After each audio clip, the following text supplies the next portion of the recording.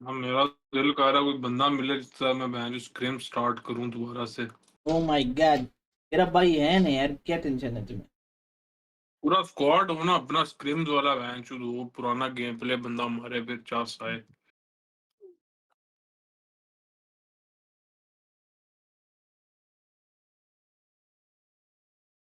साकिब को मैंने कहा, कहता मैं तैयार हूँ भाई, मोबाइल पे आ जाऊंगा। मैंने कहा जा पूती है तेरे साथ बता सिखला के तू मैच लन्ने यार।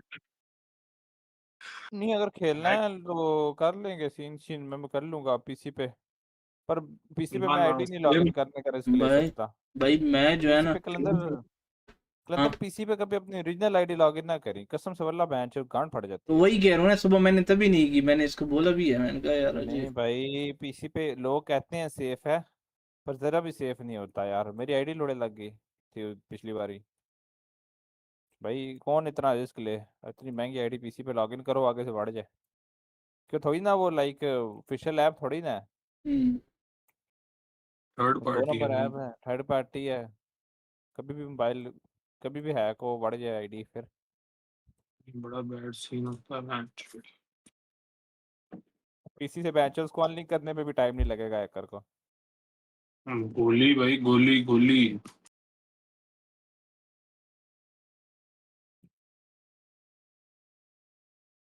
मेरे पास अच्छा खासा यार पैसा था परसों में, जो मैंने पता नहीं क्या क्या सोचा था, पर मुझे ट्रक लेना पड़ गया एक, मैंने वो हाँ ले मैंने लिया। वो वीडियो देखी थी।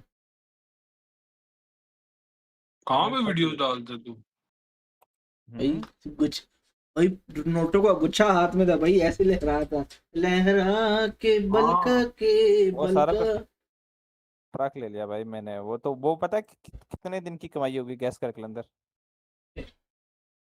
होगी। वो सिर्फ मेरी हाँ। 6 दिन की कमाई थी। Open sorry. दाऊद करता क्या है दाऊद तू? स्कैम स्कूम तो नहीं डाल रहा गोरों को बैच? नहीं भाई पर आवर 20 पाउंड ओए जॉब करता हूँ। तू तो यूएस में नहीं था? यूके होता हूँ ब्रो, यूएस नहीं होता मैं। हाँ, अच्छा। सेल्फ होता हूँ मैं। मैंने सुबह भी वीडियो देखी ना, तो मैं पर सोचा, मैंने कहा भैंस ये तो यूएस में होता है। यूके होता हूँ। Per hour 20 pound. मैं पहले सुबह निकलता हूँ, ठीक है। सुबह एक जगह पे मेरी लगी हुई है शिफ्ट, पिज्जा पिज्जा वाली साइड पे। उधर 4 घंटे की हम्म। शिफ्ट लगाता हूँ, पर आवर उधर से मिलता है 16 पाउंड। उसके बाद 4 घंटे उधर लगा दिए। उसके बाद उधर से वापस आया तो 4 घंटे सिक्योरिटी की, ठीक है। 8 घंटे हो गए उसका फ्री होके बस कोई 4-5 घंटे 2-3 घंटे ऊबर चला ली। यार वाला ये सही है, भैंस बाहर ये। अब ये सीन है कि क्या कहते हैं, अभी ट्रक लेना था, ठीक है। वो निकलवाया कौन इंस्टॉलमेंट सा पे, लिया? पहली इंस्टॉलमेंट भरी है। वॉल्वो।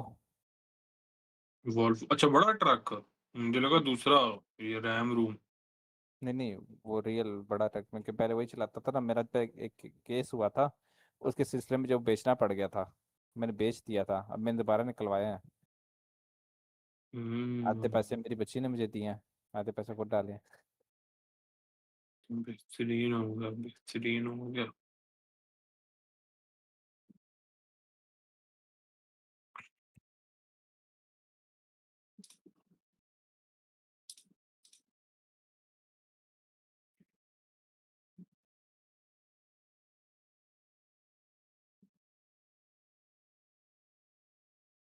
सुबह में बैठा हुआ था सर्वर में, बैन क्या रेड डेड रिडेम्पशन के।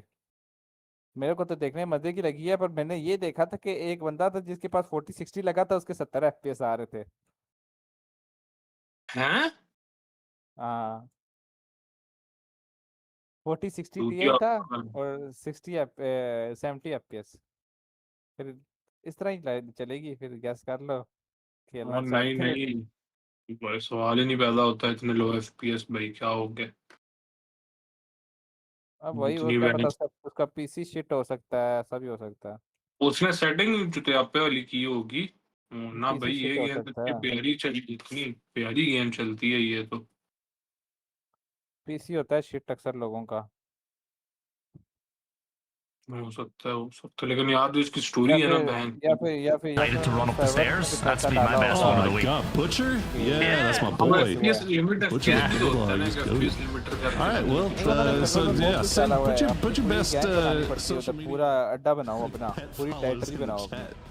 आरपी में तो हाँ उधर तो Yeah, करना like, you're पड़ता है gonna इस find तरह। stuff to कुछ watch. सोच ले बैंड चौथ अगर हम कर लें डाउनलोड और चले जाएं टेरिटरी बना के, तुझे तो चप्पा चप्पा पता होगा उसका। A lot of people probably thinking mainland. बड़े मजे की गेम Wouldn't है it यार वो। just be the way मैं कह रहा हूँ तुझे तो that चप्पा this चप्पा tournament पता has होगा फिर gone आरडीआर का किधर with से that जाना है, thing, the किधर क्या है, hardship किधर क्या down है। the south on ये तो है number one of a यार, वो survival GTA की तरह नहीं है वो, mini And that's what Twisted खुला है Metal वैन Banking घुस all जो day. कहीं पे भी Gone to घुस Bully जो, Island area. बदमाशी है उधर वहाँ पे। There. GTA में तो ये है ना कि Team गलियां Leader सिटी है Boys पूरा, knows a lot वो sharper. सिटी गांव टाइप तू Could कह set ले, इस themselves तरह up की for a nice जगह। little bridge camp if यार things मैंने go their खेली way है, a little bit later थोड़ी on सी as खेली थी, well. बिल्कुल थोड़ी सी, We're on मामूली board C. Navi, and this is a team मेरा फिर दिल उठ गया था क्योंकि बैंड I से just don't घोड़ा ही इतना गांडू मिला हुआ था understand मुझे। how a team with तूने players स्टोरी नहीं पूरी like कंप्लीट की Twisted, उसकी? like नहीं मैंने उधर तक Hackatory, गया like हूँ, वो Fairest बर्फ are पे जहाँ पे going to ट्रेन the आती है वहां तक, बस उसके आगे समझ नहीं आ रही थी ना।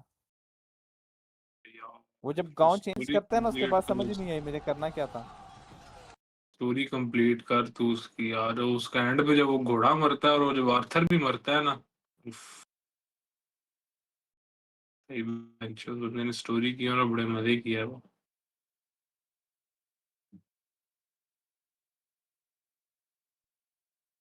मैं तो बहन जब खेलता था मैं तो पता नहीं कितने कैंप चेंज करवाए हैं बहन चोद, हर कैंप में बहन चोद रेड पड़वाता था।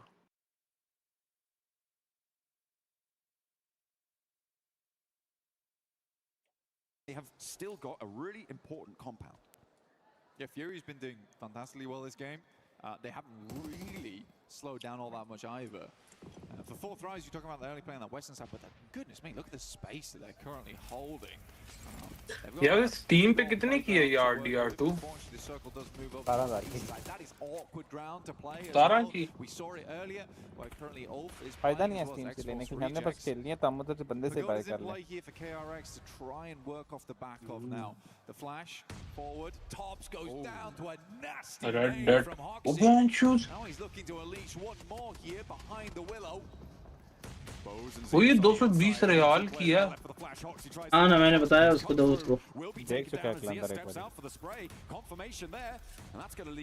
ये तब तो बोल रहा हूँ 220 बैंड लन है, रहने दे। But it now needs to be converted. 3 players on the outside for Q1 DRX. दागी मैं ऊपर से अल्टीमेट एडिशन 365 का। Gets a little bit too quick with it. Bows pulled taut on the top side right now as the nerves run hectic in this team. Dawood तेरे पास वो है मेका chameleon? Nade out though, it's perfect up towards QEZ. It's a bouncer. यार It टट्टी game है almost वो। gets Trey there. One nade goes up and Bows will नहीं fall मिलेगी। to it, leaving ना। just one player alive now. बहुत for टट्टी Flash game है inside बैंड the चोद, building. खेलिए। He is tunneling his way towards इससे the अच्छा Pagoda बंदा right बैंड now, चोद दूसरी कोई और खेल ले। leveraging that explosive bow and arrow, but he is in. वो एक और आती थी यार जिसमें ना बंदे अपने आप को चेंज कर लेते थे, वो कौन सी थी? वो डब्बा भी बन जाते थे। Headshot coming on in. यार वो कॉर्ड में भी थी, हाइड एंड सीक करके कोई नाम था उसका। मैं तो भी वो भूल गया। करने लगा हूँ, अनचार्टेड सोच रहा हूँ डाउनलोड करूँ। चार्टर्ड तो मैंने सारी खेली है। If they want to go for it, they know they've opened up. They're sending Chartered Aru a तो little bit PC further पे है। forward, trying to scout this position. Steam पे नहीं PS पे है, अगर तेरे पास PS है मेरे से PS का अकाउंट ले ले, उस पे है PS प्लस यार PS वैन शॉट्स नहीं, PS मैंने लेना है पर भी नहीं, ट्रक जब रेगुलर होगा ना फिर से लेके रखूंगा। PS आगे वहाँ पे भी महंगे हो रहे हैं PS। यहाँ पे मैंने जो एक साल पहले PS प्रो जो था वो 2200-2300 का था, और अब भाई PS स्लिम PS जिन्होंने ना GTA 5 के ज़माने में या GTA 6 आने से लाइक GTA 6 की लॉन्च होने की खबर सुनने से पहले पहले ले लिया था, वो ठीक रह गया, क्योंकि जब से GTA 6 लॉन्च हुई है बैंक बहुत महंगा हो गया था। मैंने खुद 1400 रियाल में लिया था, अभी जो है ना 2100-2200 रियाल में है बैंड, मैंने भी सेल कर दिया था यार। Big mistake. थोड़ा सही दोबारा मुझे गिफ्ट करो यार PS, स्पॉन्सर करो बैंक, मैं YouTube खोलता हूँ। सही है, सही। सुपर चैट में PS दो। आवाज नहीं आ रही।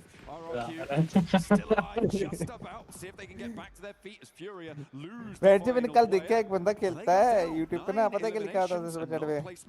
That is going to be क्या for the game. पता नहीं ट्राइंग एफर्ट्स पता नहीं कि फॉर पीएस सब ना है वो पेपाल में 1 रुपए डालो।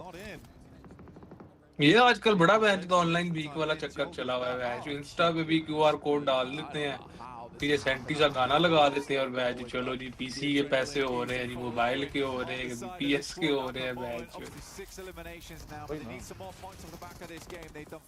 मैं वो एक लोंडा टिकटॉक पे बैच लोंडा 1 to 5 कर रहा, 50-60 उसने जमा कर लिया मांग मांग के। मैंने कहा ठीक है भाई। मैं पता क्या सोच रहा हूँ, एक आधा क्यूआर अपना भी बना लेते हैं भाई, क्या अपना मसला क्यूआर है, बना के आइडेंटिटी हाइड कर लेंगे। मैं सुनना अपना क्यूआर बना के लंदन ब्रिज के आसपास लगा के डोनेशन का इनकी पोस्टर लगा के आ जाऊंगा। पर मान लें तब तक कैसे इस तरह करो ना, ऑनलाइन भीख मांगो पुलिस उठा के ले जाती। ये चक्कर बड़ा बैड है ना भाई। बड़ा यहाँ डाला था एक साल पहले भी। जो जब वो बुढ़ी मरी थी ना, आए हाय मैं बहुत फंसा था भाई उस केस में, मुझे तो बड़ा औखा में भागा था नीचे से। बुढ़ी कौन सी भाई मेरी बहुत बड़ी स्टोरी है। रॉकेट थल्ले तो नहीं दे दी थी? हाँ मेरा एक एक्सीडेंट हुआ था, मेरे 3 बंदे मार दिए थे। बहुत बड़ा सीन हुआ है, मैं तो बोल रहा हूँ मेरी बहुत बड़ी स्टोरी है। मैं 2 महीने उधर रखा था, फिर मुझे उन्होंने फिर मैं वो उस पे था लाइक होम अरेस्ट हुआ था कुछ टाइम। हाँ मुझे पैरों पे पहना देते हैं वो होम। हाँ उसमें ये मैंने किया था कि जैसे मैं होम अरेस्ट हुआ था, मुझे पता था उन्होंने छोड़ना नहीं है, मैं गोली हो गया था पाकिस्तान टोका एजेंट के थ्रू, कि मेरी जानने वाली थी उधर तो 3 बड़ा सीन हुआ था मेरे साथ। उस टाइम पे ये लोग मेरे साथ खेलते थे, बिजू नहीं आया चीकू ये दोलिया वगैरह, ये लोग मेरे साथ खेलते थे और मैं लाइफ में मैंने ट्रक ठोका था गैस कर। इनसे बात कर रहा था मैं, रामू को दिखा रहा था।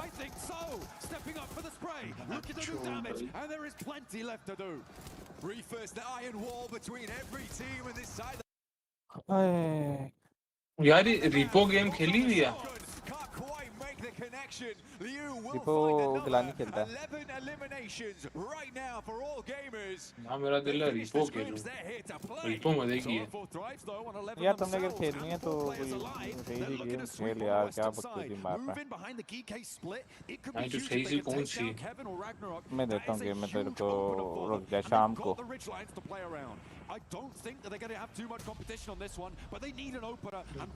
डाउनलोड मिनट में हो जाएगी। स्पाइडरमैन के लिए तूने चारों के लिए है भाई, पड़ी अभी पास पीएस में। पीसी में डाउनलोड तो कर दे रहा स्पाइडरमैन। पीसी तो मैंने लिया अभी है स्पाइडरमैन भाई, इधर है वो सारी, वो परचेज करने वाली है। पीएस में कितनी गेमें हैं तेरे पे? यार पीएस में मैंने लिया हुआ पीएस प्लस की सब्सक्रिप्शन ली हुई है 3 महीने की, तो अभी 1 महीना है, 1.5 महीना हुआ। उसके अंदर स्पाइडरमैन के सारे पार्ट्स हैं, सेशन क्रीड है, अनचार्टेड है। क्या खेला था यहाँ पे पलक ने यार? नहीं, जब जैसे सब्सक्रिप्शन खत्म होती है तो सारी गेमें खत्म हो जाती हैं। हाँ वो दोबारा रिन्यू करनी होती है, वो मेरा कार्ड ऑटो हो जाते हैं, उसका तो मसला ही नहीं, 2-4 दिन पहले हो जाती है। और इसमें ये होता है ना कि हर अगर तो मैंने हर महीने ना उस तरह वो नई गेम्स आ रही होती हैं, जैसे अभी स्पाइडरमैन 2 आई हुई थी कुछ टाइम पहले, अभी भी है वो। और उसके बाद अब जैसी नई गेम्स हैं ये आती रहती हैं उसके अंदर, पीएस प्लस के अंदर। पहले पीएस को ले लेना, वो भी ले लेते हैं।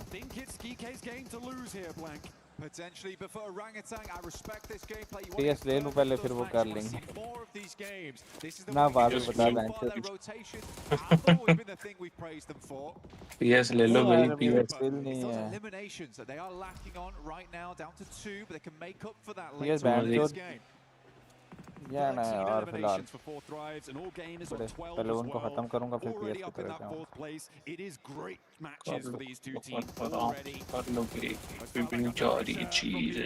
GTA 6 जब पीसी पे आएगी तब मैं पीएस लूंगा। 2 साल बाद आनी है पीसी पे, फिर मैं तब भी पीएस लेना। फिल्में देखी मैं कलंदर और मेरी GTA 6 की। हाँ इंशाल्लाह। मैं तो उस दिन बेस से भी छुट्टी करनी है भाई, ग़याब है मेरा बेंच 19 नवंबर को। ओ बैंड के यार क्या मदर चोद है यार, ये मिशन क्या कांडू मिशन है यार, 3 बार बेंच फेल हो गया। GTA का GTA खेल रहा थी। हाँ स्टोरी बोर्ड खेल रहा हूँ यार, मैं चेज कर रहा हूँ उसको, ठीक है वो हरामजादा एक ही मोड़ से घुमा रहा है बार बार, ठीक है मैं भी उसी मोड़ से घूम रहा हूँ, पर मैं नीचे गिर जाता हूँ वो ऊपर चला जाता है।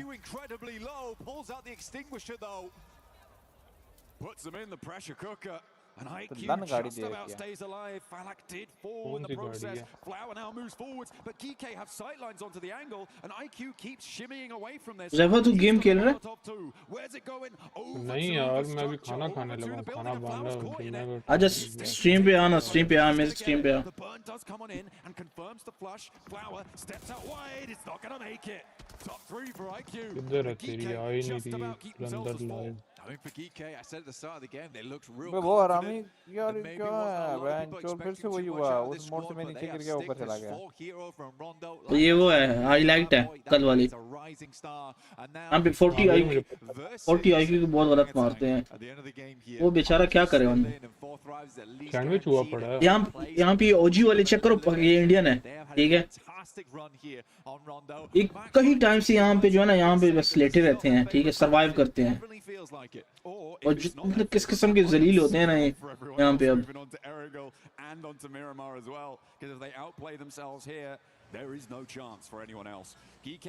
इंडियंस का भी बड़ा IQ है यार इस गेम में, बेंच बड़ा IQ है उनका, बड़ी पक्की। ये जो गीक वाले जो है ना ये बेंच, इन्होंने पकड़ा हुआ पूरा जोन पकड़ा हुआ है, देखना। Trying to weather it out. But on this side, they got the divots in play. Not trying to silhouette themselves too much here versus Geek. Easy bad boy consistently moving the top. I think he's a clear idea. Sadly, ये chicken कौन निकालते हैं? Geek निकालते हैं ना? Geek. हाँ geek ही निकालेंगे। या IQ क्या देख लिए, लेटे हुए देख लिए। I don't think Geek is looking to make any mistakes going forward. या IQ will go down, but again, this has still been a fantastic match here for Four Thrives. They end this match on 19 points total. The big thing about this, though, is Four Thrives, their days usually live and die by their rondo, by their first map. I think this will give them the confidence to give the run a real good one throughout the rest of the day. I mean, we're looking at getting stream start हो गई है भाई, आज का दिन start.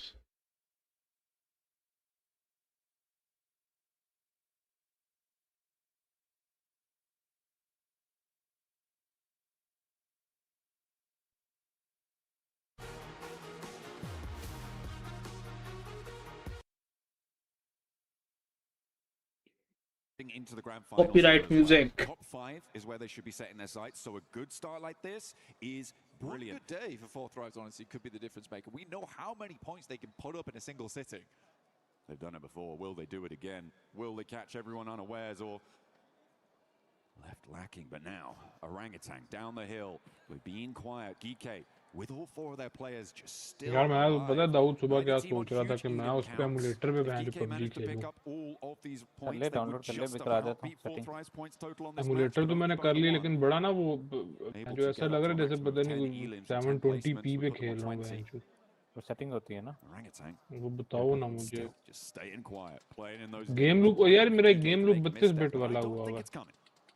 Delete For कर दो। Orangutan here, it's a hard push. They're forced to use Yeah. util here to try and मैंने तो shimmy their way 40 upwards. max 64 का मैंने कराया था।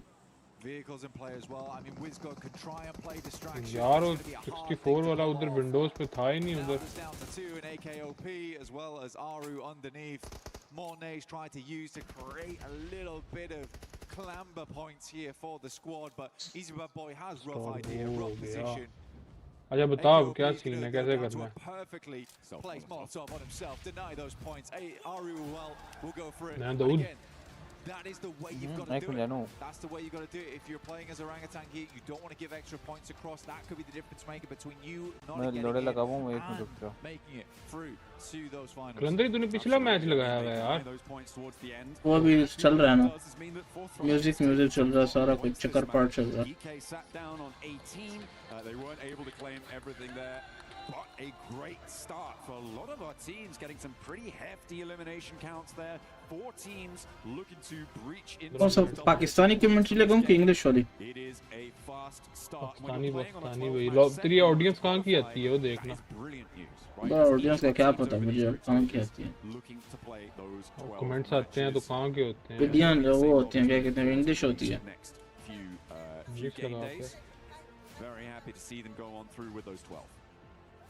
Honestly, for all gamers, though, this is a really impressive. Exness भी चल रहा है I think it was trading very view well भी चल played. रहा है Flower कोटेक्स looked भी very चल good रहा है versus you had to still stand that moment. Legend. My goodness me, Maple, what a guy. सही है भाई That सही Neon's है factory करो करो start there was lovely to see. Sadly, couldn't quite tango with Falak. That was our final moment. That was a little bit धंधा तो नहीं खुला हुआ कहीं रुक देखने with the boys just denying the points. But GK will grab themselves the first win here on Rondo.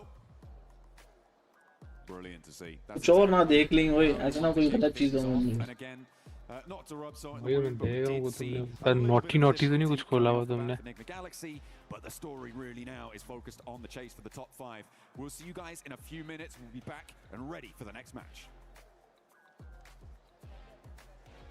गीके वाले chicken ले गए ना बेंच पे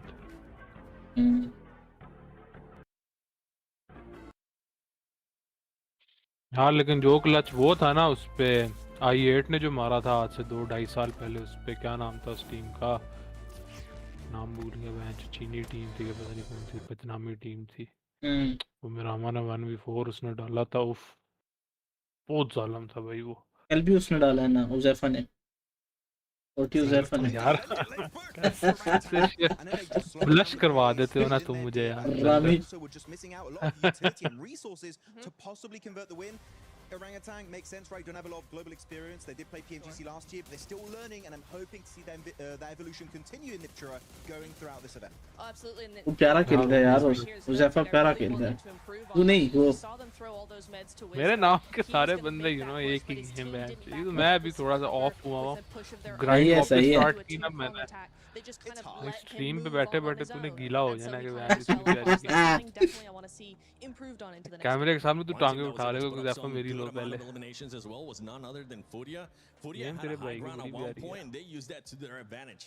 It's such a good gatekeeping team. Like Furia, you give them a strong position in the circle, they're going to leverage it to its full potential to make sure they eliminate everyone in like a 200-meter vicinity around their compound. Every team trying to send it late got obliterated. Aurora struggled to make it in. Even another team, I think it was Ulf, that just got completely clapped by that team. They're looking very strong so far. Furia from Brazil looking like an absolute menace at PMWC. I mean, it's exactly right. So, you know, they knew the assignment. They're coming in here, you've got to get as many eliminations as you possibly can to sort of skyrocket up that leaderboard, because don't forget, at home, they've still got to play tomorrow. So these are the sort of games where they continue with these, you know, throw things at the wall and see if it sticks mentality. So getting this amount of eliminations, even falling out when they did, is still a great job from Furia. And I want to see how some of these squads are going to start adjusting to how aggressive this is, because we even saw Raouf on the interview with Kalaris. He was talking about how aggressive it was going to be. मैं तो इतने time से मैंने गाने नहीं सुने यार bench ये क्या बकवास है गाने तो गाते हैं आज Be able to revive your teammates. Yeah, it was tough, right? The गुनाह है गाने ना सुन to commit to. I mean, Enigma Galaxy got no one back. Yeah, Otherwise, okay. they're instantly eliminated, except for Falak. Always believe he can make it work out in Neox Factory. You don't know how he does it. He makes it work out with the JS9, takes the 1v1, and he does get the win at the end. He even went up against Maple too, and he decided to back off a little bit, wait for the right time, and he ended up destroying him. अभी यहाँ पे कोई आ जाए ना बड़ी you know गुंडा Scary. He's a cute little guy. It's In person, we love him. That's why I said चाटने को दौड़ेगा तू गंदे Right, exactly. This is exactly right, because he knows exactly how to get in everybody's heads. He knows how to use these buildings, use these angles, do everything he needs to do to make sure he gets that elimination, and that's why his elimination count is so high every time. It is. I mean, 8 LMs to start off. We were talking about wanting to see this squad being able to perform really well here in Rondo. We've got it, and they got the confidence, and I want to see that confidence kind of follow up with some of the other squads. Is there any squad that you want to see them start performing here on the first match of Erangel, Max? Well, first match of Erangel, I'm going to say Aurora, right? Then we didn't really see too much going into this game. I feel like Aurora, now they have a secondary drop in Severny, maybe against the side of X-Force Reject could be an issue, but I need to see them do well on Erangel. It's their bread and butter for years and years now. I need to see something coming out on top. I love that comment that just ended up popping up right there from Amanda on Twitch. They ended up saying, yeah, they're talking about Aurora, and the one before that, it was talking about Reefus, how he's pretty much immortal. Honestly, he is. He has been that player that is the last one standing for that squad. Usually, when we see the rest of the squad just being eliminated.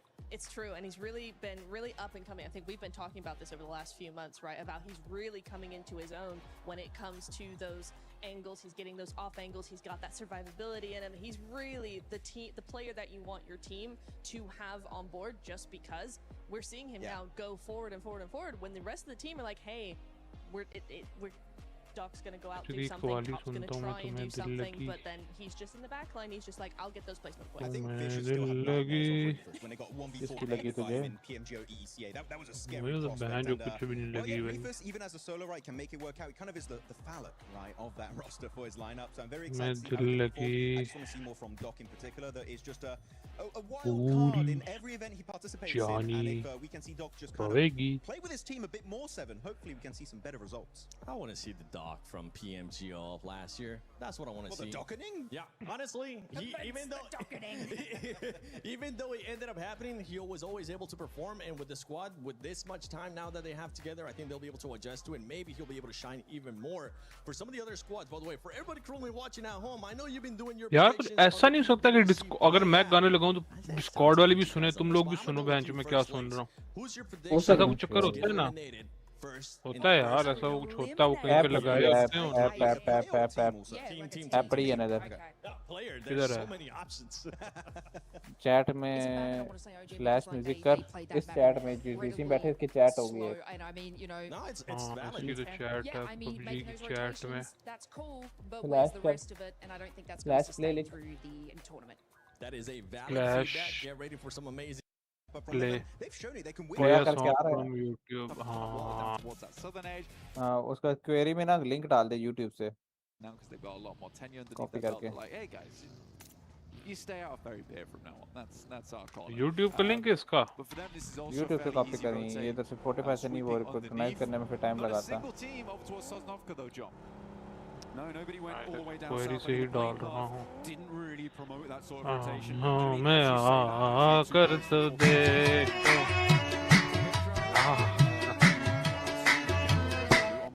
Maybe protect a little bit of a rotation from that east bridge, which is maybe accessible. I feel like that's a bit of a long shot in terms of like what they're maybe trying to do. It feels like a looting mission, but they're going to waste time. They're going to lose pressure against teams like Furia pushing in from the east side, and teams from the north, as we're on board with Ulf, maybe pushing into the hills on their north side. Yeah, you can grab more loot down towards Sosnovka. There's nothing wrong with that. I think for कर देना। fourth arrives as well. तू तो भाग ही गया है। Coming into this game, Badawe. they know that when you get up towards the field areas, you really do need the util. You need app the mute scope कर to they, make your Qalandar way app mute through. कर दे, इसने लगाई थी। Like I said, we're on board with. लगा फिर लगा, मैं कर देता हूँ mute. We have swung over towards that नहीं कहता है तो नहीं eastern edge लगाता of ही। Ganka. नहीं लगा, तो चेक कर। सुन ले, मैं तो I think with Galaxy had तो a fantastic स्ट्रीम में आ रही है आवाज, तो कॉपीराइट कर लेना आता है। on this type of circle. They already sent Copyright two for players London. to the south side. London है। Left behind Satan as well as Ralph. Inside of जैसी Pachiki तो to गया ना, continue मैंने कहा to वो go. Copyright करो ना पड़ गया। Later. अबे यार अभी फिर से कैसे लगेगी बहन चोद। Finding one of those दोबारा quick से enough जितना compounds would be लगेगी। really important on a circle like this. ये But क्या the मसला है replay is यार, एक ही necessary. बार में हो Wolves गया ना। defending their patch brutally. Maniac तुम्हें gets blocked दिल down the open and लगी, Scarface picks up the point for Aaron. भूल With the flash जानी coming on through. So Wolf पड़ेगी। opening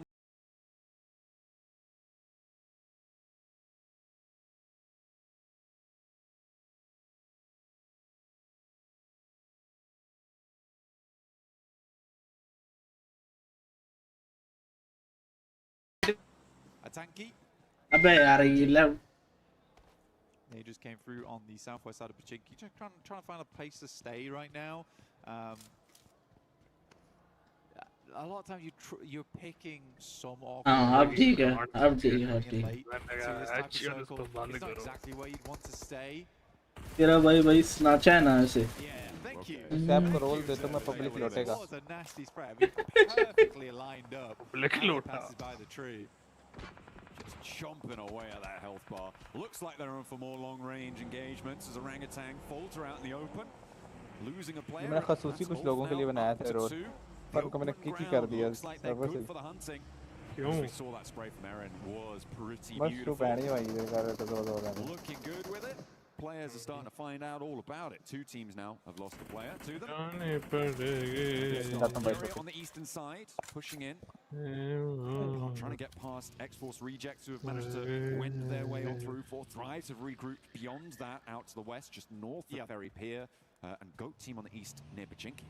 Yeah, only thing the thing there is it's an awkward push for them, right? It is an awkward push, but when you're coming in that late, I think what would be better to do there was probably to try and play up as well. There's still combats to play up towards the eastern side of Gatka. You're slightly forcing center off the back of this one. There's a lot of sight lines around that area as well. They make it fairly safe. They're not losing one player. It's actually quite a good result for them, and they get a decently central position. But they're going to go further now as we head on towards that western side. Geeky extremely happy with the two positions they have locked down. They will regroup off the back of this one. I think ओए अच्छा guys मैं जा रहा हूँ यार खाना खाने का सीन हो गया बुला रहे हैं ठीक है this might be a little bit bold to be holding two areas at Bye-bye. once because some of the talk is locking up towards their second duo on the west. Some pretty difficult terrain here, playing around that swamp as you can see on that western side teams. Which has led to little information. They're going to have to bank on having some strong gameplay going forward to try and cut a hole in the side of this circle. That's a fast rotate from Ulf though, John. They are moving at pace, at speed. In they go, splitting the difference and not really running into too much competition on that move. Maybe slamming straight into Geeke's position. We've got as well Kiwoom, DRX trying to hold their northwestern side. Trying to keep themselves alive, and it's going pretty well. On their push, AGL tried to move in the wake of Ulf, but it's not going quite so cleanly for them. They have to stall, they have to falter it. OG are all too ready to take those points. So back on board with the nades coming in through the windows here. Ula wanting to hold out, but not quite connecting on either front. KRX hopping Binny back, moving him into a more favorable position to try and go for those assists. And no nades are really connecting here, Blank. Okay, there they connect. Yeah, it's been a lot of explosions, not a lot of knocks coming through. Yeah, sure, Coop actually took most of the brunt of the damage so far. The nade right underneath his belly. Yeah, for all gamers, they're headed down over towards that high ground, only to find themselves up against Four Thrives. Funnily enough, after all these nades are spent and done, it's actually the M4 that does the most damage through these windows. Oh, finally. We find two nice. back-to-back coming from QXZ as well as Hoxie. Okay, I take it back. I take it back, guys. All right, didn't mean it. I did not mean it. Enigma Galaxy didn't manage to get in for a third party in time. In the meantime, on the southeast side, well, we're on board with AGAL there, but further out, you've still got Four Thrives suppressing Fury and Goat, forcing them into a fight with one another. You can see they're popping up in the Elim feed. Silence is going to fall. And over on the north edge, as we're on board with Aurora and Flash, fighting over location, a fairly isolated fight. Yeah, very much so. It's kind of a weird one too. I mean, for Aurora, you sort of expect the thing to be playing on this one. It's a very classic spot. Most people know of this one. You use it because it's very easy to defend your vehicles in the ditch. Slightly nade bait, but for Aurora, they slow them down and try and just pass on by, but they are directly heading over towards Ulf. Oh, Scarface does find that initial shot, which is great to see from Scarface. That long-range capability comes into play, finally. Looking for more AGAL, trying to get a little bit, but Aaron has other ideas. Spray. I mean, technically she's not wrong. No, she's not.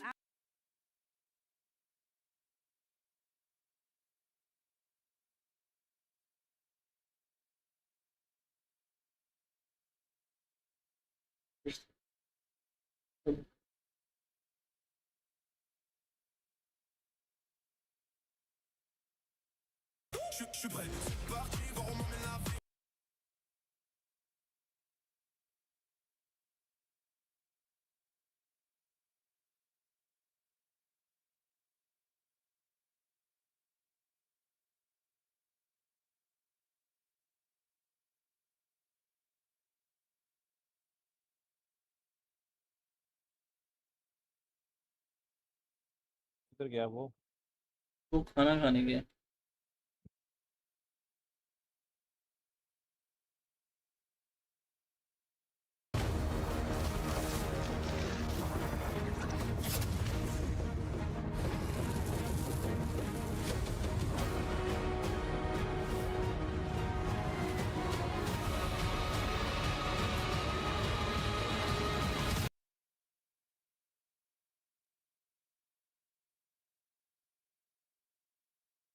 An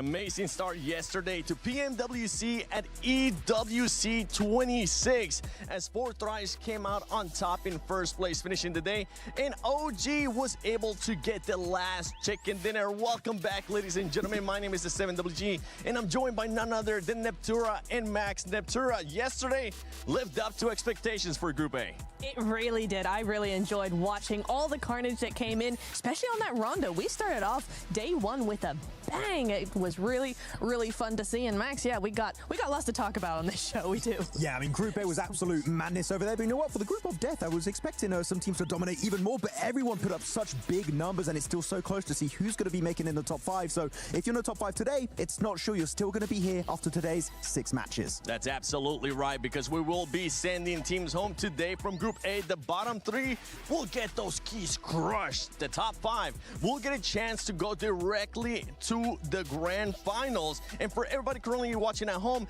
let us know your predictions. Go to the EWC Play app. Let us know who you think is going to be going home, who you think is going to be actually moving on directly to the finals. Use that hashtag EWC and the hashtag EWC26, because yesterday we actually got a chance to see some of your guys' clips with the gun sounds that you guys ended up doing. We're still trying to see if we can actually show it here, so maybe we'll either show it later today, and let me know what other sounds you guys want to see Maxman and Neptura make as we head on to pretty much just day one. One thing that we actually did notice from day one from talking to the players as well, Max, is that it wasn't as aggressive as we thought it was going to be. There wasn't one team that was just fully dominating the lobby. Clearly, the eliminations, of course, are very important. The rotation some of the teams just took out of their hat out of nowhere was just very impressive. So for the Group of Death, I gotta say, it's a pretty smart group. It's a 10,000 IQ group right now. The rotations we've seen from especially Enigma Galaxy, we'll talk a little bit about that later on here in Neptura, but I'm loving the macro aspect of this lobby. Hopefully they can maintain it in these 6 matches. I'm hoping it's going to be maintained, and I'm also hoping that there's going to be a team that will come out on top and start just sponging up a bunch of points.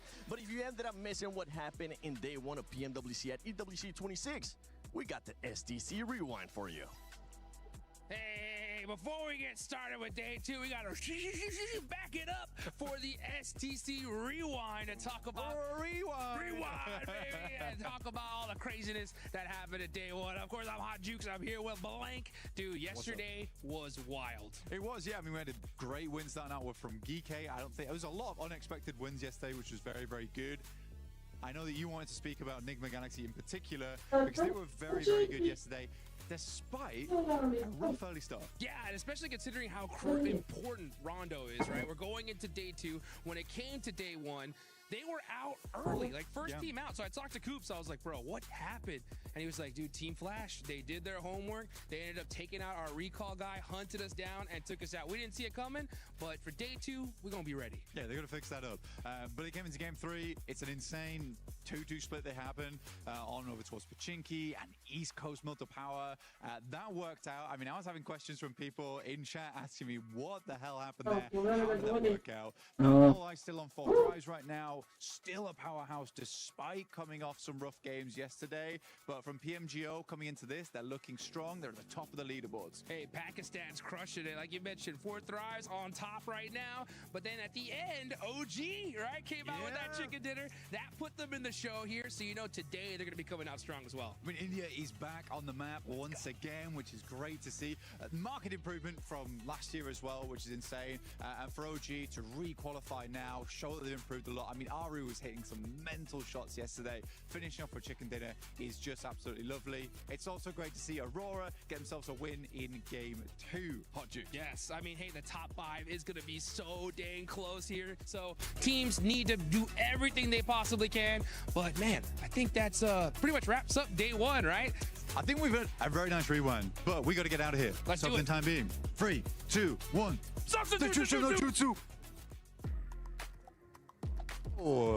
How did you guys just get here? Hello, welcome. I might need your teleportation machine. Lace here, Hot Jukes, Xander.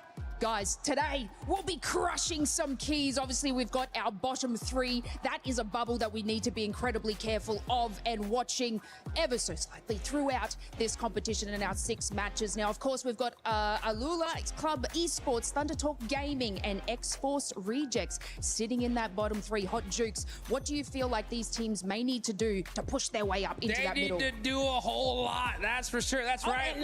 We have substituted ourselves with ourselves here. All right, so we are now in the studio, and when it comes to those bottom 3, they got a lot of work to do. But you know what? It can be done pretty quickly if they can make it happen in Rondo, which is one of the most important maps here, because you could get 10, 20 eliminations, a chicken dinner. 30 points would pretty much lock them in, and even give them an opportunity to get into that top 5. So when it comes to those bottom 3 teams, I hope they did their homework. Team Flash definitely did yesterday. So when it comes to them, they're going to be set up for those bottom 3, though. They got to make it happen.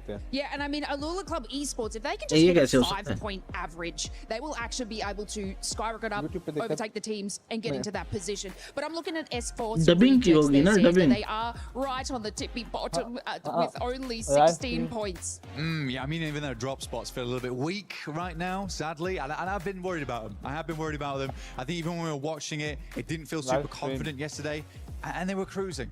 There wasn't really even much to comment on during the games. It felt like they're going out quite early. I'd like to see a bit of a change today. Again, we have seen that you can have a really bad match and still bounce back in terms of Nigma Galaxy. Also, I lost my glasses somehow during that substitution OJC. They got left behind, so went the arena. But again, X-Force Rejects, they need to see clearly going into today if they want to do well. But it is possible over such a short match set. Yeah. Well, look, guys, I want you to be your best EWC 26 salesman, okay? Hot Jukes, sell me in 30 seconds for Thrives. That's easy. Look, if all these players and all these teams were a buffet, okay? Right? We got other squads that are like the meat, you know, and they're all set up. But 4 Thrives are that hot, fresh chicken dish, right? I am hungry, yes. They're just put right there on the side. I saw you running with some chicken a little bit earlier, right? You just can't resist it. They're too good, too hot, and too fresh. Right now, they're looking good. Okay, I reckon I might buy some of that because, yeah, that you tantalized my taste buds there. Now, Xander, best salesman attitude, all right? I don't know if you've got a blazer under this or anything like that, but that's fine. Aurora, sell me in 30 seconds, go. Well, Aurora, they don't always show up when you need them to, but during a group stage, it can be great. During the finals, maybe not so much. But who doesn't like someone who shows up at not maybe the best time, but maybe the time when you want to see them get a first place in group stage, and then we could maybe hope for something good in the finals, potentially? I mean, showing up is a part of the job, right? So I guess, is that what you're saying? I never said I was a great salesman. I'm buying it. But they have shown up now and again. Well, let's hope Aurora can show up, guys. Thank you so much for teleporting to me, and we have Glinda with our club championship update. Time to kick off the day with another club championship update, and we have a lot of storylines to get into today. So first, we're going to kick things off with Ton over from the Lenovo Legion Gauntlet to tell us a little bit about what's been going on in your competition. Yeah, it's been an interesting one as far as the club championship goes. I mean, look, the big story, we have a few little ones intertwined in there, but the big story for us really is in AGAL. They are one of the favorites for the tournament, almost guaranteed at least second place. At first place right now would put them in first in the club championship. Of course, if you discount everything else that Falcons are doing, but it would give them a really big opportunity to put their name firmly in the hat. What I love about the conversation around AGAL, we kind of been having this for 4 or 5 weeks. Yeah. Dark horses, dark horses, dark horses. If they go on to win, of course, over on my stage, the Lenovo Legion Gauntlet, then they are looking to put themselves actually in that conversation, which I'm really looking forward to. Which would be insane because we also have AGAL playing in Group A today, which will end today, and then will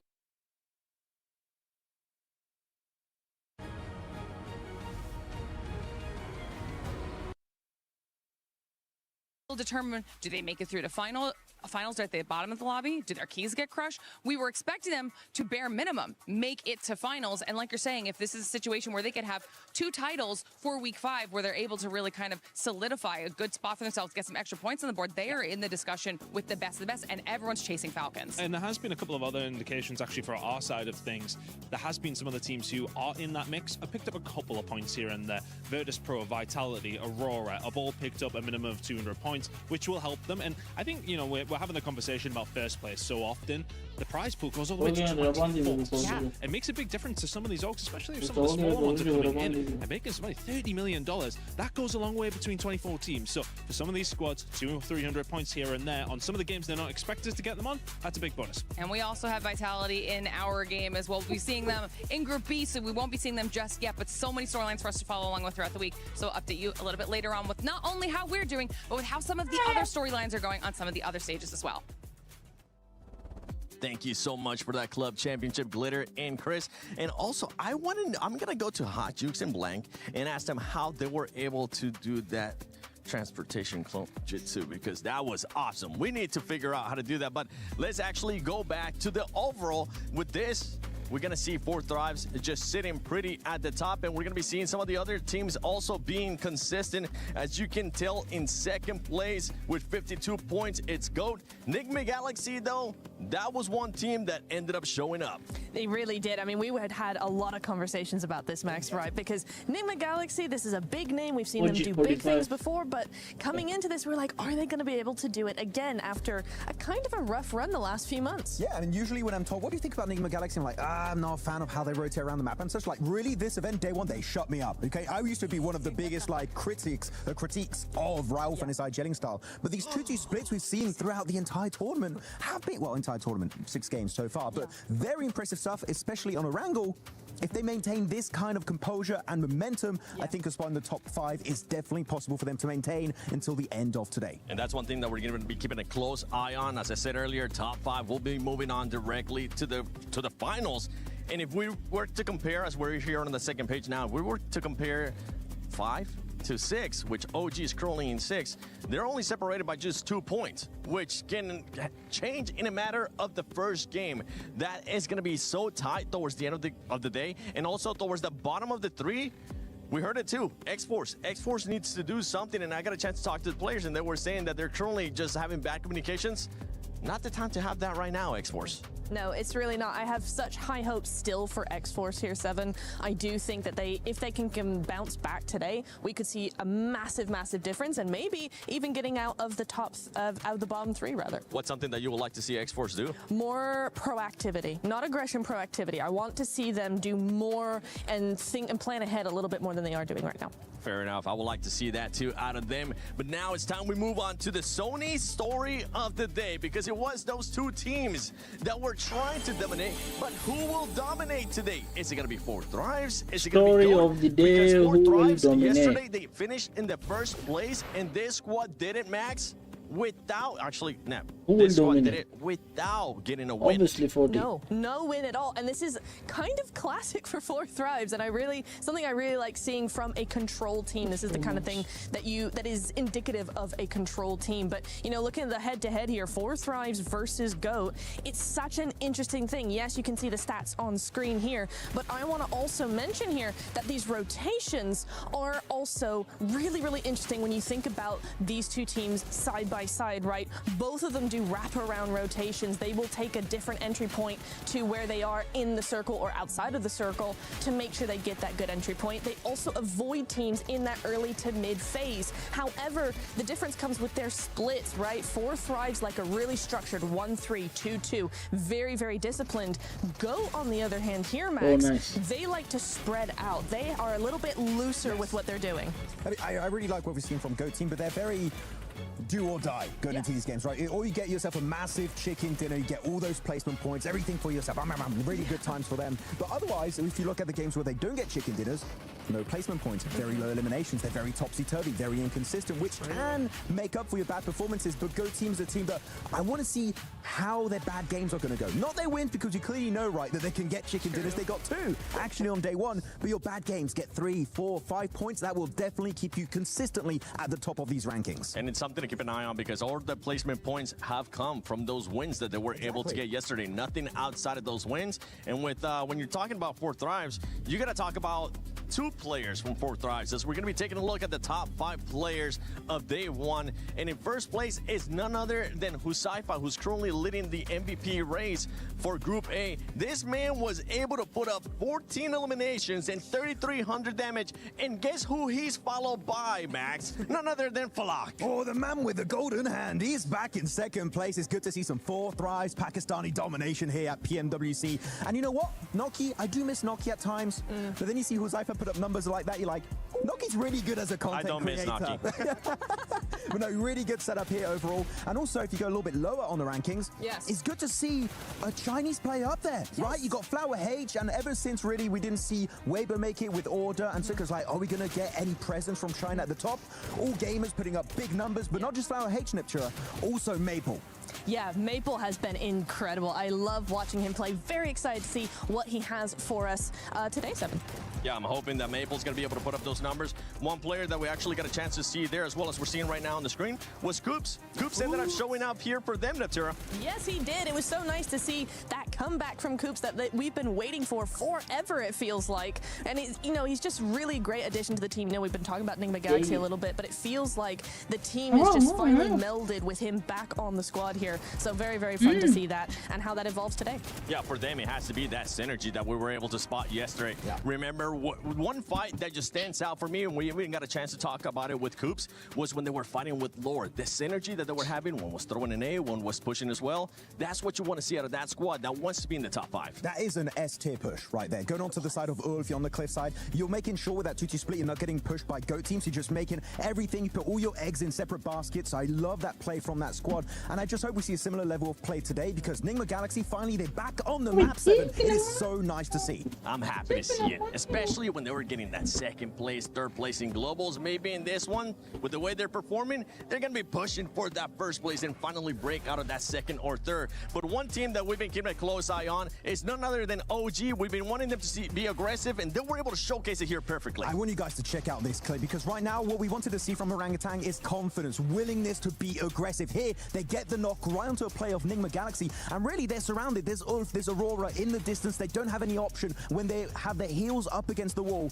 That is when they decide to get aggressive, and we love to see it, because here they get together, they get all fully focused on Nigma Galaxy, wrapping around the corner, and they just fully send it, fully committing to the engage, and they eliminate Nigma Galaxy like it was nothing. It was literally the best fight we've ever seen from an Indian team globally in years, it feels like. I want to see more of this, please, Orangutan. This was fantastic. It was so nice. I mean, yes. Very involved there, sorry. I love it. I love it. I love the passion behind it. We need that passion here. No, I really agree. I want to see a little bit more from Orangutan, just like that. Seven Fury as well. I have kind of the same point to say about both of these teams, right? Is we're seeing very short, direct rotations. Going back to that rotational angle here is I want to see more proactivity from them in general, because I feel like they're kind of holding back, and like, if we can survive to the late stage, then we're actually going to be able to do something and play more. And I'm like, no, you got to wrap around those rotations. You got to find those third-party opportunities. That's really where you want to be going into the next 6 games. And that's one thing with Furia that we want to see of. We want to see that aggressiveness that we usually tend to see out of the Brazilian squads. And more than likely, we're going to end up seeing it today. And the thing, too, to keep in mind is if you're outside of the top 5 and you're not even close to the bottom 3, you got absolutely nothing to lose to fully send it to just try to make it to the top 5. It's either going to happen or not. And I know Kalandar got a chance to talk to the Furia coach. Hi, Kalandar here at PMWC for day number 2 of the group stage here at EWC 26. I've got Knight with me from Furia to talk about a few things from the games from yesterday, because we've got big expectations of Furia. I think you got a little bit unlucky with some of those circles as a whole and stuff like that. So can you talk to me about the team's outlook on what happened yesterday and the games in general? I think we didn't have, we started well. We got 9 kills in the first game. True. But in the other 5 games, we couldn't actually develop our game like we were supposed to do. So I kind of felt that we were a little bit in different pace. So that was the main idea behind this today, bringing them all together. And also the fact that we were not used in the past 5 months.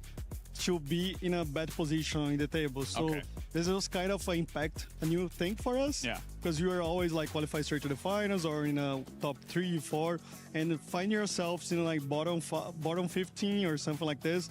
We were kind of, dude, what is going on? Yeah. And this like make you feel a little bit outside of your comfort zone. But what's good that happened the first day, because now we can take a deep breath, know that we just can go forward, not back anymore. That's fair, that's fair. So let's be a bit more specific then, right? The Erangel game, I thought that you guys, in the field Erangel game, you guys had a 2-2 split, which technically could be quite good, but you held it for a long time, and then obviously kind of got punished off the back of that.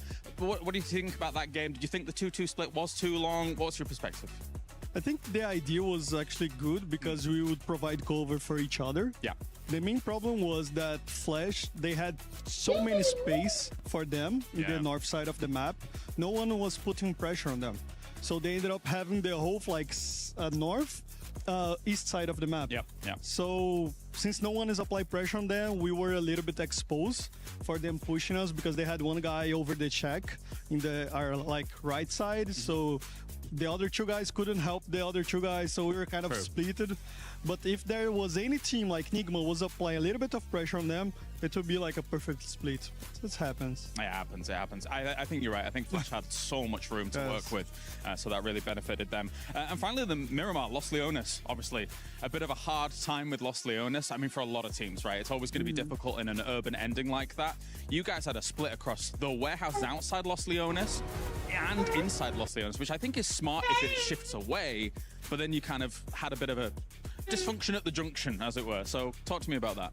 So I think actually the idea wasn't to have this split, because the main problem was like we had an idea of getting like the building the exit of Los Leones, but like 40 got ahead of us, so we had to do a quick like change of position, and the last two guys were outside of the position to go inside Los Leones, so they have to go through the open field, and we eventually lost Silence there. It was cut, and then Ayala, like I think almost lost his car, so he were unable to get back with the other 3 players. So we ended up all split in the map, and like it wasn't supposed to happen. Yeah.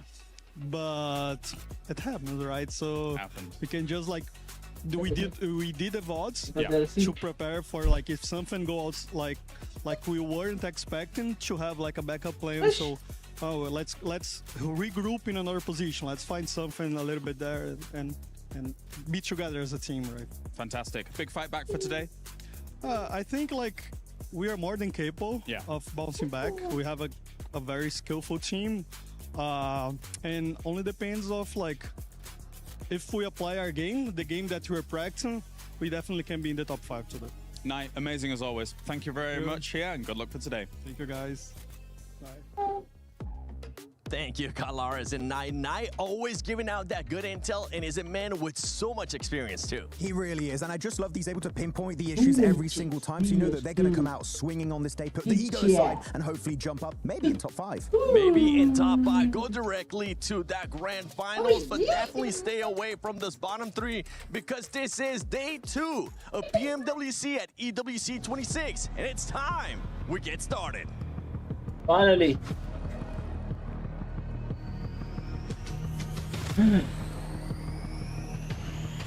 20, 18, 17, 16, 15, 14, 13, 12, 11, 10, 9, 8, 7, 6, 5, 4, 3, 2, 1. Boom! Boom! Boom!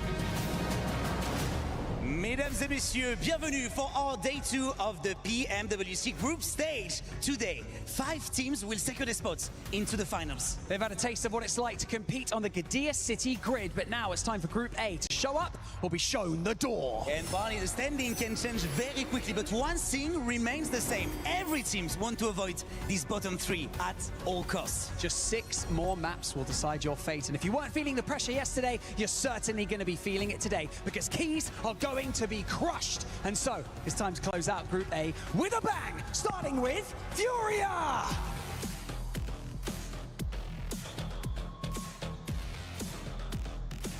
Geek Esports. Team Flash. Go Team. AGAL.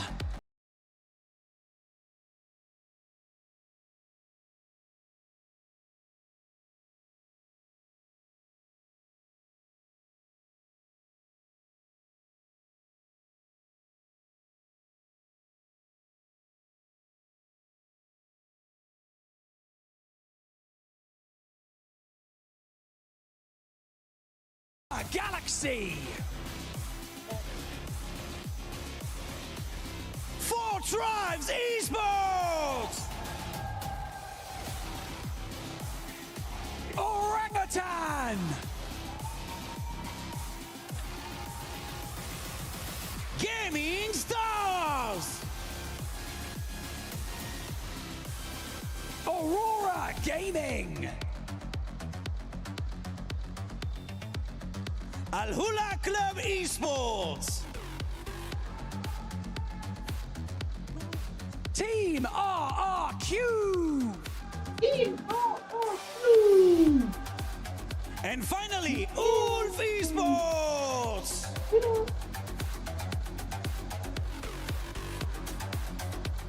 We've reached the moment where every decision counts. Our players are ready to give it everything they've got and prove they belong at the top. 5 teams watch and wait from the finals lobby. 8 fight for survival and 3 are sent packing. It's time for day 2 of the PMWC group stage at EWC 2026.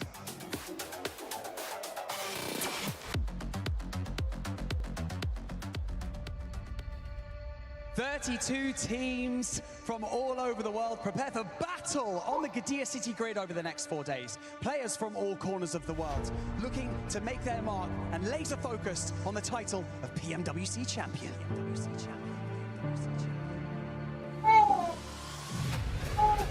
GK Esports. AGL. Team Flash. Goat Team. Thunder Talk Gaming. DRX. Team RQ. Aurora Gaming. This is the beginning of a lengthy journey to find the most talented team in the world.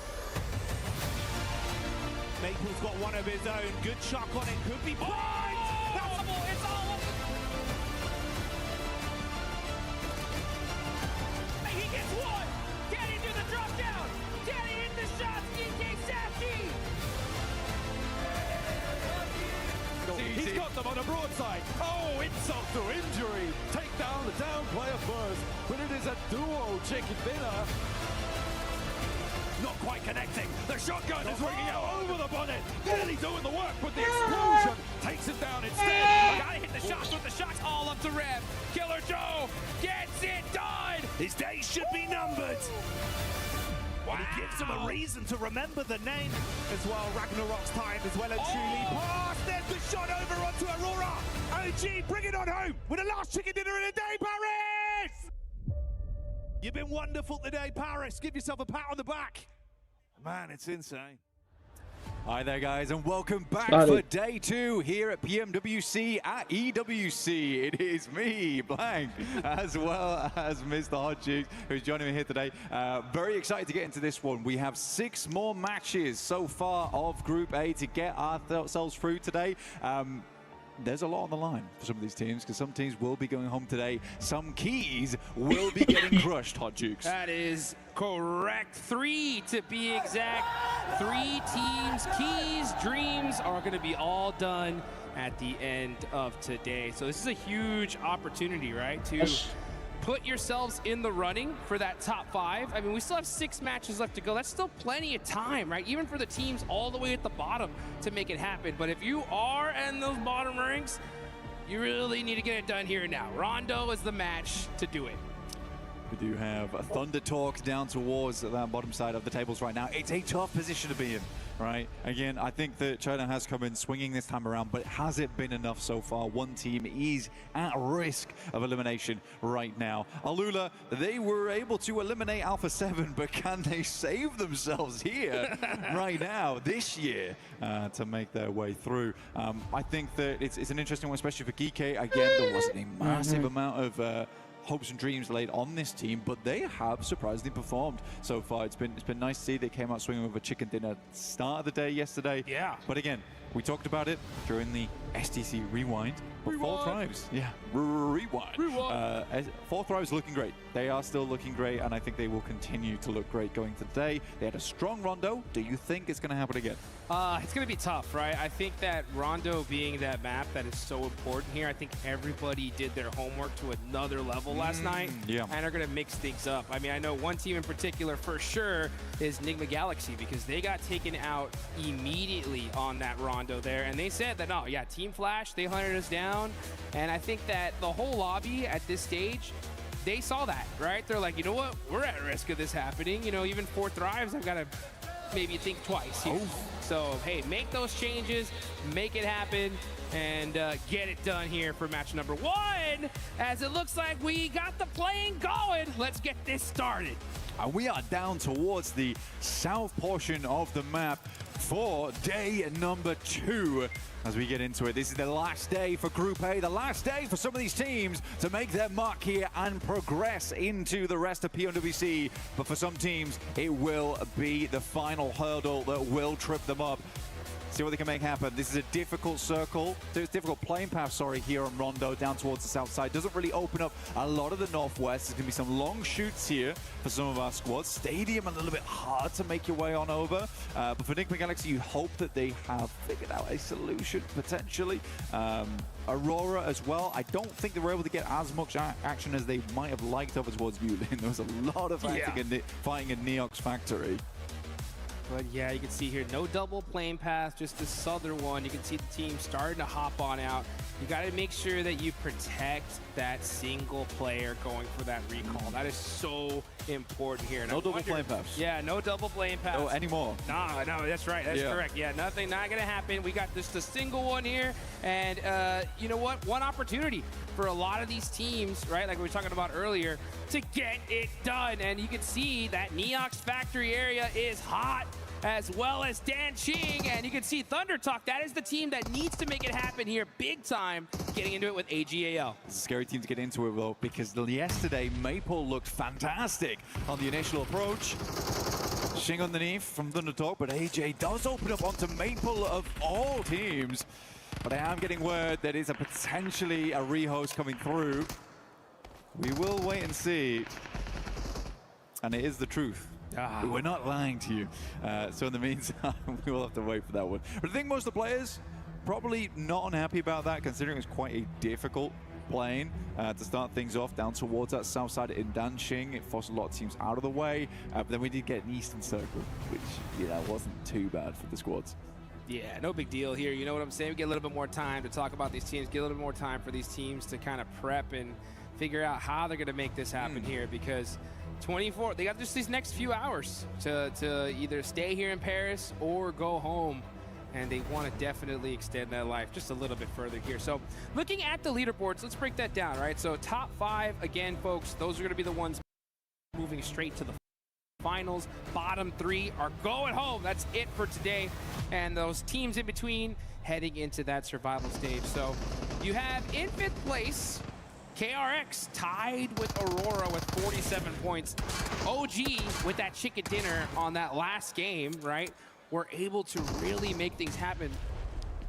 But it does look like we are hearing... We lied. Yeah, we lied. Psych! We lied. Psych! We're back in. We're here. Disregard all previous conversation because we are back here on Rondo. I am excited for it to go to another rehost, though. But for the time being, we'll treat this as real life. That's correct. Real stakes on the line. Juicy stakes at that. As T24 opens up onto one, now looks for the second. It's going to be a hard push, but they cannot take him down. T24 brings the gore in Neox. I'll tell you what, 1v2, baby, that was real and that was live. That's how you get it done. T24 getting revenge for his teammates. Valak ends up going down, so they are stuck with 2. Unbelievable. I'm sure IQ is going to be out there getting them back up here in just a couple of seconds. But beautiful play to start things off. The group of death has not disappointed at all. And again, I mean, it would make me laugh hearing Max say this is the deathy group. It is kind of, he's not wrong. T24 even taking a tumble there versus Ayala, who has been quite a strong member for Furious. Sadly, they are quite down on the numbers at the moment. Yeah. Whoa. Wait. Was that 4th drive just out? Okay. 4T struggle. T24 is able to get 2 elims for them, but that is a disastrous result for them. You know, always difficult to see where other players went down. We did have a slight blackout during the middle of that, so couldn't quite see where the 4th player actually left, but it might have been Flash. Yeah. It may have been Flash again. And we were just talking about that. Yeah. We were, right? I was just saying, like, hey, you know what? Even if you're 4 thrives, you got to be concerned here because you're at the top of the leaderboards. Yeah. If someone's going to hunt you down, that's the squad to do it. And unfortunately for them, they go out early. Hey, huge opportunity, right, for these teams right below them to surpass them on the leaderboards. Yeah, Rondo is like very much a good map for saving your run. A lot of times, Silence opening up. Yeah, Chief is down. We get a quick replay. This is Flower H. This is actually the fight versus Thunder Talk, which was going fairly badly. Now, Flower H was having an absolutely sick day yesterday in terms of the damage numbers. And that is a quick spin around. Did they fully go out, though? Let's take a quick look on the leaderboards. Yeah, all gamers, 4 players alive. They look good. They were able to reset on that one. That's fantastic. That's what you have to do. I mean, I don't know where exactly IQ was because he wasn't in the fight with this team. But he was, I guess, tried to go to a recall tower, got caught out, unfortunately. And that's them done and dusted. Hey, the rest of the lobby still here, though, 15 teams. Aula, Claws, trying to hit some cheeky shots using that stairwell. Silence is down to 1 HP. He gets the knock, and Claws gets naded. Rest of the team, I think, is just a little bit too far to support him. Actually, never mind. Yeah, right behind him. Quick is there to challenge Furia. Chief going to throw down some smokes to try to get his teammate up here. But with this fight slowing down, yeah, I think Quick is like, oof, this is a little bit too late to start this push. Yeah, he's in the struggle bus now. And again, this is one of the situations where it's actually very hard to deal with it. Because the amount of sightlines you can kind of angle off here with the smokes, Quick's almost certainly going to go down. Silence just has to play the right-hand side. Chief just needs to eke his way up on the left-hand side here. He has to hit a nasty grenade to even hopefully clutch this one out, but he's only got one chance, and that's it. Stun grenade goes out, and a nade over the top of it, and he's forced off the edge here. So now they control the entirety of the high ground. Yeah, and Al-Ula, they need these points pretty bad now. Just with this performance alone, right? Just 3 eliminations, that puts them out of that bottom 3. But, you know, this is that opportunity to do such a good game that it sets you up for the rest of this day. I mean, heck, a win here with double-digit eliminations, that puts them in the running for top 5, literally. So, not the worst start. They got 3 elims so far. They still have all their players up. Let's see what they can do. It's an interesting approach from Malula, though, because the entirety of Neox is very quiet, considering that original playing path. But all 4 players from Malula are here, which means that if they do lose this engagement versus Furia, that's all the chances gone here on Rondo. Nice free fire there from Ayala, and they end up catching him. Oh, but great return fire there from Yasser. Silence on that back end. Quick gonna go ahead and hold behind this coverage. Yeah, Alula should be able to get everybody up. Chief running out this other angle, though, that's gonna make things interesting. But you're right, yeah, Alula fully committed to Neox Factory, and so far it's working, and they are racking up the points. Much needed points as well. And in 12th place, they have dragged themselves out of what was a danger zone earlier. Just Silence left remaining now. Sticky bomb. No helmet, which is kind of the most disastrous thing about this. So many sightlines to deal with on the other side. Pretty hard approach, but they already got the reset in. pull themselves back into play. That's over towards Fong Tun, though. Man, they got a journey ahead of them. Yeah, they do. So that I was wondering, like, should Silence even think about, like, pushing this right now with the rest of his team so far away? Yeah, probably not. He needs to survive and hold on a little bit longer. You definitely want that recall life just for the time being. Next zone does pop on up, goes dead center here. The problem is you got that river just chopping right through the center of it. If that zone does hard shift on over to that left side, it's going to make things pretty difficult. But let's look at this here. Thunder Talk, X-Force Rejects. The teams at the bottom battling it out here. It looks like X-Force Rejects are going to get 3. Oh, getting shot in the back, though. That's Ulf from downtown. Sneaking that knock. But it looks like they should be able to get this res. Oh, actually, no, forget the res. They go for this final elimination. They say, we need these points. And AJ does a great job of holding him off with that shotgun. That's the works for way through the banister.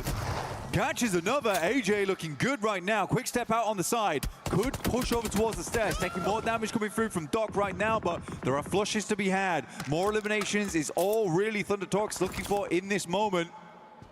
Don't see me. Don't see me. Reaper's like, I'm not here. I'm not here. Don't look. Don't turn around. Oh, did he miss him again? No, he spotted him there. So he gets the elimination. X-Force do get a little bit of time to now reset this and get this fight done. Shiba's running in all by himself, though. Got to be careful here as AJ is putting in the work, and he is taking on this squad all by himself, but finally, Shiva shuts him down. Almost 1v4'd. Honestly, it was very, very close. It was the fact that he got that cheeky angle through the door frame. That might have just been a 1v4 coming through from AJ. I think X-Force Rejects should be able to get a reset on that one, but it feels very uncomfortable. Aurora's looking in that direction. Ulf's looking in that direction too. There is a lot of teams that have sight lines towards them. But you can see here Aurora and Ulf now on the move, so potentially the pressure got alleviated slightly over towards X-Force Rejects, but we'll wait and see. Oh, that'd be a huge break for them if that's the case. Yeah, if you're X-Force Rejects, if you're Shiva, right now you're just like, where is the nearest recall tower? Problem is that we're already in stage 2, and with that water in the center of this area here, it's gonna make it so difficult for him to find one. But we'll see if that does end up being the case. Looking on over to Aurora, top with 3 eliminations to start things off, looking very, very good here. Quick getting a knock onto Silent, so it looks like Aula is gonna be challenging that last player of Furia. They ended up getting that. And now, as a matter of fact, Igor is starting to get in the rest of the zone, but the other 2 are still deep, deep in the blue. Yeah, I mean, for Fury, it's going to be a while till they actually get themselves in a position where they can play this one out. Right now, it's a lot of driving, a lot of gasoline required too. Enigma Galaxy still doing the weird thing, though. They're doing these 2-2 splits where they send 2 players very far and then they got stragglers behind. I can't tell if it's to try and secure location far side of the circle and then hopefully cut in towards the other side sooner as the circle pops. But it's super risky. It's a really, really super risky strategy. It's working out right now, and they're playing it decently. But again, Ralph's the same dude who came up with the heel strap, Right? Yeah, which was real corny. But he's all for corny strategies, but they work. They do work. So, sometimes you got to think outside the box, and you know. Yeah, well, maybe he's an innovator. Yeah. Maybe I'm wrong. Maybe corny is not the way to call it. Who knows, right? I mean, you know what? It's one of those 50-50s, right? If it doesn't work out, he's an idiot, and if it does work out, he's a genius, right? Yeah. So that's right now he's a genius. Yeah, so, now yeah. he nailed it, right? So with this hard shift on over to the left side, that's going to make things pretty tough as the water is in play. Let's see what Ralph can do if he can bring out some more of those 1,000 IQ plays. He's going to be holding this dip right now. And we're going to see Aurora right down the road from him. Reefus putting on a little bit of suppressive fire, holding this coverage for now, just making it annoying for Ralph to move. Reefus yesterday, an immortal man in the lobby. Difficult to remove him here on Rondo. Last player alive, but was such a problem for RRQ for such a long time. There's a bit more loot on side, but you're right. What we have now, and you alluded to it earlier, is just the river that cuts right through. Plenty of water involved. hard gamble to make. I think most teams are trying to secure over towards the eastern side here. It does have more landmass involved, so they're hoping for the switchback on that way, but this could easily pull left. Oh man, so this is like, you literally have to kind of, it's a coin toss at this point, right? You just have to pick a spot, hope that circle comes your way. If not, it's gonna make these difficult. Lord said, I do not like that gas can. Get it out of here. And make sure that we get some terraforming going, because we're gonna need all the room that we can get. This circle is actually a huge one for Al Ula, because they have pretty much that entire side of the river to themselves. Considering where they're at the start of the day, this is their chance, honestly. I think you had a rough day one, utilize this opportunity to its maximum potential, and at least secure your tournament life a little bit longer. There's still a couple of entryways back over towards the western side, but you're right. I mean, right now, Alula, not only do they have a decent spot, they've got a compound, they've got high ground to work with, but it does require them to win the coin flip. Yeah, that's right. That's the main problem they're running into at the moment. But there is the bridge down towards that south side. There's a bridge on the north too. There is going to be a big old queue in the process of trying to get back over towards the west. We've got to wait for this next circle first, which will be hitting us real shortly. Let's see. Where's it going? Will Alula win the coin flip? And boom! They have nailed it here. So it is a rock solid position for them. You can see Quick. He's starting to move around. He's excited. He's like, all right, boys, let's get this going. This is our game here. As you see all those teams on the south, OG, Ulf, KRX, all going to have to start pushing on up. Ooh, Quick moving outside of the zone here. They're going to take that edge, just looking for that, maybe possibly gatekeep some of these teams pushing in from the south side. Yeah, they have to hold it out, right? It's actually, there is a playable space down here towards the river where you can actually just play underneath Alula. Actually saw Fourth Rise play a very similar position earlier this year. Get a really big game off the back of it. Aru's going to send forward, though. He's swinging past on that western side. Yeah, OG, Alula, both really are benefiting off the back of this circle. I do like that Alula just decided, you know, let's just take the compound over towards the west here. Let's not try and spread out too much. Already know that practically 20% of the circle is unplayable. We're not going to be greedy on space taking, especially where we are on the leaderboard too. Let's not rock the boat too much. Not a bad idea. Yeah, I think there are some teams that get in positions that are so dominant and they just spread themselves too thin. So I like the fact that they are playing it together, but I don't want them to play super passive, right? You still utilize this opportunity to hunt down as many eliminations as you can. See how that ends up working out, though, as we're looking at RRQ Goat making some shots. This is going to be on the north side of the circle here. Forced through the tree line. No way. Yeah, get some nice shots, and Goat team are putting in some serious work on RRQ, but a 1v2 could happen. Moxie hopping in the vehicle, and we're gonna see RRQ get out of here. I mean, very, very typical Lepar behavior there. Very aggressive. Nerf's gonna send over the top, has the S12K, finds another, looks good. Still gonna deal with one player off in the distance. Down to just a solo now. No real chance, honestly, at a recall beacon. Has to fight off, plays from the low ground. JS9 in play and just leaves the spray going. 7 elims now for GOAT. And honestly, this looks like a good game for GOAT. It's an okay game. I think what I noticed from yesterday was that their highs were very high. Yep. Their lows were super low. I mean, we were 15, 16 places, 2 elims, 1 elim. But yeah, so that's the variance they need to deal with. EK, on the other hand, looking over towards Gaming Stars. Sashi putting in that work. Nades ringing out all over the place here. And now this is where everyone's starting to head. They want to get those third parties going. And KRX are going to be pushing up on them little by little. You got Enigma Galaxy right next to him as well. Gaming Star Yusuf, last player up, trying to get in the 1v1. He gets some good shot off with that S12K. Gets that thirst. He needs that point. Oh, but that nade is going to shut him down. That's QXCZ getting it done. And now Hoxie's like, all right, let's finish this out here. Let's get these points and secure this position. Ragnarok said, you know what? You can have it. I'm out of here.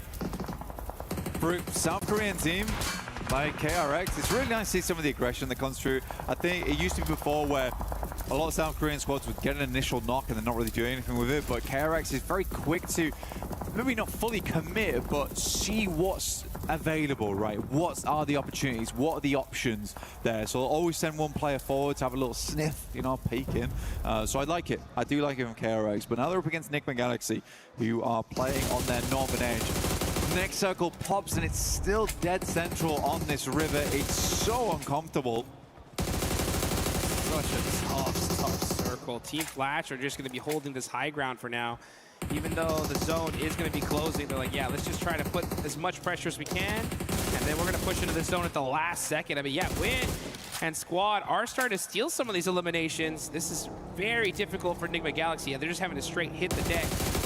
And look at those angles. These sight lines from Team Flash are disgusting. Bo's got some good shots down there, but right now Enigma Galaxy is essentially just weathering the storm. They know that they can just keep dropping the smokes, but how many smokes they got left remaining? Eventually, the Flash are going to have to pull off this spot, but in tandem with KRX, Enigma Galaxy, and Flash all at the same time. Satan stays alive, bears him out of HP. The blue does slowly march towards him like a tsunami. And this blue zone's gonna hurt, that's for sure. So Satan and Squad need to start getting moving here. But Vinny right behind him. He's gonna have to make this push. He's running in through the smokes here. He's getting pieced up little by little. We're gonna switch on over to top. Vinny does get knocked, but Team Flash are able to get into this circle cleanly, and they're gonna be gatekeeping whoever is gonna be the winners of this fight. Right now, it looks like Enigma Galaxy might just be it, as it's just Hoxie up for KRS. Now that nade just a little bit too far away. But this is a terrible fight for both these guys. They need to finish this out as soon as possible. The blue zone is creeping in. Hoxie gets another knock. And now it's just Lord, but oh, Hoxie getting shot all the way from Aurora is going to shut him down. It's a horrendous cross, right? You've got the higher ground that drops down towards the low. Everyone's trying to get in together. I don't think anyone makes that run. Again, this is such an RNG circle. A lot of teams are going to suffer because of it. I mean, Alula as well as OG both took a gamble on the western side. Massively paid off. I like how OG's moved up on towards this northern edge, though. They have a lot of teams they need to deal with in the future. But right now, it's about living. Just survive. You can get that survival into the late game. Fair enough to you. Oh, Reefus. Perfect nade there from Ulf. Let's see how this one looks. Good bounce, too. Man, Ulf off point, throwing some heat-seeking missiles from across the map there. Doc's trying to get a little bit of revenge for Reefus, but they are doing great. Aurora, 10 eliminations. This is what we like to see from this squad. Yeah, they show up during groups, man. That's for sure. Now, I think the team that I didn't expect to be showing up right now is Furia. They're on the northern side over towards the western edge of these bits of landmass, which is quite cool to see Furia being the team that makes it in. Man, they had been walking, they had been driving. Yeah. It has been cross-country for this team, but they brought the right trainers, they brought the right tires, and they are here to play right now. And Alulas were really aggressive at the start of this, and then once they got the zone, they kind of just slowed things down. They still have a few eliminations here, but now they're down to 2 players and forced to give up all of this real estate. Furia, though, with 6. They are looking really good to start things off here. Unfortunately, yesterday, just kind of a very mid-day overall, in the middle of the leaderboards. But this could be their chance to push them up to the top. Yeah, it was super meh. I mean, I think that's fair enough to say, especially from Furia. We expect a lot more from this team. And again, this is the resilience that I expected to see from Furia, is you cannot count this team out until the final bell rings. For them, they're looking over towards Alula right now. They're even trying to wrap over towards that western side slightly, which is cool to see. But we're up against Aurora. We're on board with Eren. It could get explosive. Let's see Eren up close and personal. He caught top with a laydown. Beautiful placement there from Eren. Oh, nice little shots from Ziol. He's going to go ahead and go for the quick first aid. No. But it ain't going to be fast enough. Oh, gee. Good shot from a tanky, though. Yeah, that's how you do it there. If you can steal as many eliminations as you can, take it. Ziol with the angles, catches Scarface. And again, right, third party after third party. Flash are right there to disrupt this fight. I mean, no one survives on this eastern side. And it's been so undetermined where this circle is going to end for so long that I can't really fault any of the teams on the eastern side for how this goes down. OG's doing the right thing though, trying to make as many points as possible and grab as much value off this position as possible too, knowing that any team on the eastern side very unlikely to make it through. Ulf did send a rogue agent over towards the western side in catch though. Ooh, an underwater agent right there. He is swimming for his life right now, just trying to sneak some extra placement points possibly. And yeah, he's going to be the last player up for. Oh, you got Aaron there in the water as well. Catch maybe thinking about going for that res in the water. We'll see. But you got Team Flash looking to go fishing here. Let's see if he's able to get that res though. Looks like he just might. Yeah, he swims across to him. Possible to do. It's a real question whether Flash actually sees it or not, but they do have a knocked player who's bleeding out. So they're a bit preoccupied at the moment and will likely need to figure out what's going on in the next circle too. Silence finds Quick. Catch goes down to win. But they're not out yet just because Aaron actually got res in that short moment. Got him. Silence gets knocked. That's from AKOP from OG. Goodness me, these guys are really racking up the points here and there, consistently having a good idea of what's going on around them inside the circle. It's nice to see. It really is. Yeah, and it's perfect for them, right? Considering that all the top 5 are now completely out. So OG really need to dominate right here. They got 2 eliminations so far. We got Flash right underneath you with 8. So if you're OG, you still have all 4 players up. Clean up this entire side of the map first, and then figure it out later. This is their chance, though. These guys are looking great, and a great opportunity for Furia. Yeah, we were talking about it yesterday. They were chasing zones all dang day. Now they have the position. What can they do with it? That's the question. Push down over towards that high ground that looks over towards the Flash. They try and cross the road. Circle moves down towards the south side. OG's throwing a bone here. But there was some complaints yesterday about some of the passivity coming through from OG, which I think that they were able to correct a lot as we went throughout the day. And even during this game, you can see there's been a lot of effort been put into that. So for OG right now, we need more of that proactivity right now, though. I truly believe this is a game that they can win. They have the circle to work with it.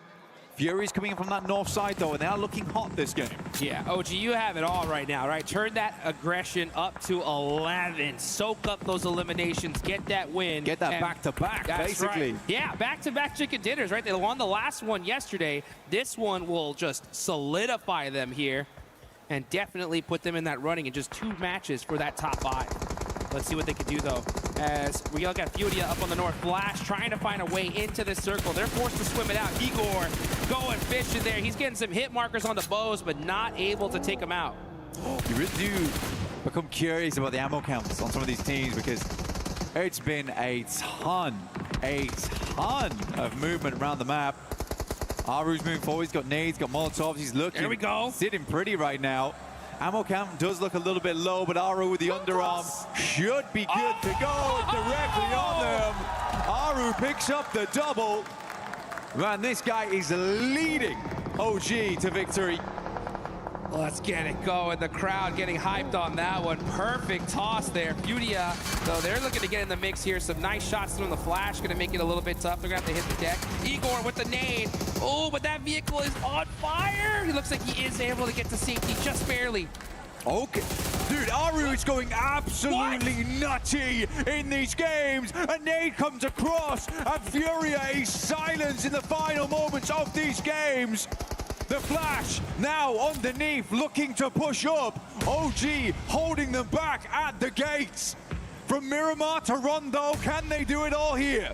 Back-to-back chicken dinners are in their future, and the future is now. Can they grasp it as Team Flash rocking a 3-1 split here? You got WizGod, gonna have to watch out for that nade, that air burst a little bit too far away. And now Aru, man, putting in the work for his team. They gotta be careful though. Here they go, they have the high ground. What can they do with it? Now, Tops from that off angle, making it a little bit difficult for them to peek over the hill. But here we go, the battle starting to ring out. Bandy's all that's left on side at the moment. S12K, Silence looking to quieten down the run coming through from India, but it's not happening. They will not be silenced. They will not be shut up here. Aru still going strong. A tanky underneath, looking to get the shots in, but Flash moves around the side. He's whiffing the shots, unfortunately. But finally, they will hit the last shot, and India grabs the back-to-back. From day 1 to day 2, this team looks clean. And the crowd goes wild. OG, 2 chicken dinners in a row. They finish out the day strong yesterday, and they started the strongest today here in the final day of Group A. And now the whole lobby has been put on notice. I mean, it's good at the moment. Aru looks like an arrow right now, and he's got purpose, flying fast towards that bullseye, fast towards that qualification spot. It's such a difference from last time we saw them as well. And, you know, if you're a fan of this team, you've got to be proud because, again, the improvement has been insane. Perfectly executed right there, right? I mean, hey, they got themselves a good, solid position. We had the questions, right? Were they going to play it passively? Were they going to get aggressive? They turned on that aggression at the perfect time. Perfect peaks, fight decisions, and they were able to get that win. And this is the way to do it, right? I mean, they were having a little bit of a rough day at the start yesterday. Finished strong. Boom, knock it out of the park today. They're set up for top 5. They absolutely are. I mean, for this team, it's a really big boon for them. I mean, taking some of that pressure off is a really nice thing. Right at the start of the day, we always say it's about Rondo. Being able to get rid of a lot of the pressure so quickly in day 2 is so much relief for you as a squad. And for Orangutan, honestly, they can use this now just to kind of feel out other teams inside this lobby, get some more practice in without feeling all that worried. Let's put it that way. Yeah. I mean, there's definitely a lot of teams that are going to be worried here as we get into the rest of the matches, and we'll have those matches coming in just a bit.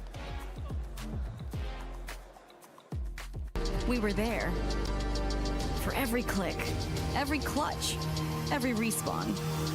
We were there for the years of grind, and we're here now.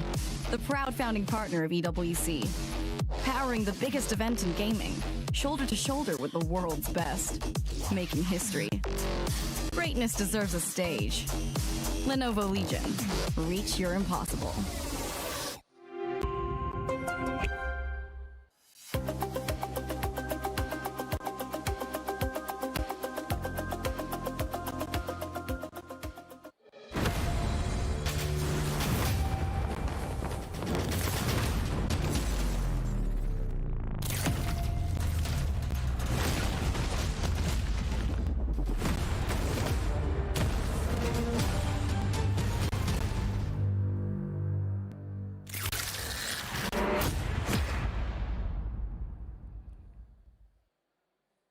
Hi, Kalandar here at PMWC for EWC 26, and I'm with Aru from Orangutan to talk about some of the games from day 1 of their group stage and see how they're feeling coming into day number 2. So, obviously, you guys got yourself a win on Miramar. You were one of the latest teams coming to Miramar, actually. So, is that part of the strategy for you guys when it comes to urban endings, as well as what were your concerns towards the late game of that game?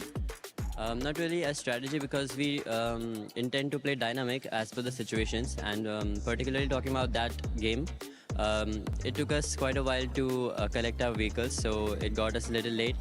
So that was the first factor, and the second factor was that team landing in Power Grid, I guess it's GSTR, so they were trying to maybe set up a trap around San Martin, so then we had to take a detour from our original planned path. So but yeah, we have prepared ourselves to play early and late as well, so it just worked out for us. Perfect answer. Wow, okay, that's some great insight. Thank you. Let's go back to game 1 because it's a bit of a different shift. Obviously, it's the first game on the stage, etc. It's the Rondo game. You guys have got a good compound. You're playing a bit passively here and there. What were your concerns? I saw that GK was keeping close eyes on you in that Rondo game, and you eventually got second place. Well, the first factor that led us to, playing a little passive or saying holding back was that we got an early casualty of my teammate Atanki. And the second one was our vehicles didn't have a lot of fuel, so it was hard to drive around and take info of our surrounding teams to actually see what's going on, if there are any third-party opportunities. And also, yeah, we had a good position, but the thing was that it was like on the back we had high ground, and on the front we had like a complete low ground. So if we have gone like either of the ways, the other side teams would have definitely shot at us, so it would have been difficult to come back to our initial position. So I was also like not so satisfied with that game, because having Rondo and only 2 elimination points is like not how we play, and not everyone plays, because Rondo gives you a lot of opportunities to take fights, maybe take free eliminations of the teams, and especially when you are at a good position. So yeah, it was also like a little dissatisfied for me, but yeah, it was a good start, so we didn't have to get into the second game with high pressure on us. Fair. And overall, yesterday, how does the team look at it? Do they see it as a success here so far? And are there any adaptations coming in today too? Not really success, but the last match really helped us to, you know, start our day 2 with a good base. So it's not like we are very far behind from top 5. So coming to day 2, we are just going to plan going game by game. We are just not really focused on the position we are at on the points table. We are just going to focus on our games and the things that we can do better, and trying to not repeat the mistakes that we have done in the past. Arup, thank you very much. Amazing interview, and good luck for day number 2. Not only is Aru great at giving interviews, but he's great in the game, being the IGL, as he was able to secure 5 eliminations. And when we talk about IGLs that have what it takes to not only go to the finals and maybe end up challenging to do it, he was able to showcase that perfectly here in this Rondo. I mean, this is why it's important to have international experience. He played PMGC last year, didn't go too good, but he knew what to expect heading into PMWC, and especially the final fight they took onto Team Flash. There was even Ulf behind them, and even the side of Furia pushing their way. There's so many aspects of the game, and they were just played beautifully. A few shots missed, okay, if you want to critique, is like a few of the shots maybe should have connected, but you love to see them not just get a win, it's a back-to-back from India. Let's go. Yeah, the passiveness is gone, and obviously you heard it from him as well. They know they made those mistakes in those earlier games, but to be able to come back from that and understand that the passiveness is what was putting them behind. So it's good now that they have changed around to this aggression and making it their game. Yes, we end up comparing it with the team that we also needed to see them being able to perform well here, and it's none other than Furia. Furia able to show up as well, Neptura, with those 9 eliminations. Yeah, really, really good stuff. I think we were both kind of talking about this, Max, right? Where they were really hedging their bets throughout the end of this game, right? On either side of the river here. They were going on one side of the coast, then on the other, just making sure nobody was coming up behind them. And they sweep around. I think it was Ulf on that, or no, it was Ulala. Ulala. Oh la la. Oh la la.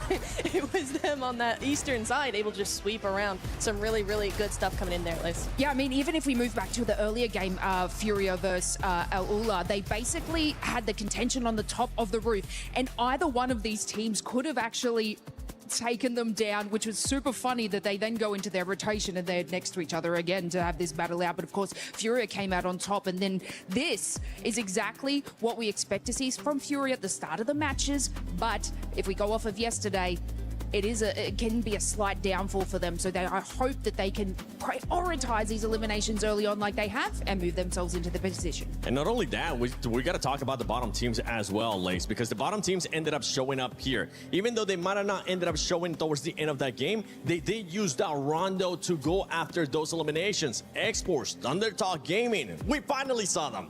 Yeah, I mean, if we have a look at Thunder Talk Gaming, I've sort of placed them, they just need a 5-point average that includes eliminations and placement points to push themselves out of that bottom into that bubble. And I mean, they had 3 eliminations early on in contention, and it was basically, I'm pretty sure it was AJ. He almost got a 1v4 on a team. And I mean, that would have set them obviously into a great motion because they actually had a free path rotating into the central zone.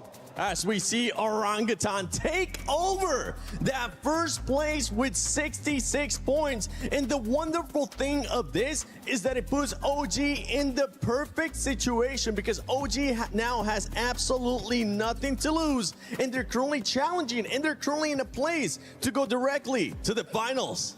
This is fantastic. I mean, obviously it's best case scenario for any team, but for Orangutan especially, we are looking at a team here that yesterday was, you know, ramping up the confidence, ramping up the momentum very, very slowly. With this game coming in with a back-to-back, they've gone from 0 wins to 2 and top of the leaderboard in just 2 matches, Max. So I really, really like what we're seeing here. It was proactive. They were thinking about not only the next moves, but the next 3 moves as well. The timing was really good. They took advantage of third parties. That's what we wanted to see from them yesterday. Yeah. And they really, really did it. And this is exactly what we wanted to see, exactly the kind of result that they deserve now. Talking about things you want to see, I'm going to say one thing we didn't want to see was 4Thrives taking a massive L here on Rondo. I mean, really, clearly a very big mistake. The mistake that's very easy to avoid is don't drop in Ulf's territory, right? You send your recall player and you're surrounded by 4 Ulf players. I can tell you that is not a good place to be. So hopefully, if they do have a bad playing path, they can try and find a better option. Even just go get a car and send it forward, loot, and get your teammates recalled maybe a minute or 2 later on down the line. 4Thrives on Rondo need to fix that slight recall system. As we're looking at those bottom 3 teams, Gaming, Stars, Thunder, Talk Gaming, and Esports Rejects, good thing that they were able to get those points late, as they were able to keep that gap even closer to be outside of the top, out of the bottom 3. But for some of the other squads, the thing is that now you have Alula as well performing. You have Furia being able to perform. They need to continue on with this consistency to try to make it out and hope that those teams that are above them end up getting eliminated early. Yeah, I mean, if we have a look, Alula got themselves out of that bottom 3 position. Obviously, Thunder took the 3 eliminations, but weren't able to carry on the placements that they had from yesterday. But, you know, in the contention with Fury on the building, you saw Claw sort of taking up and entering that fragging position. And basically, we had, I think it was... Who was I looking at? Oh my God. And then we had the moment move around the back, and there was R8 be able to hold across the building. I mean, they have the ability to be able to get these eliminations, but they focused on that early rotation. They took the fight away from Fury. They're like, okay, we're going to cut our losses. We're going to get back into that position. And this is exactly how they clawed their way. I see what I did there. Claw their way out of the bottom 3 there. And if they can just carry on this, hitting a 5-point average per game, they're safe. Yeah, hopefully that's going to be the case, but we'll see, because right now, I mean, with that back-to-back from OG, India starting to step up, and they're looking to be in the finals, as we're going to be sending it over to none other than Jackie, the man with the coolest jacket, and Kalaris. With the not so cool jacket here, I'm out impressed. Yeah, you've been done, mate. I've been done. And I do actually preface this a bit with the fact that when I was talking to Aru, that was before the day actually started. So I didn't get actually a chance to talk to him about the win for today, because it hadn't happened yet. But it really has shown with that victory that they got here on Rondo, a 2nd place in the day 1, a 1st place now here, and also a 1st place in Miramar, that Orangutan is looking really dynamic on all these maps and really able to adapt to the changes that Rondo potentially brings. Yeah, they're coming out giving it absolute chutzpah on the gameplay, which is what you need, mate. You know, we're about 6 or 7 games into the event now, James, so you got to really give it your best, much unlike that little bit I worked in. Thanks for that. I really appreciate that. I'll be honest, I really wasn't expecting that. No. But on the opposite side of things as well, right, when we look at how all these teams are kind of using utility at the moment, it's going from strength to strength to strength. We've seen some real pinpoint precision, multi-nade plays. KRX was fantastic yesterday over on Erangel, just timing those kinds of plays out perfectly. Yeah, I think that's actually something we were both agreeing on, right? Day 1, we were talking about historically how sometimes there's been a lot to be desired with professional level PUBG Mobile on hitting those keynotes with utility usage to really make the most out of it, because it's pivotal late game, and it can be the difference of a chicken dinner or not.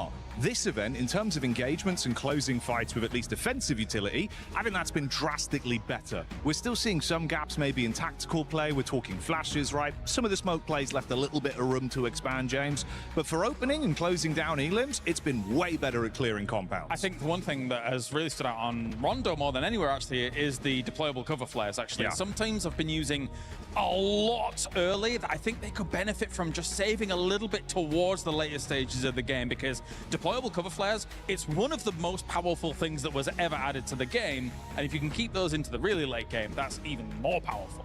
Oh, yeah. I mean, effectively at this level as well, right? It's not even as much necessarily you being as cutthroat to get those elims. It's just not leaving yourself exposed to be taken down. True. So if you can actually play around that, build yourself into a better position to cover late game, saves your bacon. We were pulling some of our hairs out. It's why we looked like this when we were sat there with the early drops, mate. Oh, I'm getting old. I'm not sure. You're never really sure. Just to work it in as well, whilst we're talking about the adaptation of play styles, yes. GOAT obviously on Rondo.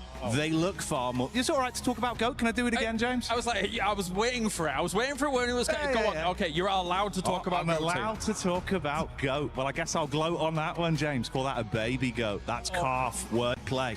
But anyway, GOAT team do come out far faster on Rondo. They play with aggression and they look sick with it. That's exciting because in their regular flow of battlegrounds, they're late rotators. They don't want to take those early fights if they can avoid it because they ramp up late game and look way better when they're fully suited and booted, James. Here, they do prove they can play both play styles. Do you think they can hold on to a top 5?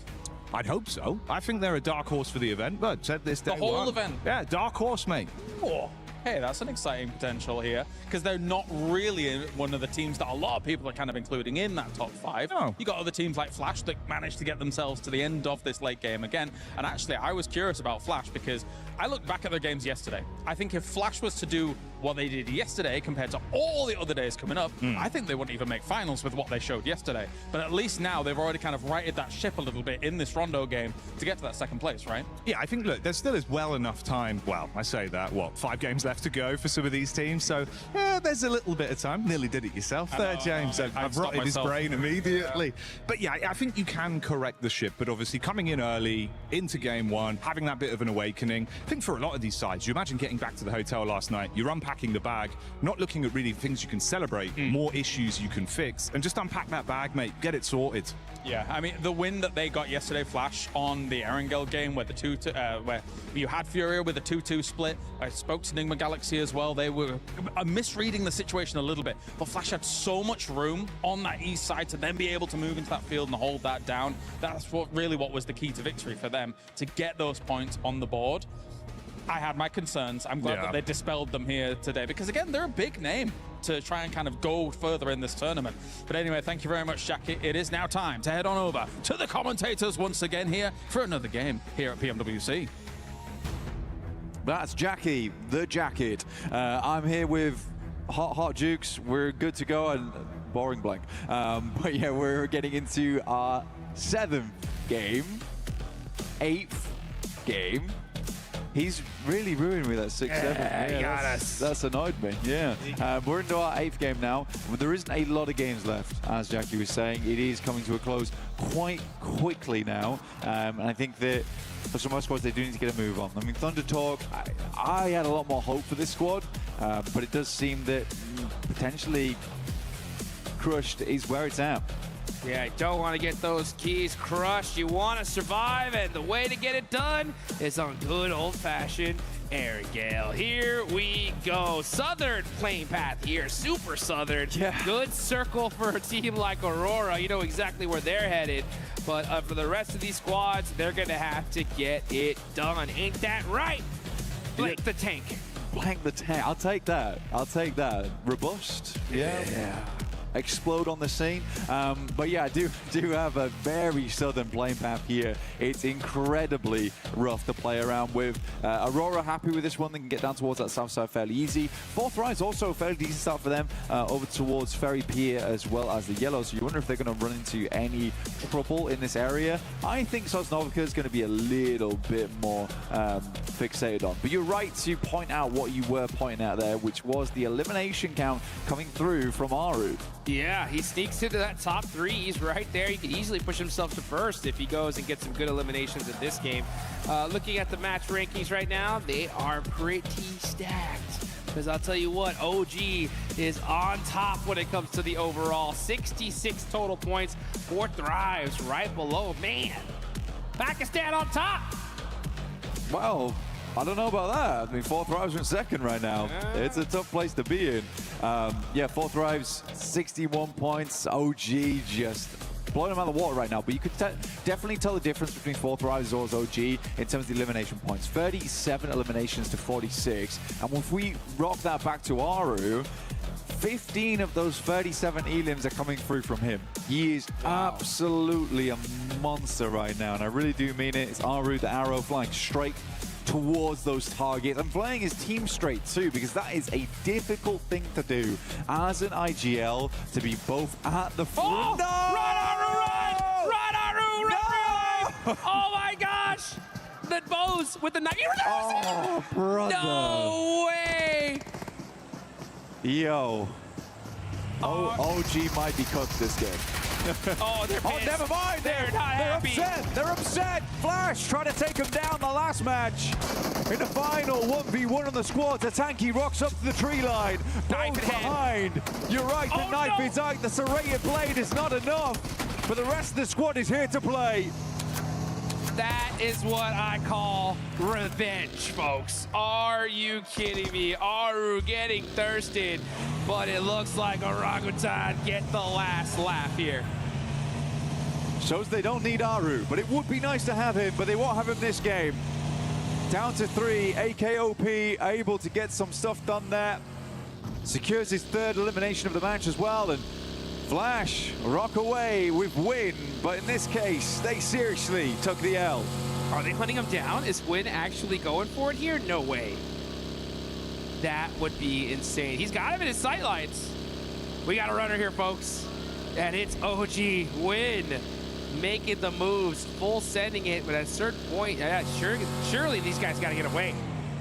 They absolutely do. And I mean, for OG, they're happy to go wherever they like, but for the Flash, they're going to have to head over to the hidden village with Naruto, with our new Ninetales Fury orc skin, which looks awesome, by the way. Sick. 2 separate versions of the same thing, which is crazy. He's hunting him down, dude. He's looking. I know. This is some serious frustration coming through from the Flash. They don't want to lose out like this. He's got to keep the reputation high, apparently. Wow. Win gonna go get some loot here, and the rest of OG get to safety. So what a crazy way to start things off. Aru running for his life, dude, straight-legged it. My brother was in trouble. Oh, man. I ain't gonna lie, though. He was feeling the tickle of the blade on his back. He was just ahead of them. I mean, he had to pull out the old flick of the wrist with the knife to get that thrown at point blank. The only way to get it done. I mean, he was impervious to blades quite some time. Only the point did it. Dude, that tickle was so close. He's like, I can't even run Serpentine at all. I can't move. I gotta go forward. Just straight away. The boys were coming to support him real quick, though. Yeah, they did. That I respect from the rest of OG. And they came in heavy. But they know how important he is. Yeah, they know dude. just how important he is. So to keep him up is a really big thing. Yeah, you were just talking about it, right? Like, yeah. I mean, it's so ridiculous to see your top fragger also be your IGL. Yeah. And you said it yourself, and I agree. It's so difficult, right? You have so much to manage, so much to focus on. Yeah. But when you do have those rare, just superstars that can... Yeah, Beowulf back in the day, that guy was unreal, but they just don't come around all that often. You don't see it. When you do, though, I mean, talk about the trust you gain from your squad, right? Yeah. He said go here. He's also carrying us. Yeah, he's also carrying. I think we gotta listen. You know what I'm saying? So it definitely I'm does a sit help. for this. Yeah, for sure. Like, yes, sir. Oh, we got you. Right? We're coming. And hey, they saw their leader, right, running away from a knife, and they came heavy. But unfortunately, it just happened to be just a second too late. Coops sends some shots over towards Furia. Honestly, I don't think Furia's last game was terrible at all. I think they got fair far into it. And that was despite having a really, really hard start for them. I mean, their recall beacon was just so out of the way from the destination. And even then, they were trying to figure out it. I do think them getting in quite late was almost a blessing, because they could decide on which side they wanted to head towards. But by that time, you have little to no information of what's happening around the map. Yeah. 4T taking shots over towards KRX as they do pass on by. This is towards those yellows on the southern edge. They're just moving through the forest, the south side of Pachinki, but Enigma Galaxy once again already flying out to a new location.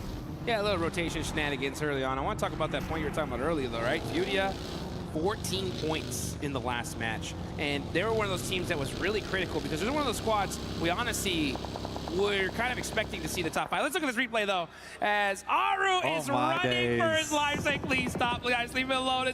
And those shots strayed the rest of the team off, but oh my gosh, Bose with the knife throw just said, nah, we're shutting him down. You see, they can just see the death crate appearing. Man, they even had the vehicle in his face, right? Tires scratching the cheeks. Oh, man. And Bose gets that knock. And I believe Bose picked up that scar from Aru. Really? Yeah, because, I mean, he didn't have it. Otherwise, he would have definitely shot him.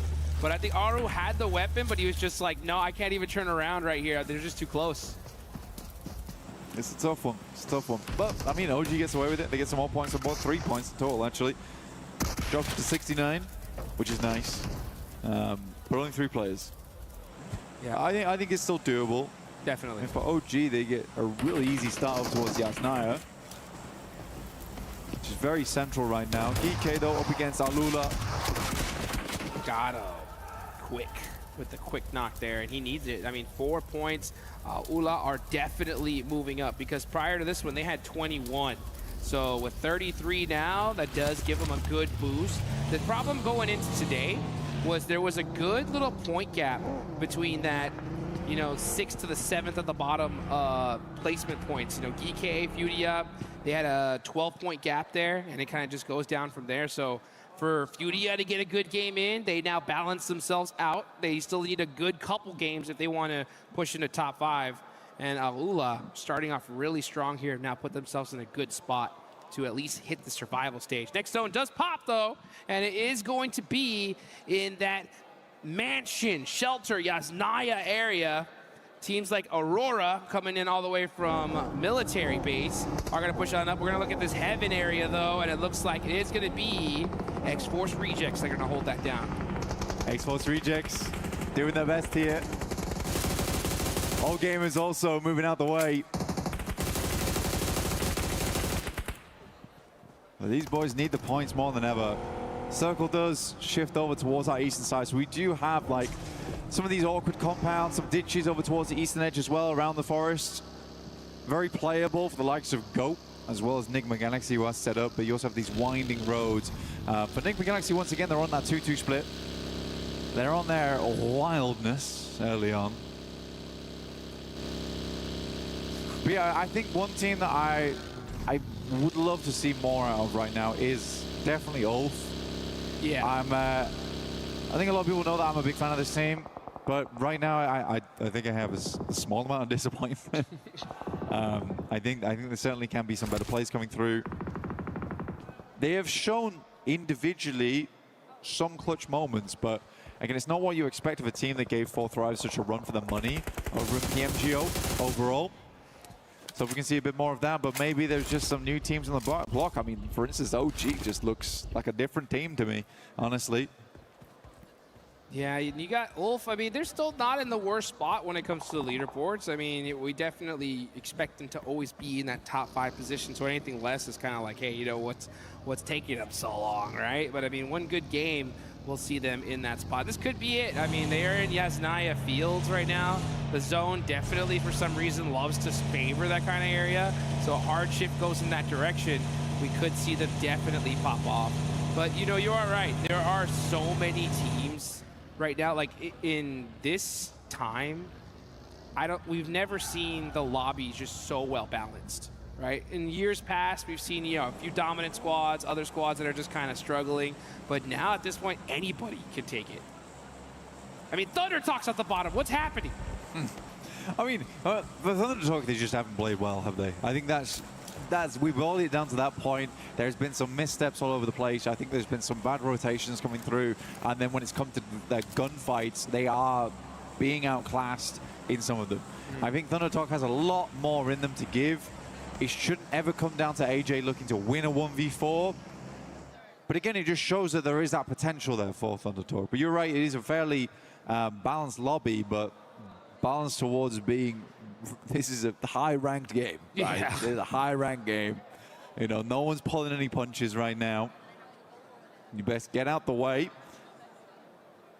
For Gaming Stars, they're playing on this 2-2 split right now. They were wondering if it's going to head over towards those fielded areas. Does not. So they're going to regroup off the back of this one. I would say right now regrouping is probably the best thing to be doing. But Yas9 getting cut out here is a little tough. Yeah, wondering what OG's next move is going to be. That's going to be the question, right? What is OG going to do? What's Wolf going to do? It looks like Wolf, they were in the Yas9 field. They don't get blessed. They're going to go ahead and do a huge wraparound here to reposition.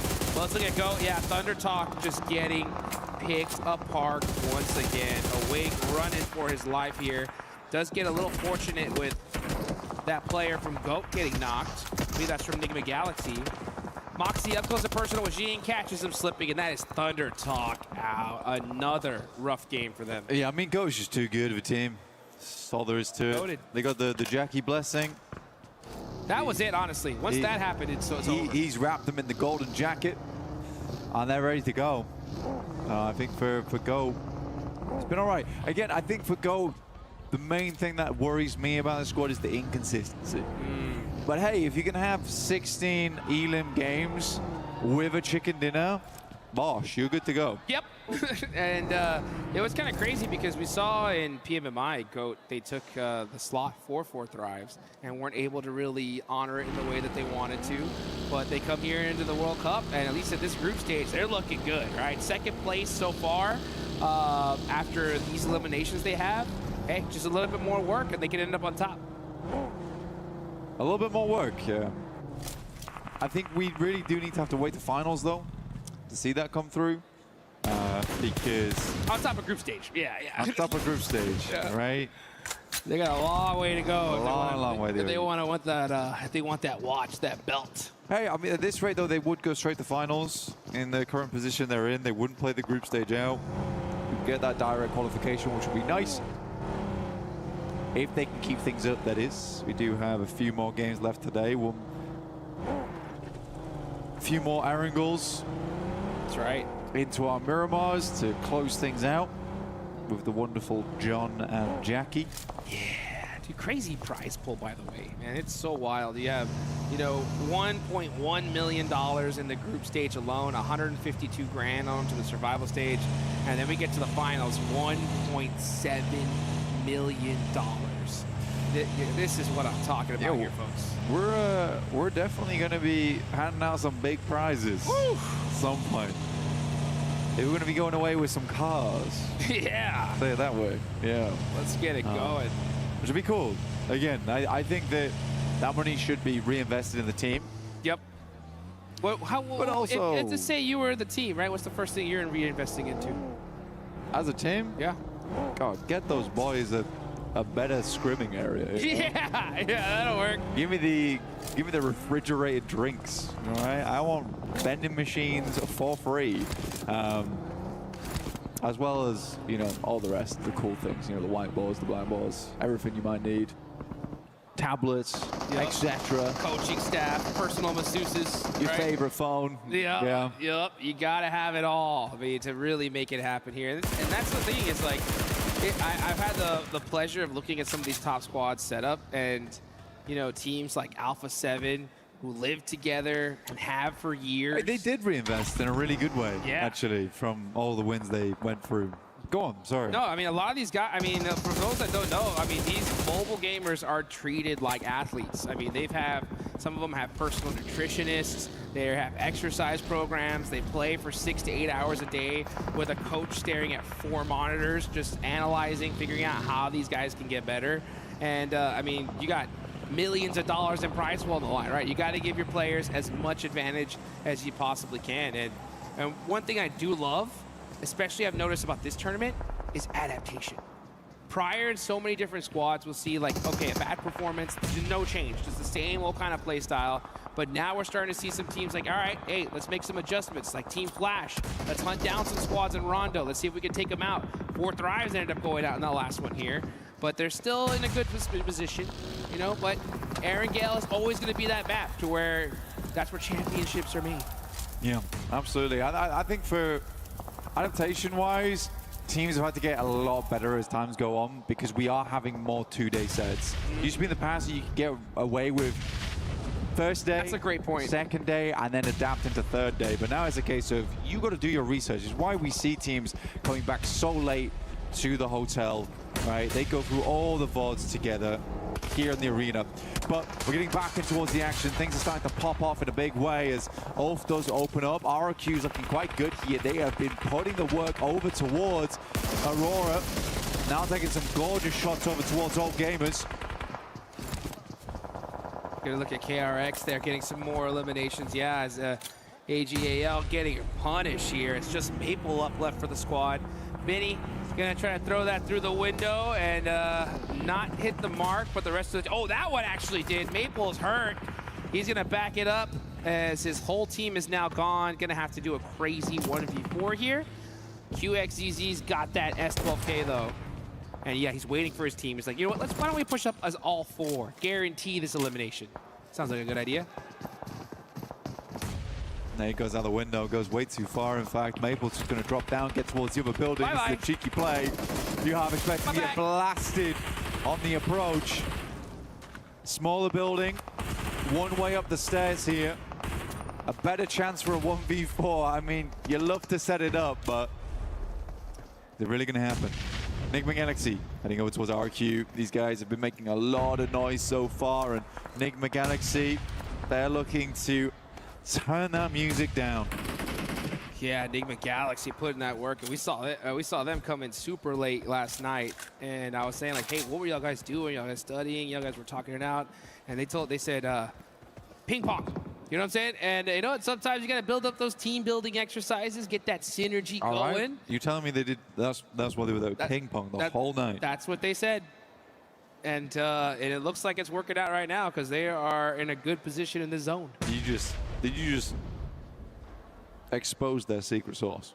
Maybe I just did. Okay. Now everyone's gonna be on the ping pong. Now Enigma Galaxy can't get on the ping pong tables. Look what you've done. You're right. What have I done? You got to take that back. You know what? It was Put that back in the back of the VOD box. review. It was VOD review. That's right. That's what we were doing outside. Exactly. Yep, as well. Yeah. So that's what it's all about here. You got to pull out all the secret sauce, all the stops here. Yeah. Oh, Goat though, look at that. Force on the roof, getting these little bank-nades in, causing a problem for Gaming Stars. Yusuf gonna have to do something. He's only got the pump shotgun. Oh, he didn't check his back and gets turned on as Goat team are just making it happen here. Once they got that Jackie blessing, these guys just can't stop. Well, I mean, man, imagine just giving them so little respect that you don't even check the corner there and still winning the fight. That, yeah, if you're Gaming Stars, we need some more ping pong. We need it. We need it. We need to do something here, right? Got to make sure you're locked in going towards the end. That hand-eye coordination, those thumbs are just rock solid here. Kind of like mine. Yeah. Well, medium rare. Medium rare? Yeah. I'm more of a medium guy myself. All right. Yeah. Yeah. Something I could play with hands like the Rock. Yeah, that makes sense. The thing. And they to the top though, towards 4 Thrives. Enigma Galaxy taking a fight over towards Go in the meantime. 4 Thrives have been under pressure from a bombardment before, and they immediately start scattering. Do not want to fall prey to the same situation they did versus Enigma Galaxy over on our angle yesterday. Uzaifa. Oh, catch getting ran over by our IQ there.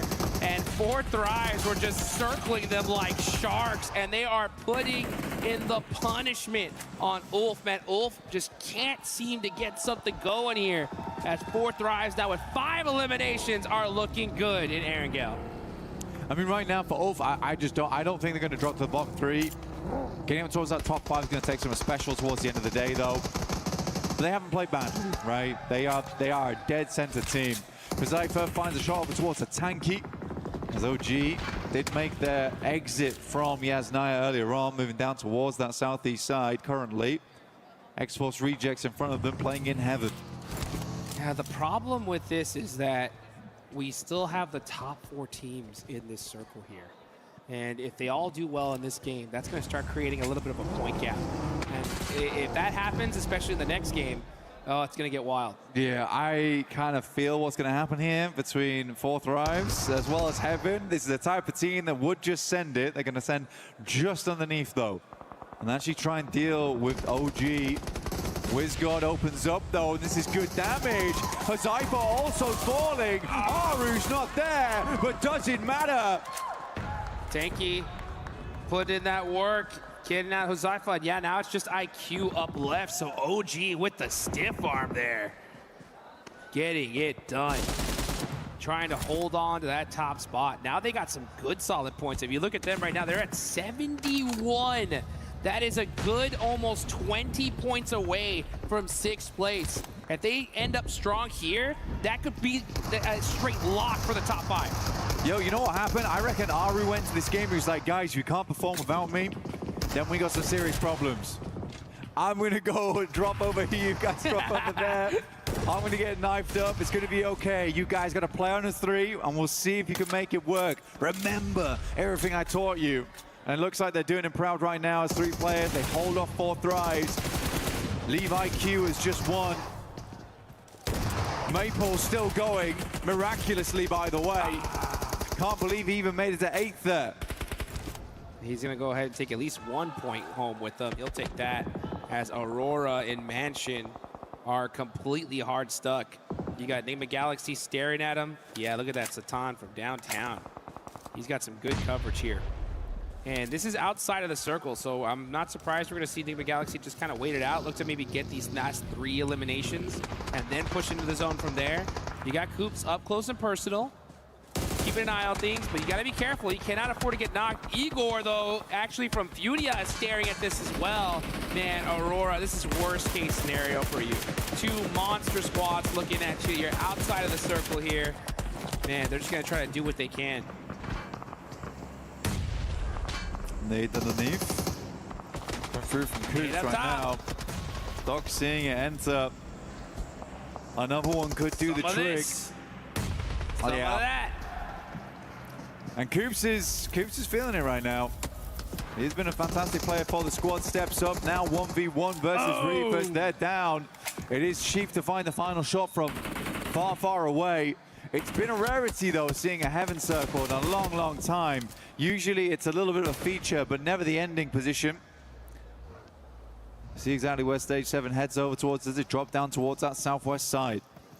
Let's get it going here. Enigma Galaxy putting in that work. They have the edge of the circle here. We'll see where exactly it's going to go ahead and shift on to. But they got coverage right now. Protect those vehicles. That's so important because if the zone hard shifts away from them, they're definitely going to need them. So keep those protected. Wait for that next zone. You got 477 still up from GOAT, trying to soak up some more placement points. Next zone does pop, though. Where are we headed? Enigma Galaxy will absolutely have to move, and we are over towards Heaven. Gives OG another chance here as well on that western side. They're looking for the turkey here, dude. The OG fans were happy about that one. I heard some claps happen the second that zone shifted. Let's see how this all works. Yeah, they are looking for that turkey. 3 in a row here. Here comes Enigma Galaxy, though, on the drive. 477 stuck out, and they actually pass them up completely. They're driving straight towards OG. OG's gonna have to hold them off around the other edge of things. It is a 4v3 here. Tanky the first to fall. But WizGod actually is able to get a bit of a clap back over towards that way, and Ralph is left behind. So only 2 players for Enigma Galaxy, possibly allowing chance for OG to reset. IQ, last player up for 4 thrives as well. OG are hurt, though. That nade looks good. WizGod, ooh, barely getting out of the way of that one. Coop's gonna throw another, though. Coop is hungry. He finds a nice headshot there. That one stung. He knows exactly where they are. This nade is an eviction notice saying hello and goodbye. Gets the knock on a Tanky. They're on their last legs right now. I think there was a bare moment where everyone was on practically 10 HP. WizGod will finish off IQ up in the distance. That felt personal. Coops throwing a quick Molotov down low. He needs to start doing some of that low toss action we saw earlier. But he's got another nade locked and loaded. Let's see if he can throw this heat-seeking missile down south. Oh, he's got to watch his back, though, and he gets him. Coops is doing some damage right here all by himself. The nade goes a little bit too far. WizGod takes another nasty hit. Smoke's going forward here, trying to keep AKOP alive, but a 4th place is still fantastic for OG. Setting goes down, that will give time for potentially Wizcott to move up and pick up AKOP in the midst of all the smoke here. Makes the dash now. Devil gets a knock onto Satan. What is going on right here? We got Coops gonna hopefully try to get that res. A demon on demon action, this is crazy. Meanwhile, Furia is going to put in some work, and Silence, he's got that MG3. That's the gun to have here. Furia, man, looking to finally get a chicken dinner as Silence gets another knock there, and the finish actually. Coops down to his last single HP. Does, oh, nice little vehicle switch there. Hops in the vehicle, hits the passenger seat, ejects, gets himself to safety for a little bit longer. But, oh, looks like that nade is gonna do it. They'll take a 4th place though. OG secures at least a 3rd. Goodness me, AKOP is kind of tearing X-Force Rejects apart, but finally the edge shut down, and this is a free game for Furia. That's what you get, Devil. Take down Satan, friendly fire. Game's gonna end just like that. And Furia will pick themselves up a win. And it feels good for them. Coming off the back of that Rondo into this Erangel. A real turnaround today. That is how you get it done right there. Furia, you know, that was just a sigh of relief, because yesterday they were just hunting circles all day long, couldn't catch a break, and here they get the chicken dinner. But speaking of breaks, hey, X-Force Rejects, right? They stopped into heaven, they held that position. Yeah. Zone ended up getting locked onto them. And for a team that was pretty much last place, right, that gives them an opportunity, right? That could be that door open for them to at least get to survival stage. Yeah. But Neighboring Galaxy, though, again, it's a decent move. I mean, Ralph gets caught on the back lines there, but it's understandable. That's a hard bit of terrain to push through. Yeah. Coops does a wonderful job, though. The team's going to be massively proud of him with the way he handled that ridgeline versus OG. Goodness me, I mean, if it wasn't for Furia, potentially takes down the whole team. But yeah, for Furia, they were very quick to the mark. I think that's the main thing from Furia. They analyzed and saw where the opportunities were there, pushed over the top, and as soon as X-Force Rejects pushes out that building, goodness me, did you see how quickly Furia marched to the other side? That was wild. Yeah, they knew that, hey, this is our chance to win it, and they took it. Furia is one of those squads that are so high IQ when it comes to those kind of opportunities. They're not going to miss it, that's for sure. Yeah. And you're totally right. I mean, once we saw that zone shift, Enigma Galaxy knew they lost this game, right? They're like, hey, you know what? We just got to try to do whatever we can. Those kind of rotations, you're going to have a sacrifice, right? Just to be able to even get there. But they did utilize that opportunity to its maximum, that's for sure. That's what it's all about. But Furia, they knew they had that one in the bag, and they took it. Again, it's nice to see some more aggression coming out of Enigma Galaxy. It's nice to see OG on the front lines taking some good fights, and without Aru as well towards that end there. For X-Force Rejects, I need a little bit more to be convinced, because you are playing from heaven. It's a god compound at the end of the day.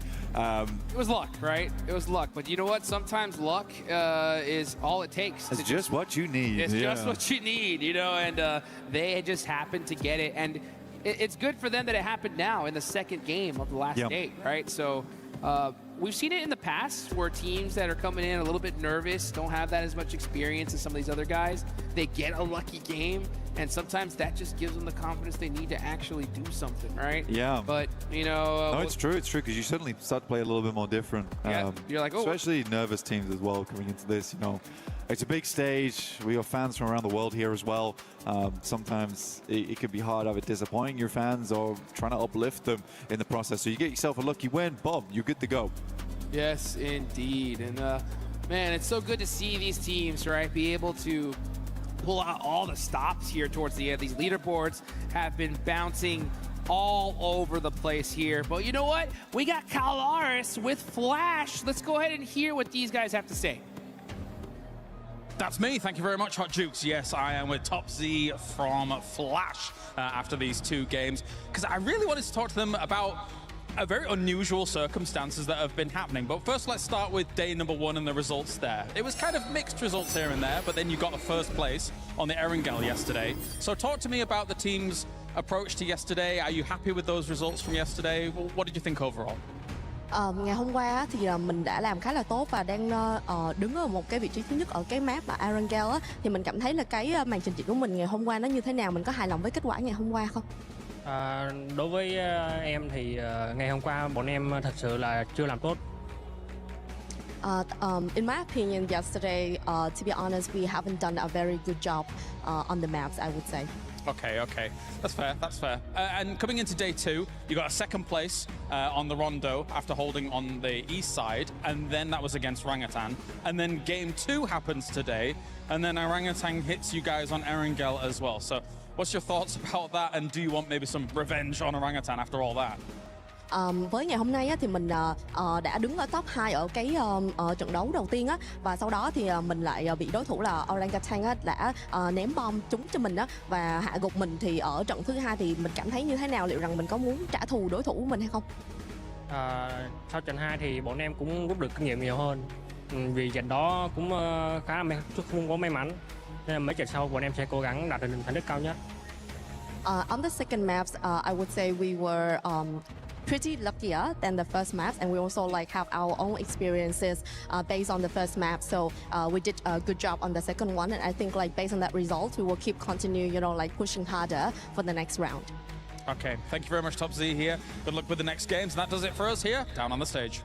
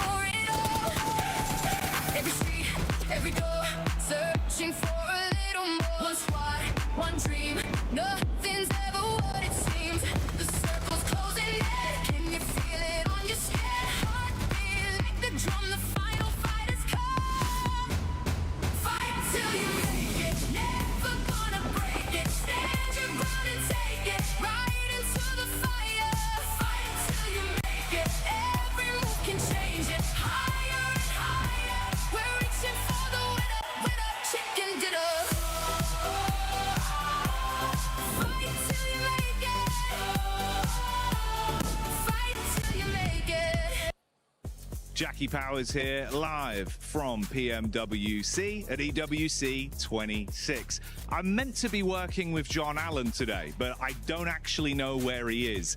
He had a bit too much coffee before the show. Let's see if we can find him and tire him out.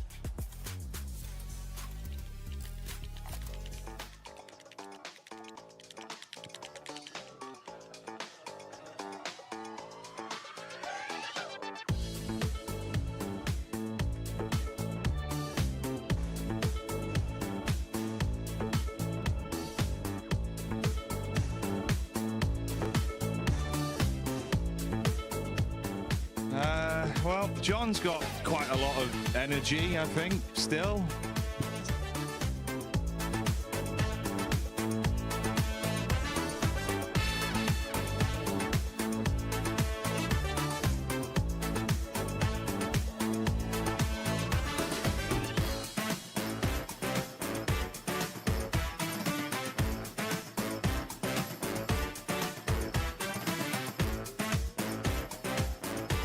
Well, it seems like John has finally tired himself out after a very busy day of activities. But here at EWC 26, PMWC is just kicking off for another day of games. Don't miss it, as it's going to be explosive. There's only one rule: just don't wake John.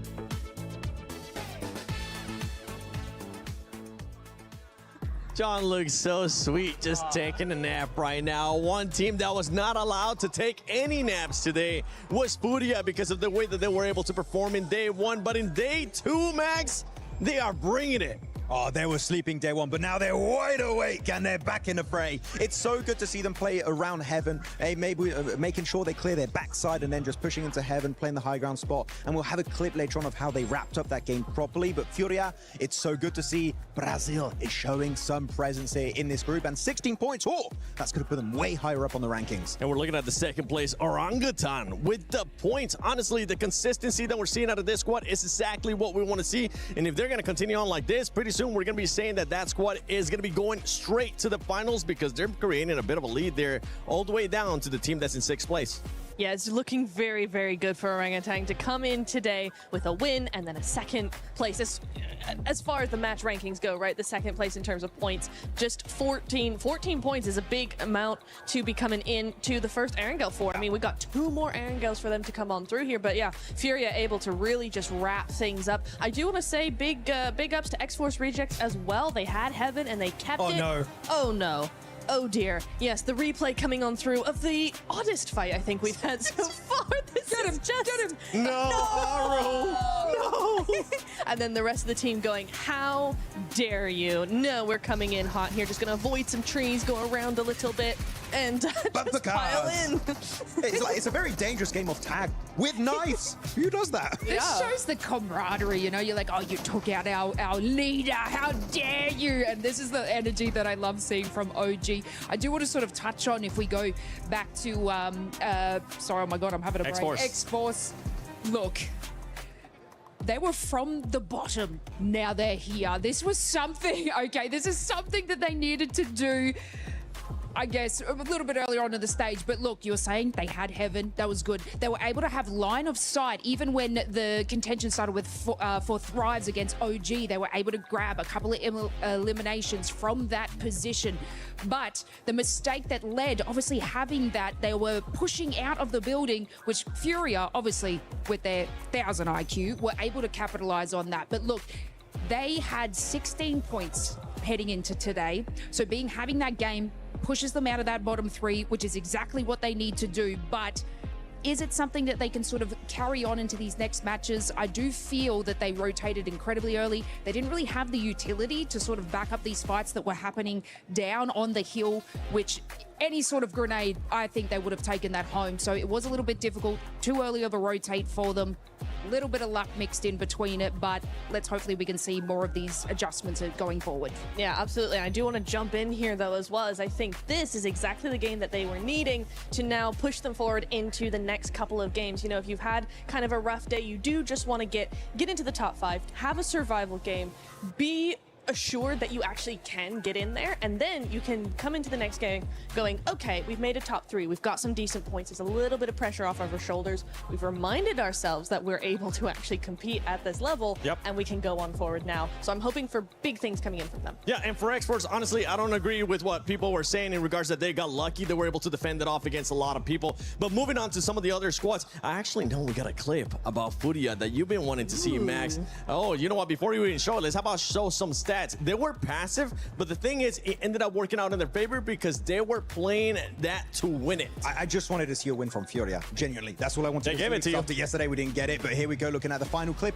You might be thinking, oh, they're just going to go from Chief's compound straight into the side of X-Force Reject, but no, they put themselves between the outskirt of the circle and the middle portion of the circle, meaning X-Force Reject, even the side of NGX, Orangutan are all going to be forced naturally into their position. So all you have to do, set up a very solid defense. And you do that, by the way, with an MG3, which is the best weapon to have for Mr. Silence himself, my MVP prediction of the tournament. I loved it. They now see the number of players is down to just 2. Just nailed it down, take home that win. That was literally a perfect finish in terms of execution from good old Furia. Yeah, and see, that was I just want to touch in that. That was a great sort of overview of what I was sort of explaining. Like, they didn't need to leave that position. Furia obviously capitalized on that, which is excellent from them. But yeah, I mean, X-Force Reject should have just waited. Yes, we're looking at the overall here. Orangutan now with 80 points. And that's just what I'm talking about. Like, right now with this squad, they have a 25-point lead over 6th place. Top 5 is where you want to be if you want to end up going to the finals. You could end up almost saying, because the way that they're currently playing is so consistent, this squad could be already going to the finals. I don't care if it's too early, but they're playing like it and they're looking like it too. I mean, honestly, I think we get to the halfway point, and I think that statement is going to be very true, just based on what happens in the next game, right? Fourth Rhymes as well, they're starting to go down the leaderboard just a little bit. RRQ, I mean, yes, X-Force Rejects have made it out of the bottom 3 by quite a bit, actually, but Team RRQ, that's not a team I was expecting to see down here, Max. No Pecco, please, where is No Pecco? I want to see some presence from him, though we did see a little bit higher up on that second page, this Ulf, and a lot of people would say that's disappointing, right, for a team that was second place back at PMGO Season 1 and did so good, especially during the PMGC finals. Let them cook, right? They're slow starting team. Yangtaşol, right? I don't know how you say it in Turkish, but they're slow starting team. I wouldn't be too scared for them, at least as they don't make in the bottom 3. We're fine. Ulf will come back eventually in this tournament. I was going to say, I don't want to flex out my Turkish just yet, all right? We're not there. Let's hold on to that one. But before we even move on, how about we talk about some predictions here? Because for everybody currently watching at home, you can go to the EWC Play app and do your predictions if you haven't already. And if you do end up winning something, make sure you use that hashtag EWC and hashtag EWC26. I want you to tell me quickly, predictions. Who's going to be winning the next game? Winning the next game is going to be Fourth Rhymes. Enigma Galaxy. Stop asking me, because apparently I get it wrong and then I get roasted. So don't ask me that question again. Such a cop-out. X-Force Rejects, that's who I won, all right? X-Force Rejects, show me, keep on that momentum going. But we're actually going to be going to none other than Barty with the defending champions of PMWC, Yangon Galacticos. Are we good? Right you are, Seven. I've got the defending champions of PMWC joining me on the main stage here. I've got Yangon Galacticos. Smile, let's have a quick chat. You know, cast your mind back to PMWC last year. You guys managed to secure the championship. The way that you did that was by consistently putting up placement points. You didn't play too aggressive, you just played your game. Now we've had an entire year since then, and you're going to be joining the group stage tomorrow. Has the strategy changed? What's the plan coming into this year's PMWC? Especially for the strategy, I don't want to use wine or rugby too much, but we will prepare for every possible situation, every scenario that, including the we experience in 2025, any new situation that might happen.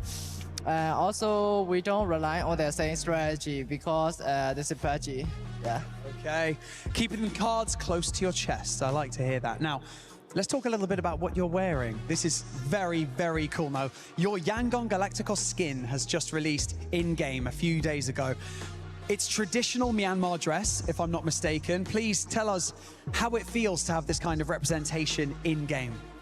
I mean, I'm so proud to be here representing Myanmar and wearing Myanmar culture clothes on the international stage. And also that is so meaningful for our fans and Myanmar people to be like a Myanmar traditional clothes on the international stage. And if you could say anything to your fans who are watching and preparing themselves for you guys to step out onto the stage tomorrow and compete, what would you like to say to them? I mean, cheer for us. Cheer for them, that's what they say. Now, for those of you at home, if you want to get your hands on this incredible skin in-game, just go over to the PMWC event in-game, okay? Now, redeem with perk vouchers, and once you've done that, you'll be able to get your hands on the Yangon Galacticos Champion Outfit Ancient Charm Set. Yangon Galacticos, thank you so much for joining me in this interview. I'm going to shake all your hands, boys. Thank you so much. The gloves are really cool as well. And with that being said, let's head back over to the casters to continue day 2 of the group stage. I don't know about ancient charm. That guy's got new school charm. What a sweet guy. And what a fun team Yangon Galacticos has been. Last year in EWC 2025, they were fantastic. It was good to watch them then. It's good to see them again here again. But we're heading in towards Erangel next. Map number 3. Let's get it going here, man. Hey, I want to say one thing, right? I love, you know, good old-fashioned esports jerseys. I want that, though. I want one of those, man. So if you got that in a triple XL, bring it on down. But you know it what? looks comfy, dude. It definitely does. It definitely does. These guys are looking fly, you know, here. But you know what? Speaking of fly, I think it's time to get this started here into the second Erangel of the day. Only 3 more matches after this. But this is going to be a crucial one. OG up to 80 points now. I think it's going to be difficult to knock them out of that top 5 unless there's some incredible shifts up in the rankings as thing goes on. But honestly, I think OG, they're riding high right now. They are feeling good. I don't think anyone's going to challenge them too much. They might drop out of first place, but I'd love to see them stay up there throughout the entirety of the survival stage. And I can see Hoxie currently has taken our top player spot in number 1 with 17. Actually, Aurora top is doing a huge amount of work for them with 16. Let's get it going here. We can take a look at the top players. Yeah, top with the most damage. Wow. 4,357. Unbelievable performance right here from him. Fortunately, we don't see Aurora on top of the leaderboards here, but they're right there. They're still in 5th place. But OG already now have a nice point sponge, like you mentioned. The GOAT 14, nice amount of points as well. Completely tied up in 2nd and 3rd. This is going to be a close one. It's really going to come down to the last match to see who's going to be in our top 5. Absolutely. Now I'm looking down towards the bottom of the leaderboards. RRQ in 14th. Now RRQ qualified on a technicality. They've been working hard, putting in the time to try and get through towards that group stage, potentially through to the finals. It'd be a shame to see them go out here in survival stage, but right now they are not playing up to scratch. So they do a little bit more here. 28 points to the 32. The X-Force Rejects have been able to grab the back of that last game. But we do have Naruto skins in-game at the moment. We've got the Ninetales Fury Org there as well, so you can draw for the Naruto character set 2 and become a sage yourself in-game. As we all know, all of the viewers of PUBG Mobile are filled with wisdom because you're here with us, of course. That's right. That's right. If you could have learned any Naruto jutsu, what would it be? I told you... Wait, John asked me this question yesterday. Did he? Yeah. I asked him the same one. You asked that. I have the same answer. What is it? Rasen Shuriken every time. Very nice. I had like such weird deja vu for a second there. There you go. Damn, let me... I'll tell you what, I'm going... Give me a second. Okay, now give me 2 seconds. Give me 2 seconds. You know what? I'll tell you, doesn't have a couple secs, and that is going to be Thunder Talk Gaming once again. Losing players super early on. Sitting is knocked. And Shiva with the vehicle swap is going to go ahead and get that confirmation. But he's actually going to have to watch out because Seeing is already there, putting that punishment down. So Thunder Talk, X-Force Rejects, battling it out, back and forth. Reverb is going to get thirsted. Sitting did survive. And he looks like he is going to crawl to safety. Are you kidding me? So Thunder Talk shutting down that push from X-Force Rejects. One little mistake, that's all it takes.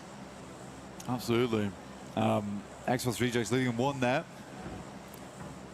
I was looking up jutsus in the meantime. All right. Change your decision? No, but hey, I actually have this tattooed on my back, but it's the Dead Demon Consuming Seal. That one's cool. That one is cool.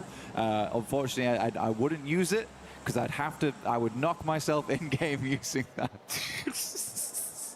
Maybe lock down your lunch so no one takes it, right? I know. I have to. That's right. You know what? I'm going... I need a res, bro. I need a res. I need a res. I need a reanimation jutsu right now. Come on, bro. I'm going with the Flying Raijin, dude. Yeah, that is cool. That is big. You can't... I think it's just too dang good. You know what I'm saying? Anytime you need me, I can have you marked. Pow! And I'm right there. But what can I say? I mean, Minato is the GOAT. So, yes. Yeah, you ain't wrong.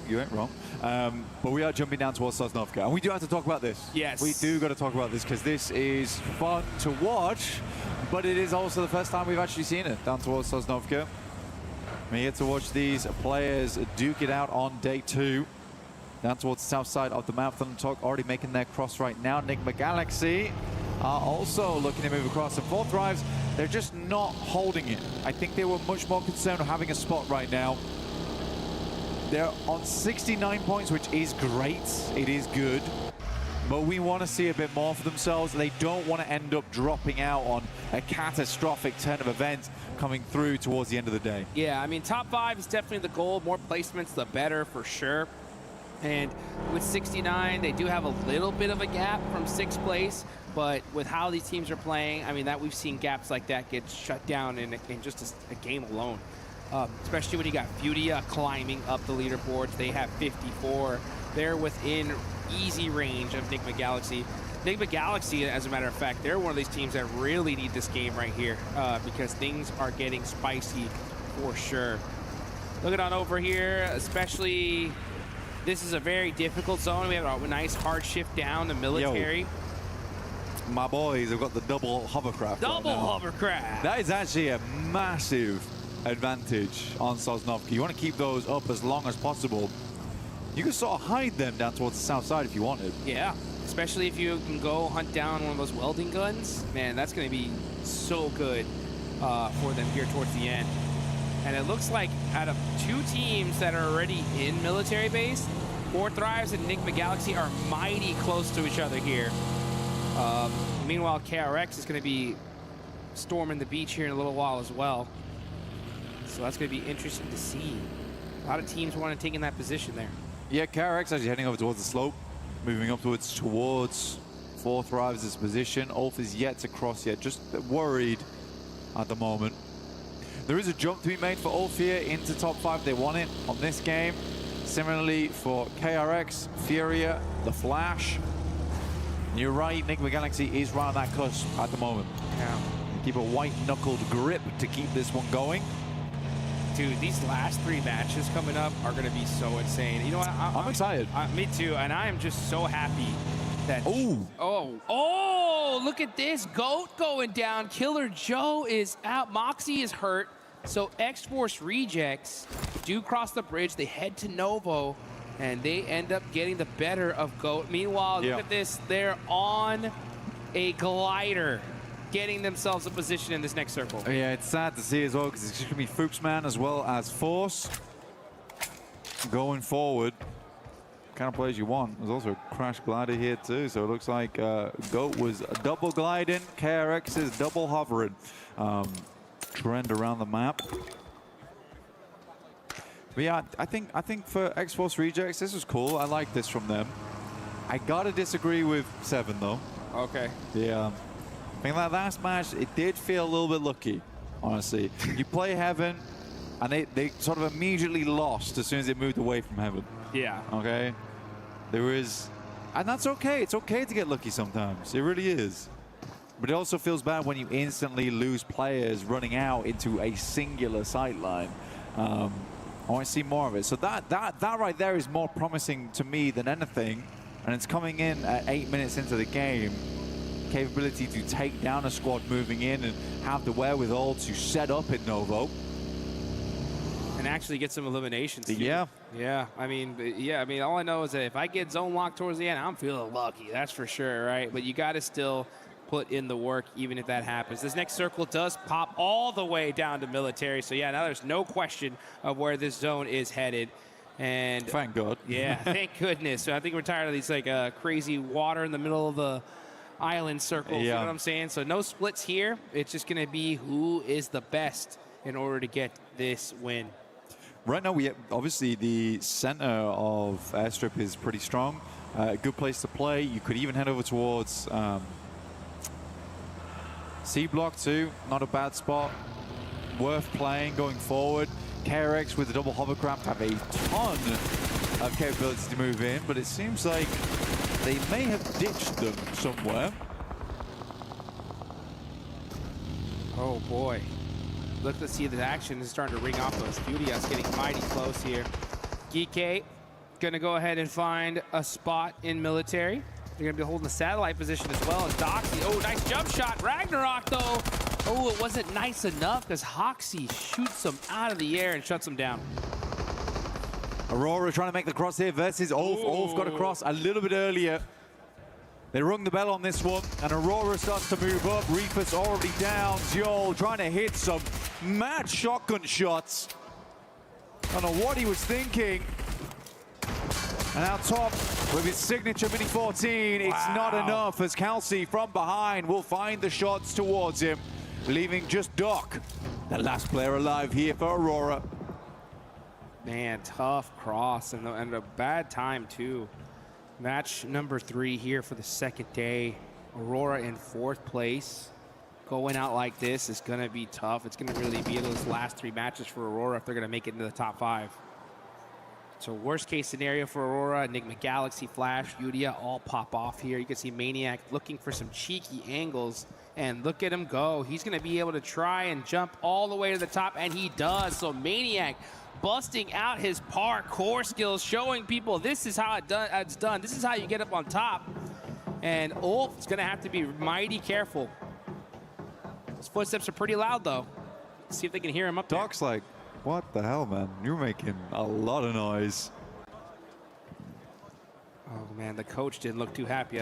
We saw that little coach's corner. Let's see if Doc can make him smile. As Rolex is like, hey, nobody's here, right? There's no way. Nobody's here, right? Are we trigger discipline on this one? That's goodbye. crazy. Oh, gets the thirst, though.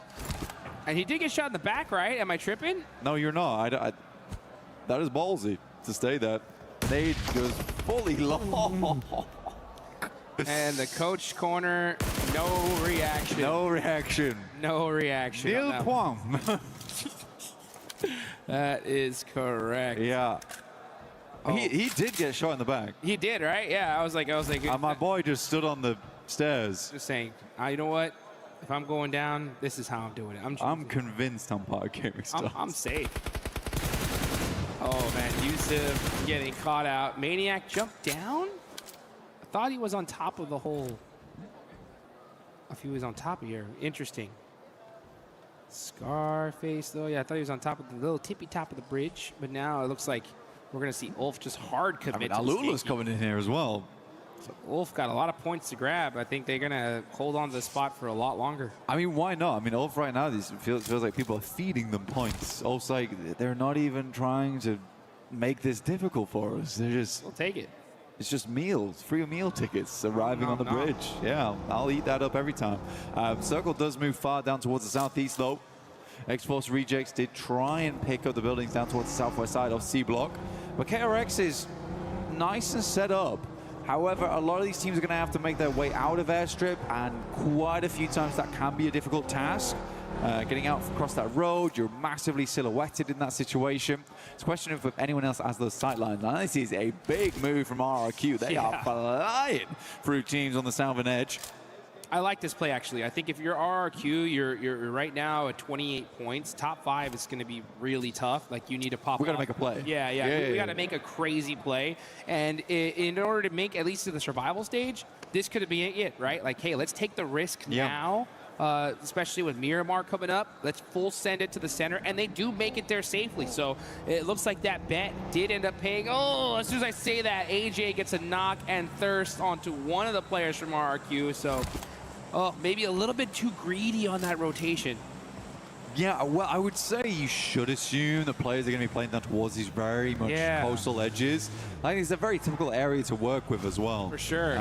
And they had so much space here, you know, I just think there wasn't a reason for it, right? That's crazy there. Yeah. So Fun Talk will give themselves at least one off the back of that. A lot of teams are unwilling to move now they're inside the circle. And it also seems that there's a lot of teams unwilling to move on the outer edges too. Yeah, I mean, that's one of those mistakes you point out, right? Because it's just a pure mistake. Like, there's certain ones that you could be like, all right, it was a coin toss. They could have gone left, they could have gone right, and they just made a bad bet. But that was one where you just kind of lost a player pretty unnecessarily on the side of RRQ. And it's those little tiny ones that they just like are a domino effect to your demise. So it could have been like, oh, we could have won the game with 15 points, but now we're stuck in a third place with 2. You know what I'm saying? We'll see what happens, though, as we look at this. Ooh, nice shot of that map. Let's see where the circle goes, though. Are we going to have a crazy shift? Does it center up?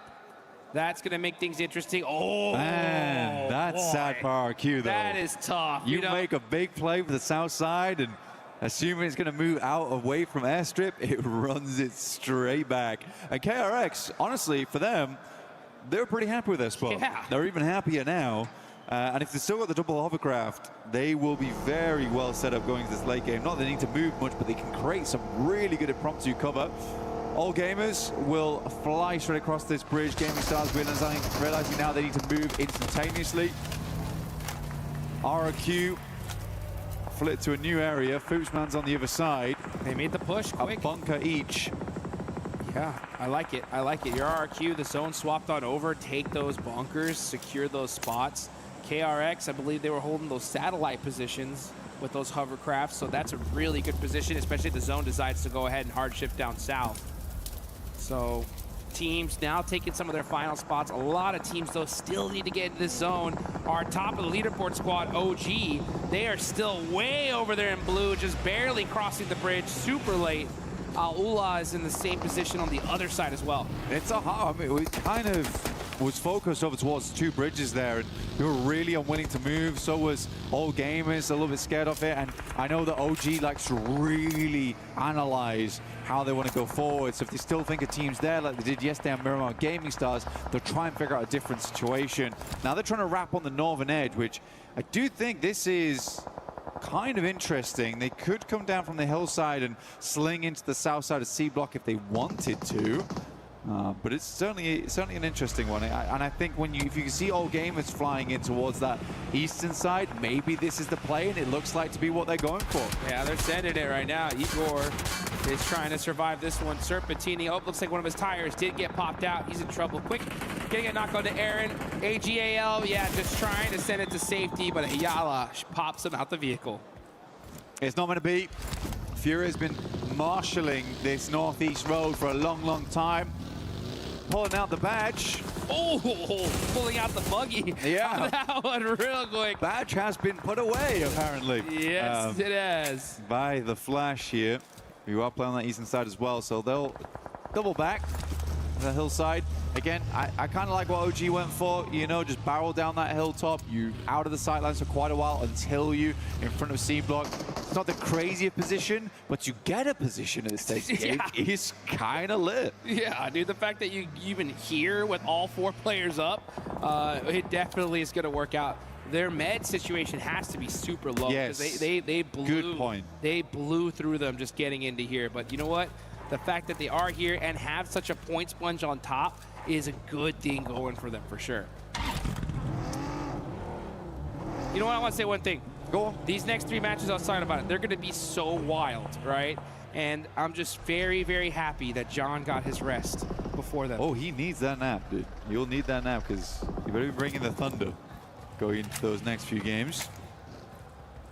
And the talk. Dude.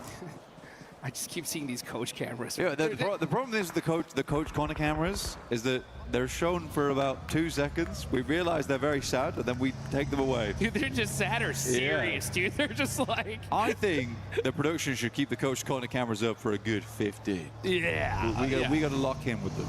Good 15 seconds. Oh, I would love to see the coach's POV too, like in the middle of a fight. You know what I'm saying? Yeah. That'd be interesting.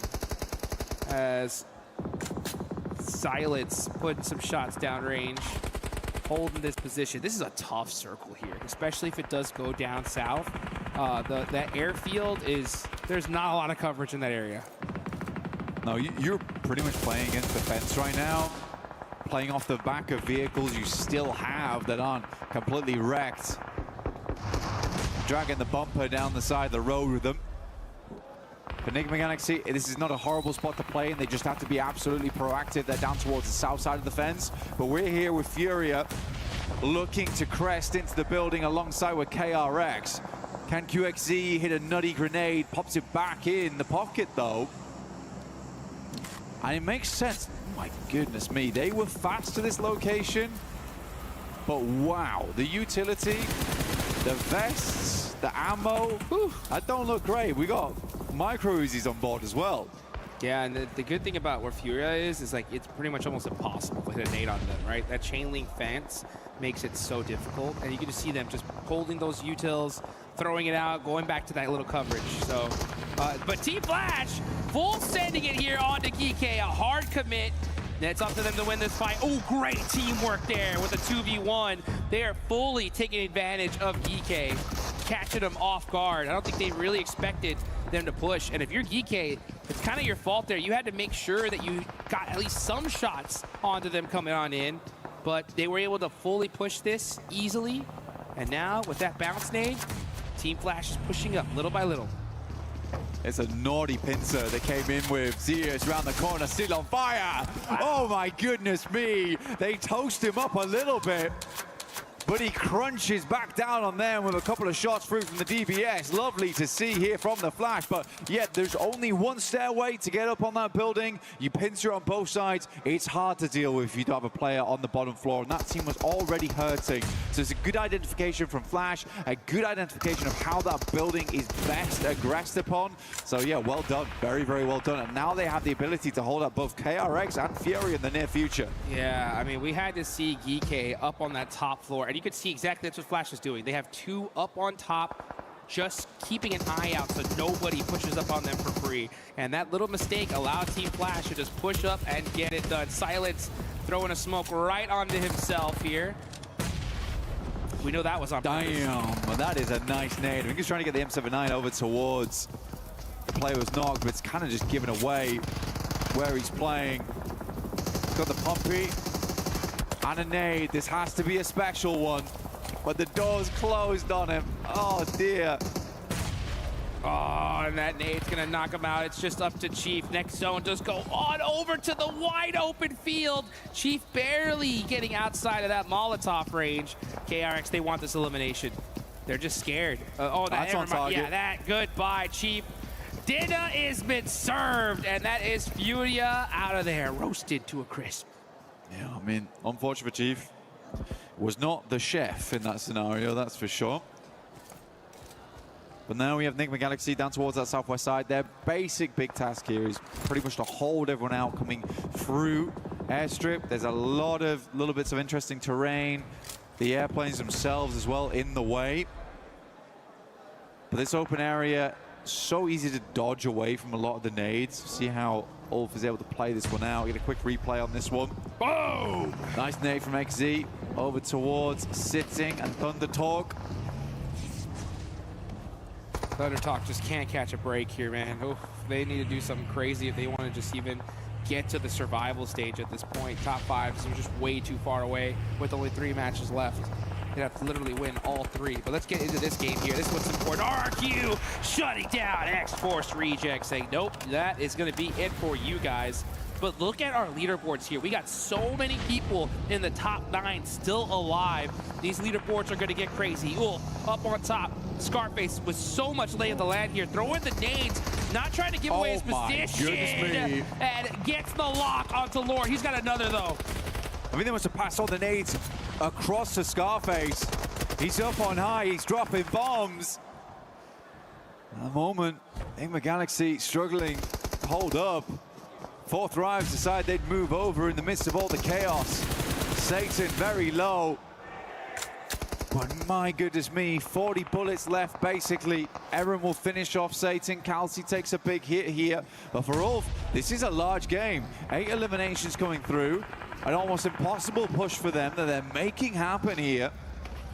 Oh, they needed this one. They needed this one so bad. 24 gets the knock on a Scarface, and that is that critical angle taken away. So now they no longer have the high ground.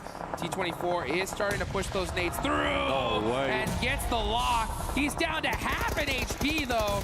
Gets knocked in return. Balak, though, is here, and he came to play. 1v1 situation. Balak up close and personal with the shotgun. He's got the range. He twitches to the F4 and shuts him down. Balak with 1 HP, making it happen for his team. 3 legendary players on the same location. It's Balak, Eren, and Coops. And Coops comes out on top. Goodness me. They needed him to dunk it into the hoop here, and he's certainly done that. Looks to move away, but now has to deal with RQ, who rocks up to the location. They're on set, they're on deck, and they're looking to get themselves out of the danger zone. Woo! RQ just sweeping up the dust after that one. That was wild. So many superstars just going at it. And look at our top 3. Still in the game, but only single players alive. Next zone goes on over to the left. This thing is ping-ponging all over the place.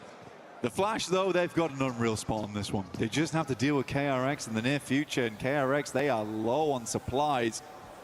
Team Flash has got a lovely little watchtower to make sure they aren't rocking up to them too quickly, and then you're right, it is very much open space after then. Likely the circle pulls away from both WizGod and the Flash. No one wants to move out to this open zone. This is a very difficult circle for everyone. I am more surprised that Foopsman has been left unimpeded inside the bunker over towards the eastern side for so long. And it certainly kept him safe. All right. Dude, he be fooping right there. Foopsman just holding it down. He ain't moving at all, I'll tell you that. The second he walks out, he's done. Honestly, just go out to blue zone. He's got a smoke in his hand. He may try, but... I mean, they're not at the point. That run just out. Don't try, honestly. That run out like is hellish. I mean, it's over. If he makes it even into that white line of this circle, then I'm talking about GOAT are going to win this whole tournament. Yeah. I'm telling you. It's a hard push. I mean, there's this tiny ridge line you can play, but by the time you show your face, that happens. Yeah, the second he even looked out. The second he even looked. Oh. Check this setup out. Oh, KRX. I wish you come to the door right now. Nade goes through, looks to be fairly decent, but Hoxie doesn't jump out the window. But the Flash, they've got a nasty surprise waiting for them at the door. Look at that. And then the nade busts all those gas cans. They wanted to make sure they had the perfect setup if they did push in. But now we're going to see KRX get beat up by 4Thrives, trying to make something happen. Team Flash, though, punishing them and wiping them out. KRX not able to make the push. I think Hazyfa stole a lot of those heliums, though, unfortunately. RRQ still going. Hazyfa gets himself up in towards. Strong position in the game here. RRQ, Gemforce will find WizGod. Hazyfa at least secures himself a third place here. But RRQ absolutely will pull themselves out of the bottom spots this game. It's a certainty at this point. But we are centering up over towards horrendously open ground. Zypha, man, last player up for 4Thrives, does get this just one piece of coverage in this circle. What can he do with it? Especially if he's very fortunate to catch RRQ and Flash fight each other. Who knows what could happen, but Flash are gonna have to push on out of that position. You can see him holding that kind of satellite tower position. So get a little bit of coverage here, but there's just nothing. It is all wide open field. Everybody just hugging the edge for the little bit of coverage they have. You can see this is one of the most disgusting areas of the map. Gross, dude. This is straight gross. There's nothing. It really is. Yeah, I think gross is a good way to put it. RQ is moving forward, though. They get themselves over towards the ballistics. Flash playing up on top. Oh. It's a good shot from the par. Expect nothing less. Hazyfa, the pile driver, off in the distance, looking to smash these two teams apart as a solo. Quick tap fire. He's gonna have to tap fire. He's only got like 70 rounds left, and to make it even less. Trying to get another elimination, though. Genfoss actually gets that knock on the bows. He's going for the thirst. He wants all the points here, but it's not going to be enough. That's 4Thrives out of there. Here we go. It's Team Flash versus RRQ. A nice interview with Flash earlier on. They were looking to find some more success today. There were some decent games yesterday. But can they secure the chicken dinner here at our halfway mark of day 2? Try and get themselves towards a position to get a direct qualification through to the finals in the top 5. Zeus playing off the back of the loot crate. Has the ghillie suit. Might actually be insanely important here. But they know they've spotted him. RRQ, a lot on the line for them right now. Win the final player left alive. It's all up to RRQ here. They needed this win so desperately, especially with only 3 matches after this. They're trying to make that last second run into the top 5. And a chicken dinner here could be the beginning of that. But well, Team Flash, they're pushing themselves big up the leaderboards. Here we go, it's just win. He's got the last rock, but it ain't gonna be big enough. It's RRQ getting the chicken dinner right when they needed it. Playing off the missile, they certainly will rocket up the leaderboard with that one. It's an important moment for this team at this stage of the day, but the fight is not done yet. They do not want to drop back down towards that bottom 3. There is still a chance of it happening, but right now they could breathe a little easier. Ooh, yeah, I mean, they definitely are. They didn't breathe well enough to where we saw no pop-off, right, from that win. It's just like... I know. It was just... All right, good. You know, we're alive. Okay, let's see what we can do, though, before we really get happy. But Flash, honestly, they played well. I think the aggression onto that compound versus GK, it was gorgeous. That was gorgeous. Really well set up, honestly. And I think there's been multiple times we've seen Flash where they've demonstrated just great map knowledge, but more than that, great tactical knowledge of how to play those moments. Dude, not to mention we saw those beautiful setups with those gas cans, right? It just goes to show. They're cheeky guys. They're doing everything they can, right, to make sure that they win those games, and that's how you get it done. That's the Flash feel. They'll do whatever it takes, and if it means playing off the back of a loot crate in Miramar to qualify for one of the biggest tournaments, they'll do it, all right? And I think that's what I like about Flash. They really take any opportunity, any moment to make it happen. And honestly, it just goes to show, like GK, right? I don't know how you let them push up on you without getting one shot downrange. But Team Flash, that's that, and the fact that they're able to take that risk, right? They see that spot open, they're like, you know what? Full hard commit. If we can take it on the way in, it is what it is. But if we do get it, we get the win, right? Possibly. Yeah. And honestly, with that many eliminations, that's a W for sure. It is a W. And that's what all the teams have their sights on this tournament. The gorgeous PMWC at EWC trophy right there in front of our eyes. But a small break for us all, really, coming forward. Yeah. And I think that as we get to map 3, you got to take a breather here, reassess what we're doing going into the next 3 matches, because they really do count. And again, a lot of teams, they don't technically want to head through over towards that group stage. No. They would much rather just go straight to the finals. It's so much easier, so much more prize pool there as well. But again, it requires you to make those moves, make those moments happen. But yeah, I do want to see more on Enigma Galaxy. I think that they're a team that absolutely can secure a spot in top 5. For sure. There's been moments where we look across them and like, oh guys, you kind of look a little bit sad after that game, but they're playing well, man. They are playing well. And hope they can continue to do that, because we'll be back very shortly, and we'll see you soon with JJ, John, and Alan.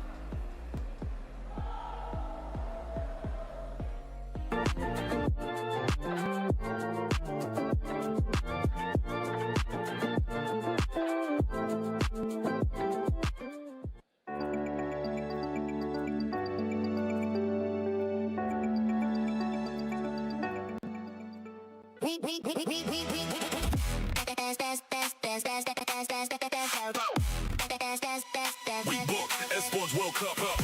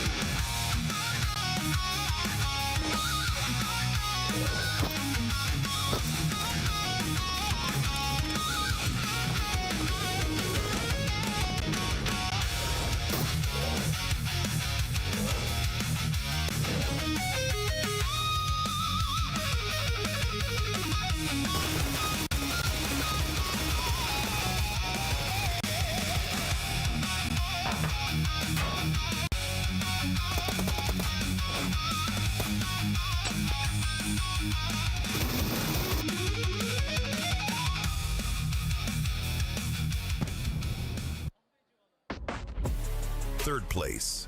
Close enough to see the trophy, but never close enough to lift it. For Aurora Gaming, the road to the Esports World Cup is about more than qualification. It is about finishing the story this roster started last year. At 2025 PMWC, they established themselves as one of the most mechanically gifted teams in PUBG Mobile. Their aggression was fearless, and one knock could quickly become a complete squad wipe. Doc, Top, Zeol, and Refus could all take over a fight, but at times, they looked more like a group of incredible individuals than one fully connected team. Doc was named MVP, but they still finished third.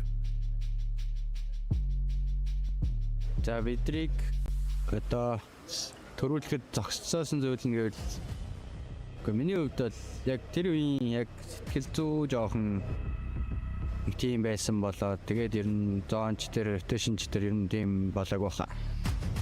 Then came PMGC, another huge international performance, another MVP level showing, and another third place finish.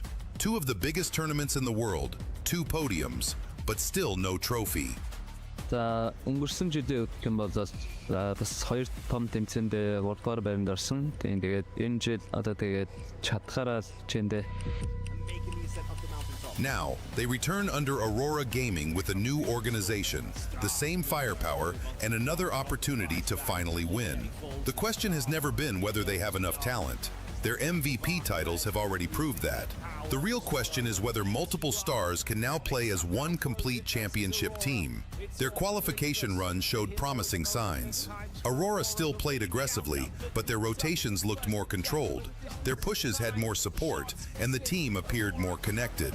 That growing coordination was on full display in the final match. Oh, what's the name of Refus, the 1v4 from a range? They wiped out the last team and won the EECA finals by the smash rule with 145 points and finished first in the regional qualification ranking.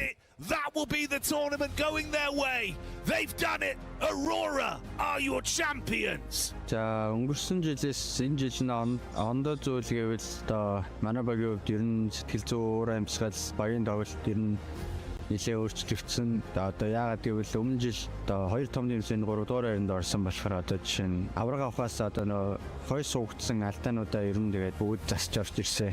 Тэгээс авраг авахын төлөө ер нь чадхаараа хичээнэ. The MVP awards are already there. The international podiums are already there. Only one thing is missing, the championship. Aurora Gaming arrive at PMWC 2026 as the uncrowned kings of PUBG Mobile, ready to break the third place curse and finally become global champions.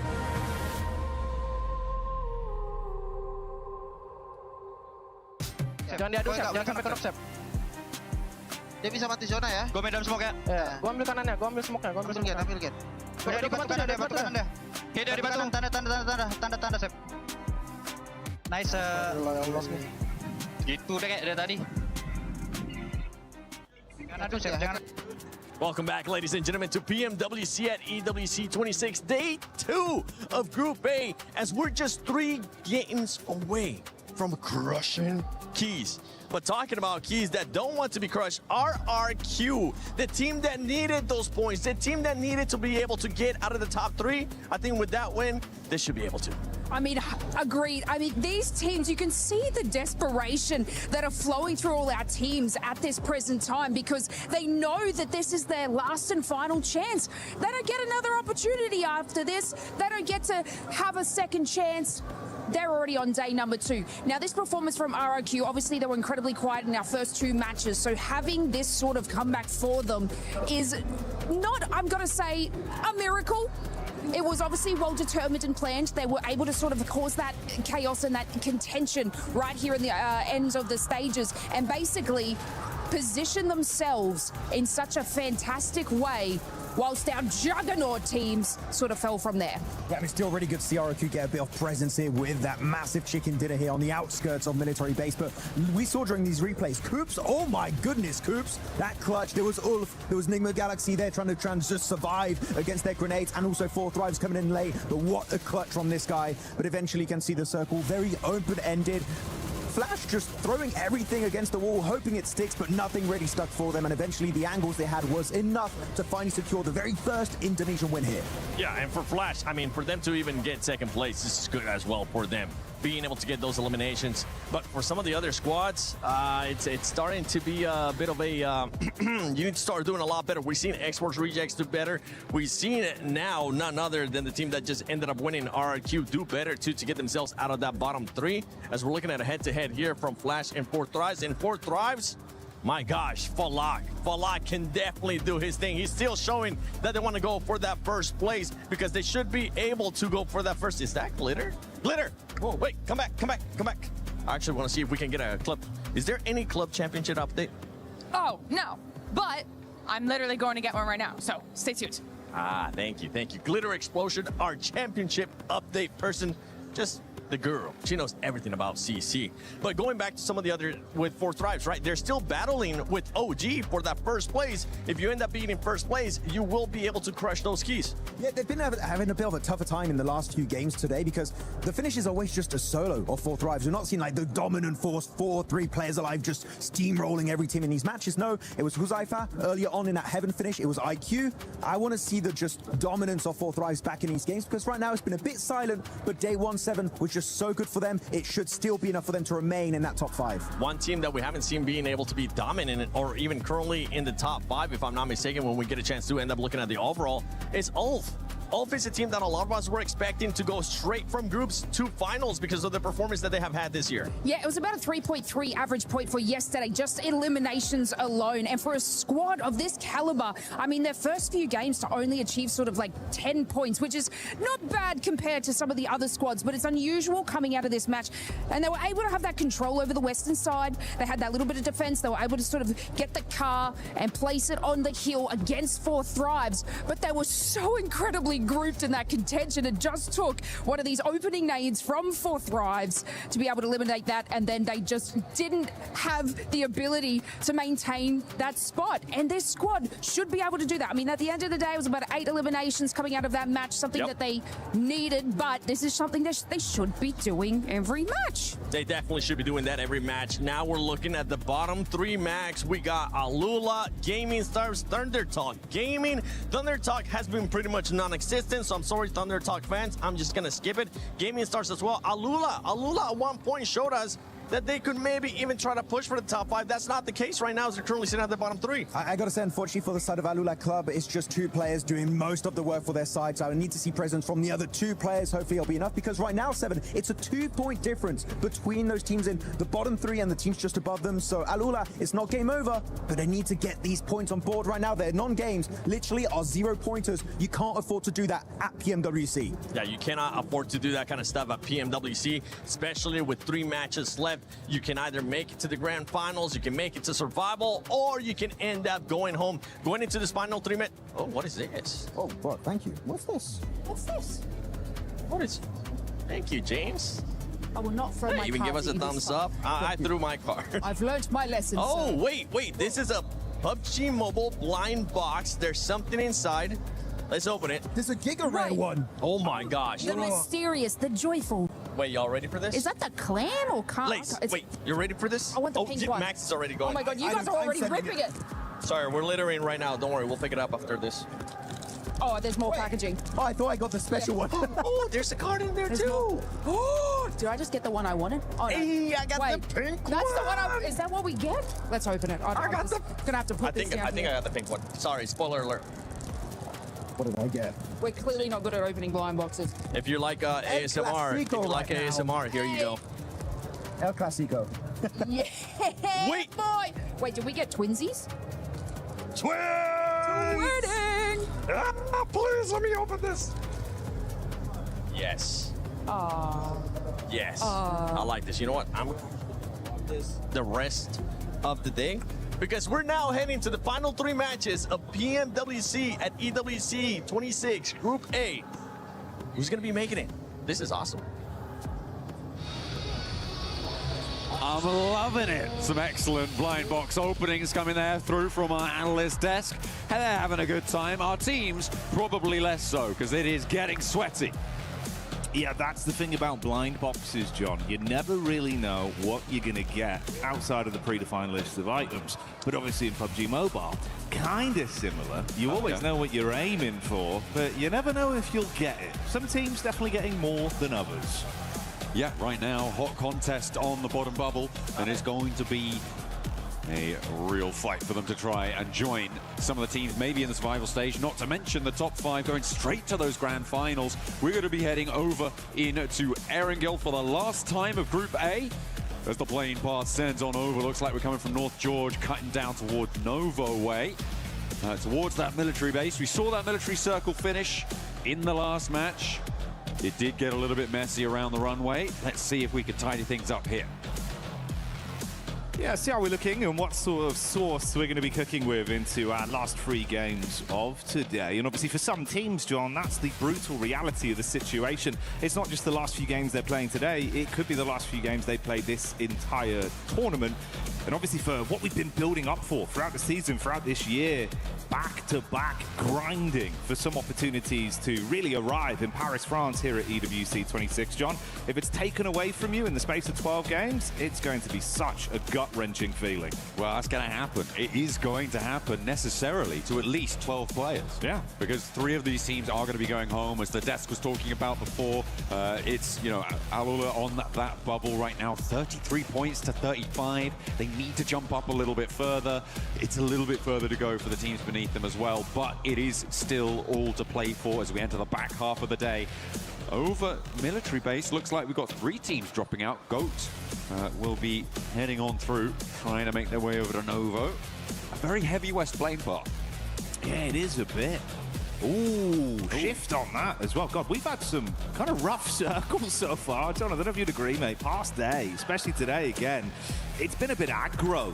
This is one that I imagine for GOAT team, you're probably going to look up and go, you know what, it's not that bad. We love a late rotate, guys. This is the dream. Yeah, grab some of those hovercrafts, pull a KRX, send in 2, and get in late into the game, or at least try to. Looks like Flash are on the hunt. They've spotted 2 players in a buggy. Out of the window he goes. Win for the spray down. Doesn't quite connect on the first one. Reload, leaning out the windows. 3 players in the car, trying to chase them. But it looks like X-Force rejects are wily to it. Yeah, Win looking for the lineup. Full gangster level plays as he leans at the back seat with the boys tracking nicely. That's going to be the bonnet over the top of Reverb to get their first Elim hard hammered in. So not ideal for reject, John. You've dropped into a field and you've been mowed over by a vehicle. Far from it. Yeah, absolutely. Do want to be keeping all your players alive right until the very end, Jackie. That is a top tip for PUBG Mobile. But they are going to be playing on and right on the bubble as well in that 13th place position. It is rough stuff, especially given that they're one of the few teams who's already dropped up towards this north side, right? With 4 players, they have such a better opportunity with Severny to grab everything that they want. And if you guys want to grab everything that you want, make sure that you're joining the Uzumaki Naruto event to make sure you can get the chance to draw those beautiful skins that have been added to the game over the course of it. And see if you can take the top spots here. Well, you have to wait for that probably. Next qualifiers. Yeah, maybe another year, maybe another time. But obviously for the squads that are battling it out right now, I do like the point that you established, the idea that for a team that was thankfully gifted a position that was far closer towards zone, you've got a quicker rotate to actually get yourself set up, find some safe ground, get yourself truly looted rather than just with scraps when things kick off and you're forced to run into a team on rotate. Well, that would be a lot easier if you had all 4 players. Even one at a pivotal point like this makes it far harder to actively fight. And rejects, I mean, not, you know, being rude, John, they need the extra level right now. You need the full squad. 3 players, this is going to be a bumpy ride. Yeah, they are only 2 points ahead. They definitely need to have everything playing to their tune if they can get it. Team Flash very happy to be able to add another point to their tally, try and solidify themselves in towards the top 5. Because of how the plane path was sat, it did exacerbate those vehicle drops, which is why you see that sort of conflict. And then trying to break out to the east, you kind of are going to expect it on a situation like that where you start all the way out on that northwest side. So, yeah, brilliant stuff for Team Flash to be able to hunt that one down. I just hope they didn't waste too much time. It was pretty quick, though, so I don't imagine that they have. They also have all of Yasnaya to be looting through. We are seeing the classic Nick McGalaxy send 2 out and see how far you can go. I'm expecting to see them in Kameshki in about a minute. Yeah, this has been, well, you know, relatively working for them. It's been something they've adopted far more with a 2-2 split, being a bit more proactive. We've seen that over the course of the flow of games today as well. Opportunity that they might run into some bystanders and possibly get a read on it. Avoid early interaction if possible with this setup. It's TTG just nearby. Ulf and then Flash in the middle as well. Another squad that's there though, John, OG. Been looking a lot more exciting as the event's gone on. A lot of fanfare behind them. Yeah, absolutely. They have really picked things up today, obviously taking that top spot right now, just about pipping Fourth Rives to the post for the time being, but there is still time to change that. Of course, again, very closely for position. But for both of these two teams, it's about that top 5. It's brilliant that you have that sort of step up for Orangutan, for Fourth Rives. They have really been putting that pressure on towards the top of the tables, and it's been great to see that they've been able to ascend to such heights. But yeah, for Orangutan, they're looking much more coordinated today. They're looking like they really have it figured out in a lot of situations, I think it's safe to say. Quick refuel there for Fourth Rives as I forget some target practice in. Getting ready for it. And I'm assuming, yeah, I'm just going to top that one up right to the tippy top, and off he goes. Falak on the road again. Falak was kind of crazy with it at the end of that last match, right? Sending forwards over towards, I think it was Enigma Galaxy to try and sweep through, obviously. No, sorry, it was Coops who took him down from Enigma Galaxy. Yeah. But yeah, it was really quite nutty what they were able to pull off there. Unfortunate that Coops did roll them down, but you can see why people talk about Falak the way they do from the play in the end there. I would say a little bit too much risk for my liking, but that's why I'm not in his shoes. That's fair enough, man. I think, you know, at certain times you've got to dial it on, right? And if you can wreck yourself in those moments, we've seen when he does need to sort of realistically understand it's time to play a bit slower, be a bit more defensive, he can hit that switch. But he's so damn slick with it in firefights that, honestly, I'm pretty excited seeing him giving it. He started off day one with an absolute fanfare of performance, and that's not gone anywhere. Chance they might run into some uncomfortable water, though. You got this wrap over the bridge from Aurora, KRX just up ahead, and 2 of the 4-man split from Nigma, not too far away either. Yeah, still in Pachinki though, and if I know anything about them, they're going to stay there until Zone 2, and then see where they can go. Okay, no, they are on the road now, so they have finally looked to leave Pachinki. As we hop over on board with Geeke, they are currently moving out towards the east side of Roshok, trying to find a way to maybe have a chance to cross the river later on. It looks like Orangutan are further ahead in that pursuit, though, and that's going to make things difficult. Will cause a bit of a roadblock there. And instead, they post up in some of the buildings. At the moment, with the river as it sits, you're more going to look to prioritize the eastern side of this circle right now because it's so much more mobile. Teams out there are going to have the opportunity to send all the way north nice and quickly, or drop down south if it comes to it. But the teams around the river, they're going to be blocking each other. It's going to be a lot harder to move. It's very, very difficult to try and make that rotation. But sometimes that's just where you have to find yourself. That's just where you are going to end up going. But yeah, I'm looking at the teams on the east and thinking they're going to have a better time of it in towards stage 2 and 3. Yeah, it's fair enough, man. As much as the ideal situation doesn't always present itself, sometimes you've got to just roll with the punches. We did see a little bit of a read there from Geeke as well. It's Ragnarok that's looked like he's actually kind of the spear of this team in situations where they want to instigate. He's always keen for a fight. Took some warning shots over towards OG. Won't really invest much into it, but info goes both ways. They don't need to all-out brawl right now. They'll avoid that encounter. This is going to get spicy soon, though, John. A lot of space that's going to be taken away. Tons of squads getting neck and neck towards each other, and that's the crunch that comes in. Yeah, keeps Yasnaya on the north side of this circle. Again, those teams out to the east side going to have better access to this one, but I'm looking at RRQ and wondering what their moves are here. It's a difficult spot for them. Do they try and force their way across the bridge? There's potential for them to get a good start, but as time ticks away, it's going to get less and less likely that they can make it unscathed. However, they have managed to send forwards a scout. And actually, the compound to the south of that bridge looks fairly uncontested. They might just saddle themselves with a really quite brilliant compound on the west side of those Yaz fields. Very, very central. And potential to backswing if they do need to end up going to the north side in a crazy circle shift. Ooh, 10 points for that one as well. Lovely work there, John. He's probably damaged the vehicle a little bit in terms of resale value, but hey-ho, for what it was a nice rotate right up the ramp. You know what? A chicken dinner's worth any resale value drop, so we'll see if they can leverage that position over on the east side. Very stylish, though, and you're right. Yeah, style points definitely super important here. It's pretty on brand for Fourth Rives as well, isn't it? Style, from what we've seen. And I wouldn't be surprised if we get a bit more of that. Right now, they're looking over just towards the ridgeline. Got a bit of a read on TTG, but once again, you don't want to throw the first domino and have it blow up in your face. But Flash, don't know what sort of dominoes you're playing. They're really big ones, but they're full of those, you know, the things you used to buy from the penny shop. You throw them down, they blow up. It's like that. Yeah. Bangers, John. Bangers. Absolute bangers. Let's see if we've got a banger of fight on our hands here between Team Flash and Gaming Stars. Win pulling the pin. It looks like the opener has gone well, but Bozy has already fallen as well. So it is not looking super healthy. You've got KRX also poking their noses in from the south side of this fight, Jackie, which is going to potentially force it into an uncomfortable scenario. Well, more uncomfortable than it already is, to try and find themselves locked horns now. Gaming Stars trying to rebuff Team Flash.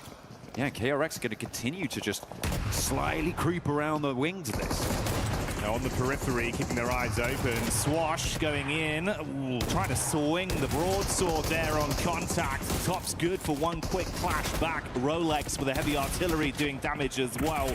So trading blows right now, but this is looking like a pretty good recovery for Flash, John.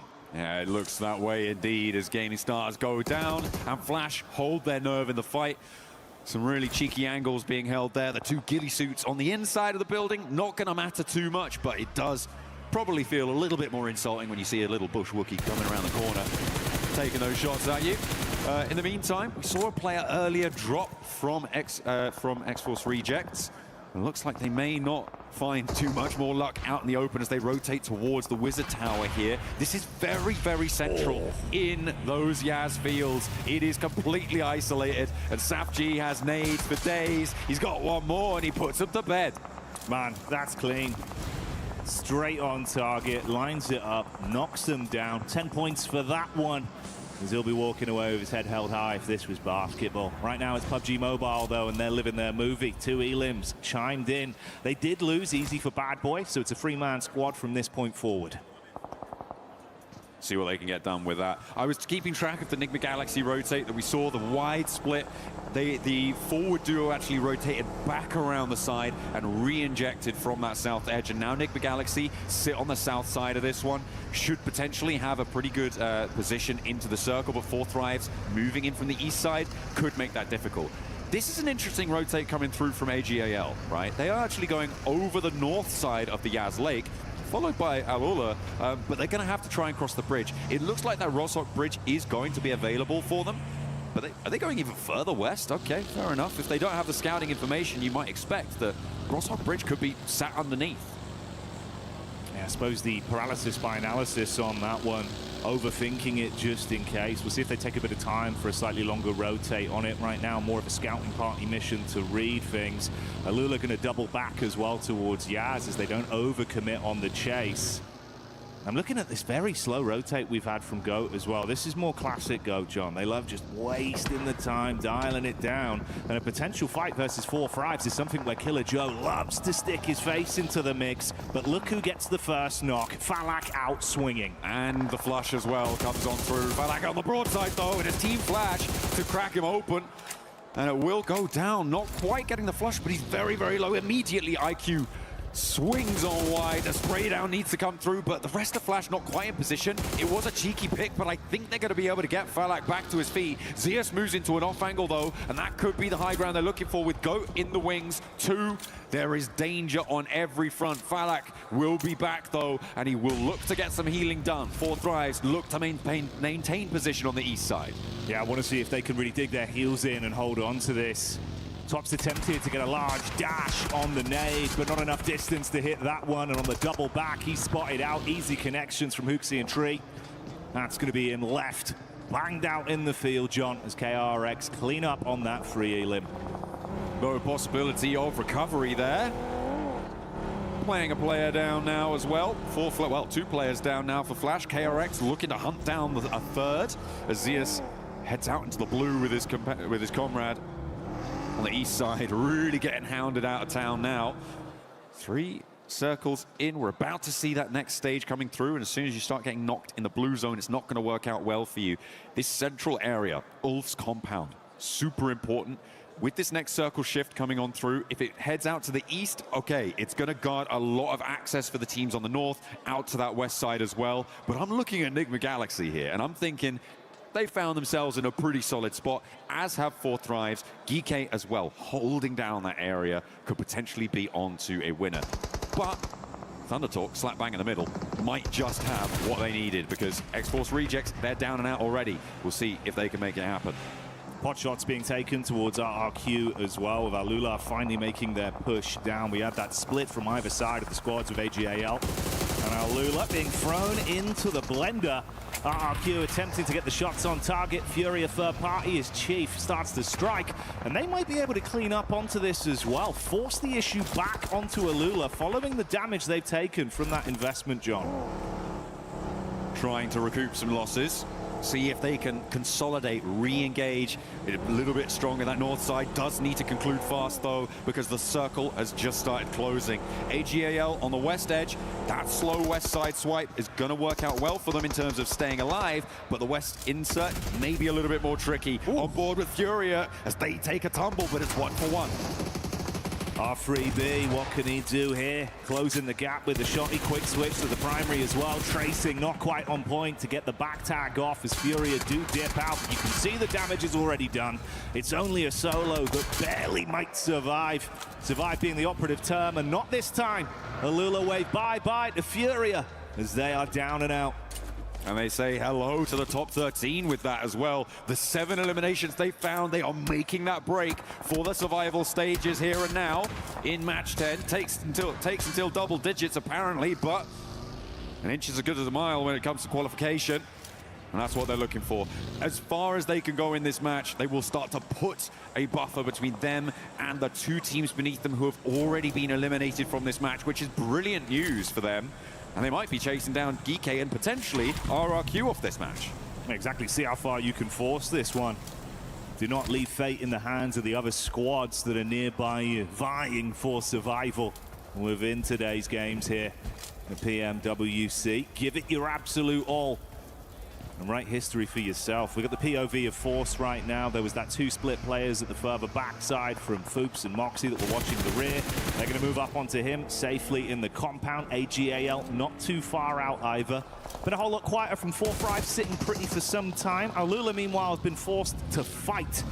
And it seems like, again, they are willing to do so. Brief opportunity to loot. Yasser further back. Vehicle taking some shots. Do need to get that healing done nice and quickly. It's just not going to be quite enough. The play zone takes him down. Some tags coming on through. And he will fall. Unfortunate there to lose one. But yeah, for Alula, this may be as far as they can go. I was hopeful that they could find something maybe against Ulf pushing in nice and quickly from that north side. But yeah, the doors are starting to close. The windows too, locked and bolted. They're going to have to smash something if they want to break their way through. Falak now in contest again, peeking over the ridgeline as KRX may have their attention diverted down to the south side. Oh, they're so low, though, from the sustained damage they're taking from outside of the blue and the pot shots, even with R3B getting that tag into the back of KRX. They don't have the gap closed to get in their face and convert from it. It's just one man left, effectively. R3B, try as he might to get anything more here. At least make it a dire game for KRX. That was the closing play. He does manage to get the knock onto Hoxie and Binny. Hang on a minute. Is he just... He's taken quite a hefty chunk out of the team there. KRX going to have to try and recoup something out of it because they do only have 3 players now playing into the match. The circle's going to push them away from their position. Ulf on the north side is a major roadblock for them as well. This 2-1-1 split that Ulf are holding right now, it feels a little bit greedy, but with Eren on the oversight, they know those knocks have come out to the east side. With Kalsi on that west side, they're trying to guard out Orangutan. I think the Kalsi will be the first to move if it comes to it, but Eren also needs to jet on in. Once they consolidate in their position, they're going to have a pretty good time on the north edge. GK getting backstabbed as well from Aurora. Good shots there to be able to split the squad into only 2 effective players remaining alive. AGAL hunkered themselves down towards the ditch after taking a few shots on target from Nigma. Ooh, backstab though as Joel gets eyes on Ralph. This could be interesting, John. You've also got Goat Team out in the southwest of this to potentially play spoiler to Nigma Galaxy if they get too embroiled to the north side. Ralph also does need someone to move out and pick him up. The rest of the team are further out to the northwest, and it might just be too far for them to go. Giving up on their compound, that's a really tricky decision to make, and Aurora and Goat are going to fight for the opportunity to take down the rest of Nigma Galaxy. The nade protocols have been good so far. Let's see if they can do it again. Aurora lining that one up. Good splash damage into the back. Force fighting from a distance. Moxie so low as Foops gets knocked. And Force living on a prayer there, but the double nade is enough to stop it. Only really Moxie that remains alive, but the nades don't stop, John. Oh dear, that old goat does need to try and stay alive as long as possible, but the bombardment continues, and Aurora stay alive with all 4 of their players. They're going to swing up towards the north side because Reefus is engaged now with Geeke over the top of the ridge. Doc wants to get stuck in too. Maybe a little bit more reticent now, though, as Reefus does have the challenge. Step forward, SafG wins it, and Doc just wasn't there. The rest of Aurora, they weren't there either, and Reefus will be the price that they pay. But is there an answer? Is there retribution? Zjol looks to try and find one, but Geeke managed to get back behind the headland. A nade on in. Let's see if it's good. It splits the difference, takes down one more, and SafG now fighting for his life. Anything but safe in the position he's left in, trying to clamber over the top of the bonnet. Low on health, about a quarter of his HP remaining. Shots on target as well to keep things uncomfortable. No moment of respite. No opportunity to catch your breath. Geeke gone. Silenced on this one from Aurora. But other sharks are in the water, John, and they smell that blood. Airing out in the open, not gonna matter though, because they've got backup. Doc takes a tumble. The knock is sent over their way. KRX are trying to scout out. Could maybe be dangerous for Ulf as they don't have their wits about them, but I'm hoping that they do right now. They will try and maintain that control over the northern side. Thunder Talk Gaming have just been so quiet over the course of this whole match, Jackie. They've been in this position for a long, long time. They can stay there for a little bit longer, but I imagine you're going to have Aurora and Ulf on your doorstep pretty soon. And that's not a collective that you want at your front door. It's going to get messy pretty quickly. Top with the eyes locked on as well for the exit side towards Ulf. TTG just trying to keep their tails tucked between their legs, sitting pretty for at least an opportunity that's given to them. KRX that suffered heavy damage from that backstab. Alula making it uncomfortable did result in the downfall of Binny. So only a triple threat left. Vehicles for the rotate, but smoke coming out the bonnet. Not the best of health, but you'll take it if it's the only thing on offer. KRX in probably the most difficult position here. Depending on their timing, though, because Fourth Thrives and Ulf are both going to have to move. The question is, where do they target? And if you can find a cheeky little insert into the back of a third-party fight, something like that, KRX might have a better time of it. But it looks like Ulf are much more preoccupied with clearing out that backstop because they haven't taken that move just yet. And KRX might just be walking straight into the fight. They want to try and take it down, Jackie.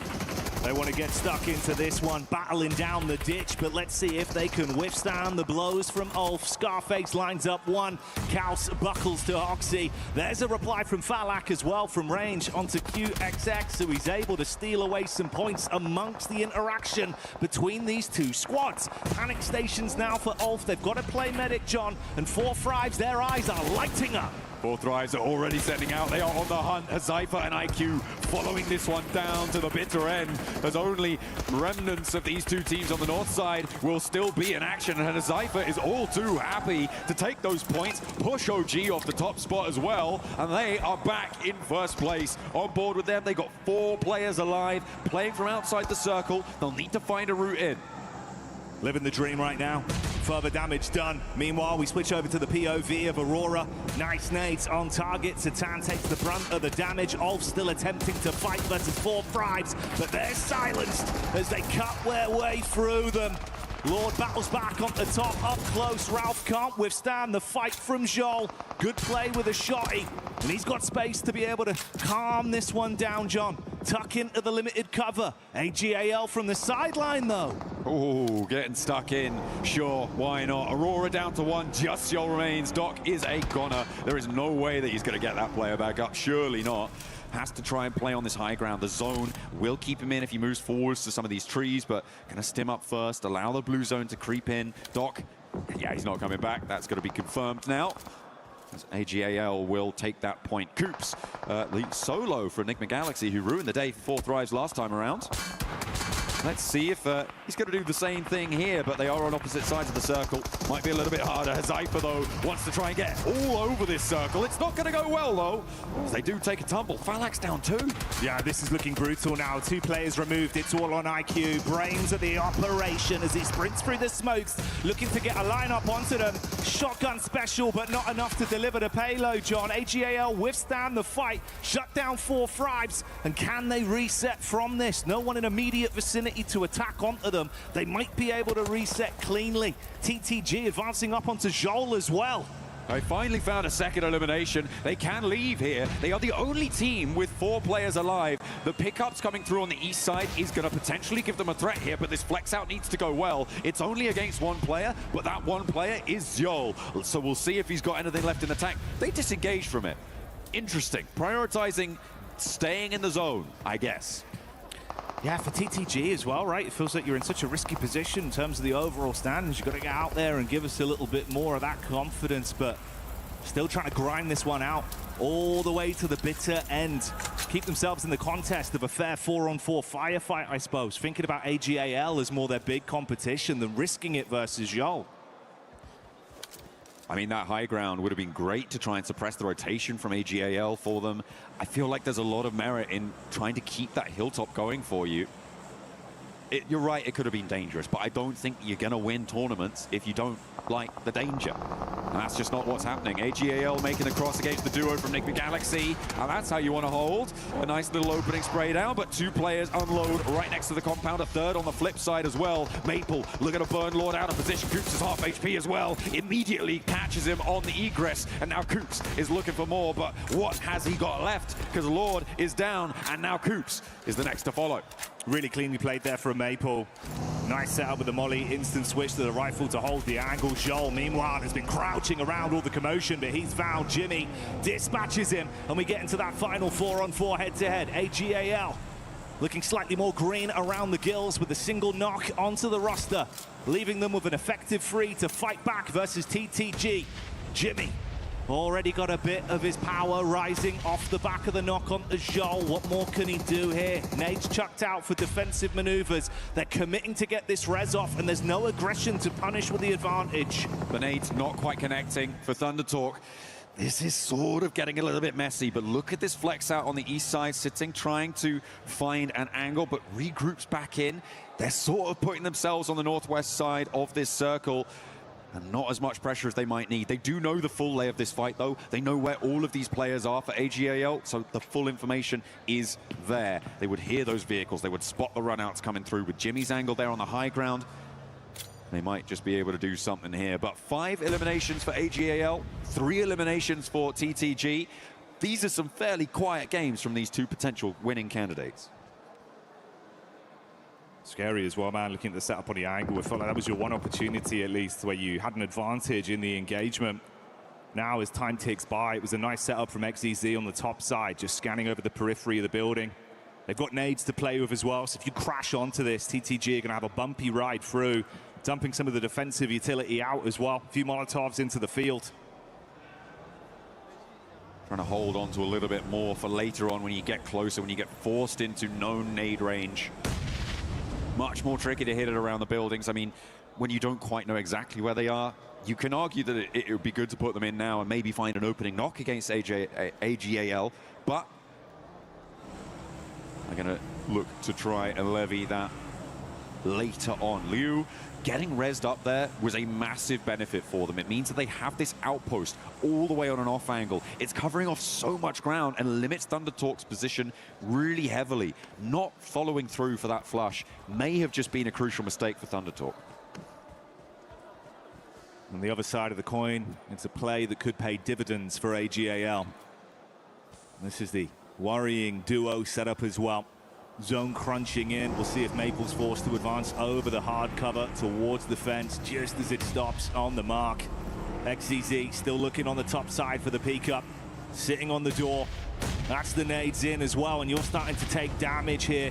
The shoe could be on the other foot, John. It looks very uncomfortable from TTG, and the double nade on target. Flower and Maple blowing away too. Suddenly you were at panic stations. Down they go with their backs to the wall. What more have they got? It's all up to Sing for Thunder Talk, but he does find an answer for 1. Let's see if he's got any more. A 1 versus 4 would be necessary. He's going to start out well, but it's not going to go his way. Thunder Talk cower on the northwest side. They just are too timorous to take that one down, and instead, AGAL take the top spot. 19 points, 9 eliminations. A nice close down for them. A big result in the final fight, and it felt problematic. TTG paying for placements for so long, hoping that it would pay off, but that one moment, John, where it felt like you had a chance to commit to it. It was the biggest opener they found in the space of that 5-minute final game sequence. Didn't commit to it, comes back to haunt them. Absolutely. I mean, not committing to trying taking down Zjol's position out on that west side. I think that they could have done a lot more there to use that high ground. They would have been able to spot the AGAL run up towards the Nigma Galaxy duo. They would have been able to do so much more damage, maybe even flush Liu out, and then flex out towards the east side. They had such a massive opportunity to do that with Sighting moving into that area earlier on. It felt like they kind of threw that one all away, to be honest, Jackie. And when you're at the bottom of the tables, you need to be throwing caution to the winds, not throwing it into the bin.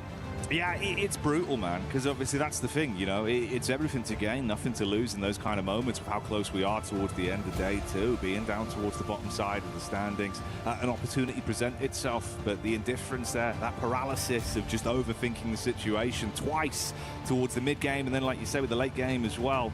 Yeah, feels like that's kind of the difference maker, man. You know, hindsight's 20/20, John, but in those moments, a new pair of glasses may be needed. Absolutely, or at least contacts at the very least. Yeah. Because they need to be seeing clearly. Some shifts coming through towards the bottom of the tables as well. Some players, some teams rather, jumping up to try and get into the survival stages. A couple of our teams towards the top as well, making a bid to confirm themselves, to lock down one of those 5 direct Grand Finals qualification spots. So really interesting. Moving out of Erangel now, we're going to be moving over to Miramar. I'm very excited to see what our teams are going to bring to the table on this one. The desert is going to be more rotationally focused. We say that all the time, right? So hopefully the smarter players are going to be able to bring something to bear. Who has got the brains behind the brawn? Yeah, exactly. You're going to need that large IQ to help you get through these kind of games. These are our replays from the final moments on that one as well. Of course, Thunder Talks, like we said, you had one opportunity on the engagement, though. It was a nice knock from AGAL, and then they just ran through with it, John. The nade opener absolutely crippled them. 我抽进一个和右手一个，可以控，我能过来，不要扫倒，最后一个，我重新追一个，不用急，他没去，他有4去。 Solid comms, they knew what they'd done already. 我来。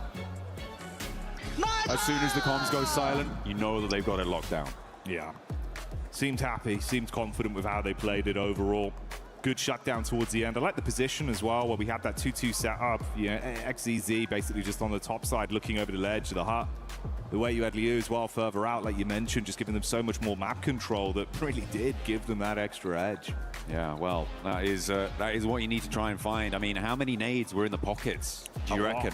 For TT, right, when they went down? It felt like they could have used that utility a little bit earlier on. Sure, it's not like the perfect place, but I don't think such a thing really exists when it comes to this. You do just need to be throwing those downrange. There was more that they could have done. It was not to be. And credit to AGAL for being able to leverage that advantage, right? They were able to read into that. They were able to send out, right, and grab their player back up because they felt, oh, yeah, they're not putting pressure on us. Let's just go for it. I know that's the thing, right? It does kind of feel like we're really egging on this one point, but when you look back at it in hindsight now, that was the pivotal moment of it's the big edge they had. Following everything else that went on from there, John, there was no advantage taken. It was very sort of, cowsome in the setup they went for, hoping that effectively they'd find a pick on contact. It doesn't go that way when you're eating shrapnel. So yeah, the one opener that did give them an edge, not followed through on. That indifference certainly hurting them in these games. Yeah, absolutely. Some of the rotations around that west side as well worked out well for them, right? Because remember, early on, I was talking about AGAL. Oh, they're going all the way out west. True. And they were later into the zone. They played a slow game. They played the only team really to go for that sort of thing. And it's obviously worked out well for them in this instance. But I feel like if another team was in Thunder Talk's position, might not have been as easy. But either way, they do manage to make it work. So yeah, very, very smart stuff coming through from AGAL. looking to try and get one of those spots for themselves as well. I'm loving how close all of this is, Jackie. I know, it has been exciting, right? Obviously a little bit different to the usual spin of things when we're at such a prestigious event like this with the back-to-back games. The fact we're going into a day two with a risk of not only having teams qualifying through, having that sort of, you know, dream moment, this is great, but the sheer defeat, the sheer panic of sitting there and realizing that's it, 2 days of play and it's over, mate. You know, you're thinking about airports, John. You're not thinking about trophies, about the history, about actually giving that solidarity to your organization with a big result after what's been quite a grind to get here for some of these teams. I mean, at the end of all of this, right, we do crush the keys, but yeah, if you're in this sort of situation, you can't let your mind be crushed already. There is still an opportunity, I think, for any team to make it into at least survival stages, given how we were sat before this. And for the final 2 matches to be so important is pretty important. It is going to be good news. We're going to be jumping down for an interview with Alula. Yes, we do. I've got Quick here from Alula Club Esports here for a very quick interview before we go into our final 2 games here on the Qiddiya City Grid. Sandstorm, thank you so much for joining us as well to help translate. Quick, let's talk about what the issues have been so far over the last 2 days, or the points of contention. What's been stopping you guys from gaining momentum over the past few days? اول شيء شكرا على تواجدك معنا كويك، وحابب اسالك بخصوص الاداء خلال اليوم الثاني. احكي لنا ايش المشاكل اللي عم بتمروا فيها؟ يعني بين انه مو عندكم مثلا اي نقص بالامكانيات او القدره، لكن يعني في عندكم مثلا نقص من ناحيه الفرص انكم تبنوا عزم في المباراه، فايش المشاكل اللي عم بتمروا فيها؟ والله المشاكل يعني ما عندنا مشاكل انه استراتيجيه وجن سكيل، عندنا يعني كل شيء موجود، بس عندنا انه نحتاج ندخل بالجو، وجاي ندخل بالجو، وان شاء الله الجيمين الباقيه انه راح نأدي اداء ونتأهل. I want to say it's not that we have an issue when it comes to our tactics, our strategies. We just need to get into the flow of things. And with 2 games left, we're hoping to be able to get into it and get it done within the next games. I mean, speaking of getting into the flow, even that last map on Erangel, sorry, you guys appear to have better flow, better pacing. You coming down through the north side of Circle, obviously it pulled away from you guys. You took out Furia, everything seemed to be good. And then the pacing slowed down. What happened? هلا بخصوص المباراة الماضية كان مبين انه في عندكم يعني بوش قوي من المنطقة الشمالية، قدرتوا تشيلوا فريق فيوريا، كانت سرعتكم كويسة، لكن بعدين بطأتوا وتم اقصائكم بالزون، فايش كانت المشكلة وقتها؟ هل مثلا كانت روتيشن بطيئة، ولا ايش المشكلة اللي مريتوا فيها في الجيم الماضي اللي تم اقصائكم من وراها؟ اخذنا قرار نشيل ارار كيو، بعدين دخل علينا تيم فيوريا وقتلناهم، بس اول ما خلص الفايت انه ما عندنا وقت نجمع انفو ندخل على الزون، رحنا يمين شفنا تيم ضاغط علينا، رحنا بوجهنا لقينا تيم، رحنا يسار تيم لازم علينا، ومتنا من كثر الضغط علينا بالسيارات. After we were able to make the push and take down Furia, we tried to rotate in multiple different positions, but every direction we took, there was always another squad waiting for us. So yeah, the fighting did benefit us, but it was a little bit late towards the end. So yeah, it became just too difficult for us to actually find a place that was open and wasn't occupied. Yeah, I mean, going into these final 2 games now, it's kind of crunch time, isn't it? You're in that bubble of potentially going into the bottom 3. You're currently out of it. Are you going to be able to stay out of that bottom 3 spot? And how are you guys feeling? Are you feeling positive for these next 2 games? هلا بقى عندكم اخر مباراتين، اخر فرصتين عشان تقدروا تتاهلوا وتكونوا موجودين ضمن حاجز التاهل للسرفايفل ستيج، فاحكي لنا على كيف احساس الفريق، كيف شعورهم، وهل جاهزين وهل عندهم الامكانيه انهم يضلهم متواجدين ومتاهلين للمرحله الجايه من البطوله؟ شعورنا دائما انه نحو الافضل، انه ايجابيه وما عندنا اي سلبيه، انه احنا نقدر راح نتاهل، بس عندنا مشاكل نريد نحلها، وها هي ما يعني متاهلين الثقة موجودة، الحماس موجود، كل شيء موجود. I want to say, as long as we are in the right mentality and we have the right state, we're in the right state of mind, we can accomplish what we want to, and hopefully within these last 2 games, like I said before, we'll get into the flow of it, and we believe that we have the ability to qualify, and we'll prove it in the last 2 games.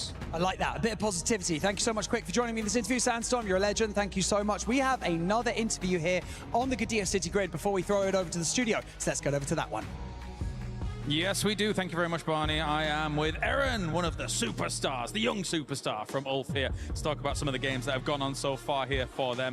And my question to you guys is, obviously, it's been a bit of an up and down results so far from you guys. What do you think about the overall games from today as well as your performance? Bugünkü maçlarda yine iyi performanslarınız da oldu, kötü performanslarınız da oldu. Genel olarak bugünü biraz değerlendirebilir misin? Bugün çok iyi de oynamadık, çok kötü de oynamadık. Ortalama puan çektik bence. Çok hatamız var. Onlardan ders çıkarıp sonraki maç inşallah iyi puan çekeceğiz. As you said, we had ups and downs today as well. But we know our mistakes and we hope to learn our lessons from that and finish on the top in those last 2 games. So let's talk about that then a little bit. Obviously, a lot of top 4s from you guys so far, but no wins, no chicken dinners just yet. But we're used to knowing that Ulf is always a contender for number 1 and always able to get them chicken dinners on the board. So will there be any adaptations in these next 2 games, or what are you expecting? Henüz bir win almadınız ama Ulf'u biliyoruz, her zaman 1. sıraya zorlayan bir takım. Top 4'de de çok oynadınız ama hiçbir win gelmedi. Bu son oyunlarda stratejinizde herhangi bir değişiklik olacak mı? Yani bir değişikliğimiz olmayacak, aynı oyunumuza devam edeceğiz. Sadece hatalarımızı telafi etmeye çalışacağız. We will only keep playing our own game and we will try to learn our lessons from the mistakes that we made. All right, fair. Thank you very much, Aaron, for joining us here. That is us done for here down on the stage. Time to head back into the games here for more PMWC.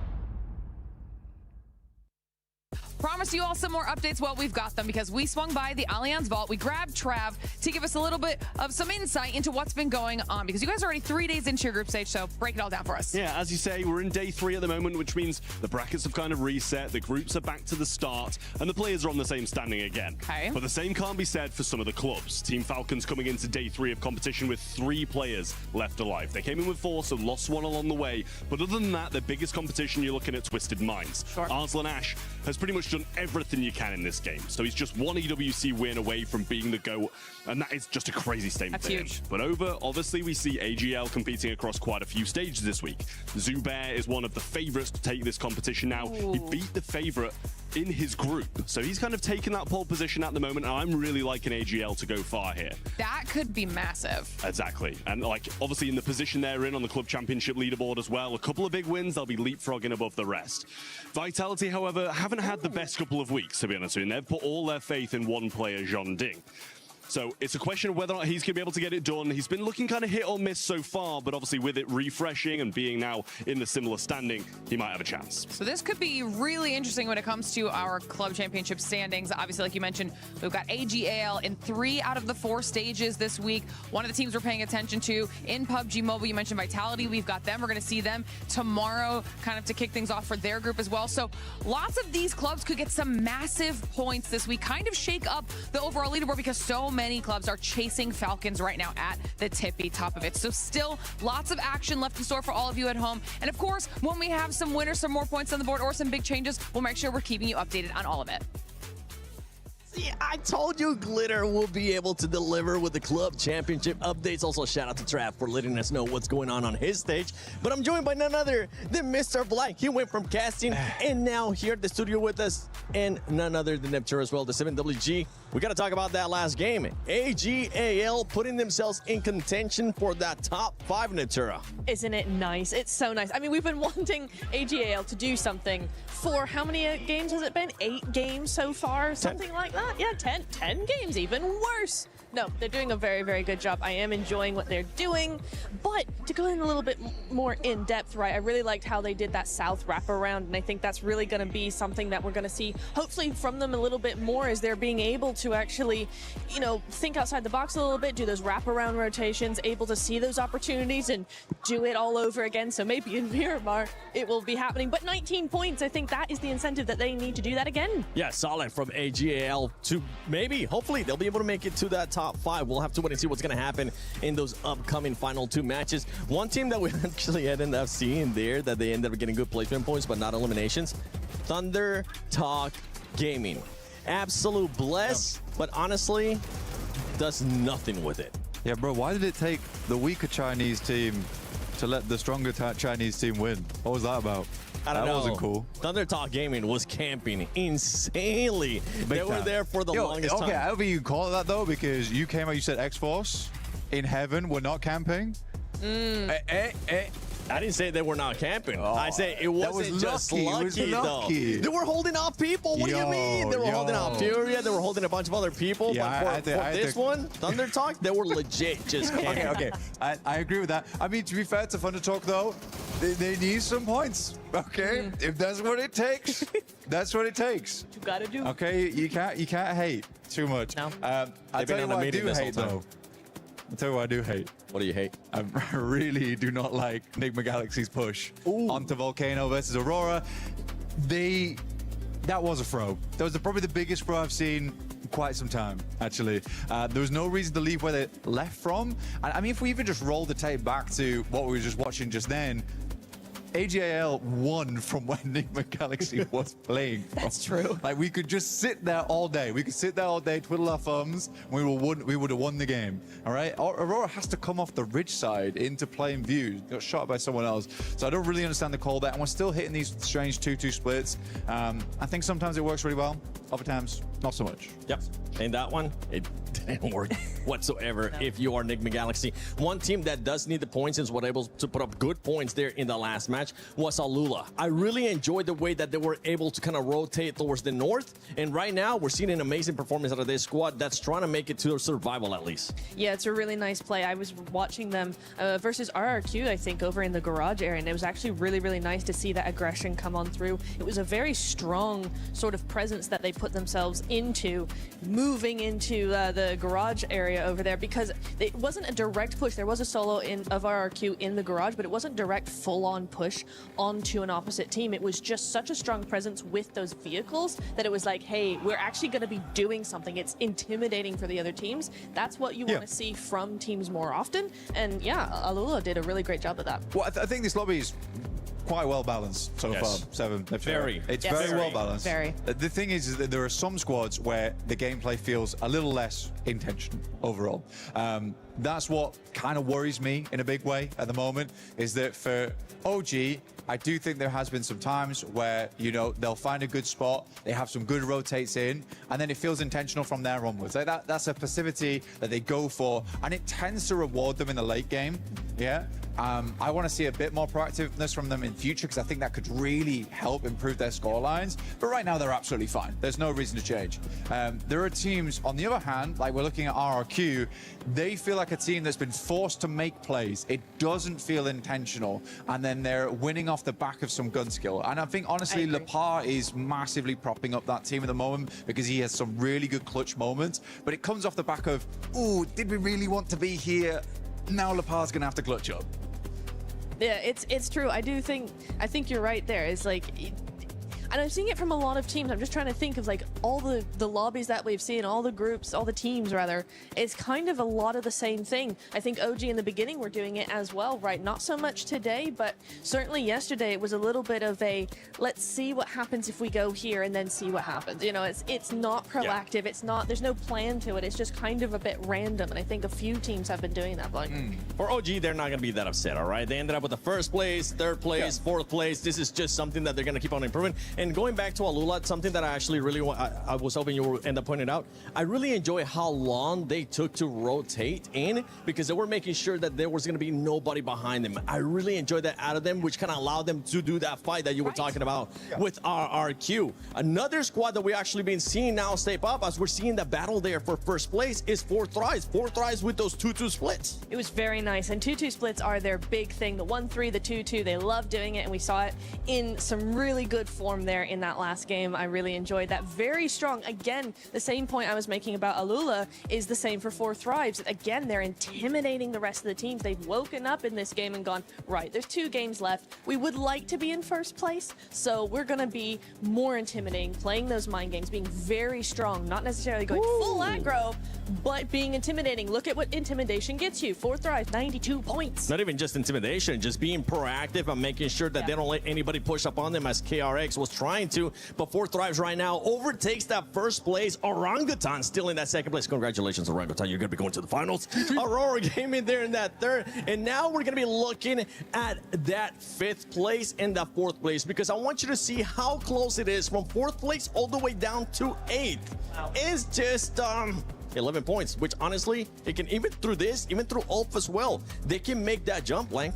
They can. I think for Ulf, there's a big opportunity here at the end of the day to make it happen. I wasn't massively impressed with Erin's answers there, though. There was a lot of, we can learn from our mistakes, we can learn from our lessons. Yeah. What are those lessons? What are those mistakes? Do they even know what those mistakes and lessons to be learned are? And I think that's a struggle thing for me to listen to, really, because I think Ulf, they have good gameplay. Even watching them Erangel on Airstrip, that was really nice. They had a great setup. It's very creative at the end of the day. But I think Ulf, they have these special moments here and there. Yes. Right now, I just don't think we're hitting those yet.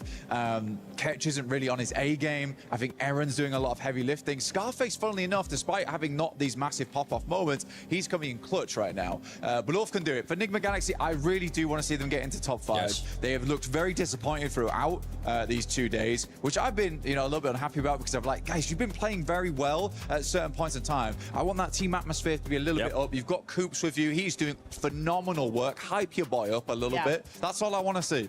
My boy, Coops! Because honestly, he has been performing so well. But before we go into the next 2 matches, we're going to be sending it to Kalaris and the man with the big energy, Hadouks! That is very correct. We got Miramar on the way, and we want to talk a little bit about that. I've got Hot Jukes with me to talk about it all and how it's going to go down. Obviously, with only 2 games remaining here, Jukes, some of those teams on the bubble, they've got to make moves on one bubble or another. Yeah, that's right. I mean, that's what it's all about here. It's top 5 or bottom 3. That's where our eyes are locked, because everybody in between is going to that survival stage. But you're right, we're going into the desert, baby. The last 2 matches, and that is where you got to clutch it up. One team I got to talk about right off the rip is Go Team, right? They won the second to last Miramar yesterday. The one thing, though, was that they land in that El Azahar area. Both circles in both matches ended up going down to that Los Leones region. So I think that was advantageous for them here, but the zone could go anywhere here. Can they repeat that? They're going to need to, because Enigma Galaxy is going to come from. I think they did such a good job west side of Impala to be able to have which compound that they did and then be able to rotate south on that. So that was very, very impressive. On the other side of the bubble, though, I want to talk about GK just a little bit, right? Because they started off the entire tournament for their group stage so far with a win, and since then it's slipping here, slipping there, and I would like to see GK do a little bit more. What are your thoughts on that regard? Yeah, I mean, I think that it was really demoralizing for them in just that other match where it was down in military base. They had such a great position, and they were not able to put any shots on a team flash at all. They took it and won the game from that spot. So it's all about, you have to adapt, right? You're at the biggest stage ever. You're live here in Paris. You got to be able to calm down, settle down, and make it happen no matter what. Well, between you and Jackie, I'm never escaping the GOAT team subject here from all of this. All right, no more barring, no more barring. It's time to head over to the commentators here for the 2 last games of the day. Hey, look, we don't lie, James. We don't lie. Me and Jukes know what's up. It's all about GOAT, baby. They're going to be out there swinging, but it's Miramar time. And I got someone that I describe as a GOAT sat right next to me. And it's not because how he looks. It's because he's the best at casting. Get in there, John. Oh, you're talking about me? Yeah, that's right, buddy. I was looking on the other side of you. I was like, what's going on there? Is someone else sitting on the desk with us? No, he's being very kind to me. I know. That's a very strange feeling, but thank you very much. We are going to be heading into Miramar, lickety split, and it is hubble bubble, toil and trouble. 5 teams will go forwards and 3 will fumble their opportunity to make it towards even the survival stage. But down towards the bottom of the tables is looking mighty dejected so far. And it is starting to open up a bit of a gap, a 6-point gap between 14th and 13th on that bubble. Towards the bottom of the tables, that's pretty significant. It is. That was kind of slick with it as well with the wordplay, John. You were giving me some nursery rhyme type beats there, and you're spot on, because it will be a crime for some of these teams if they don't get through, because they can't make dimes here in PUBG Mobile World Cup, and that'll be a travesty. But with 2 games left, you got to smarten up quick. Make sure that you're getting in and amongst it. You cannot afford to be timid, to be timorous, to be shy, and back off when you have a knock to play around, you know? Oh, that's don't kind of remind me. That's Come kind of, on. well, look, you know, as long as it's still in my memory, it's going to be in yours too, because it is a real stain on that one. Plane path goes from Minas del Sur over towards La Cobraria up on the northwest side. Fairly chill on this one, waiting for the circle to come on out, and I'm waiting to observe any hot drops, but it looks like for now, we're going to be kept kind of chill. Picardo, though, could be dangerous if Thundertalk do drop down, because 4 Thrives are on top of it, in and amongst it. But no, Thundertalk, we know what they like to do, and it is get away from other players in the lobby. You got it in twice in the intro, bud. I can't believe I've just got to twist that night. I know, you really are. You're turning it, you're twisting Second it. place isn't first place, is it? Yeah, I mean, technically. Second to lose, I suppose. Or first to lose. Yeah, okay. Yeah, Well, I'll take it. something like that. We'll run the numbers. That's not our role, that's Max. No, it's not. It's not, Max. Oh, dear. They're on the road again with a big bang. They're going on through. It's the GOAT team heading on up on the South Coast Road. Going to potentially move in over towards Puerto Perico and Impala, that sort of area of the map. But the plane path being on the west and the circle being on the northwest is going to make things tricky. But if you want to make things as untricky as possible, make sure you're grabbing those Naruto skins. You saw that flash up on your screens. Jump on into the game. Make sure you go for those draws, because you can look mighty fine on the battlegrounds. Oh, yeah, you can look pretty damn slick. Come out there styling on fools with your plays, with the mad skins that they've got. Wonderful collab. Everyone's very excited about it. So like John said, make sure you're checking it out and getting your solo peepers, spotting it in-game today.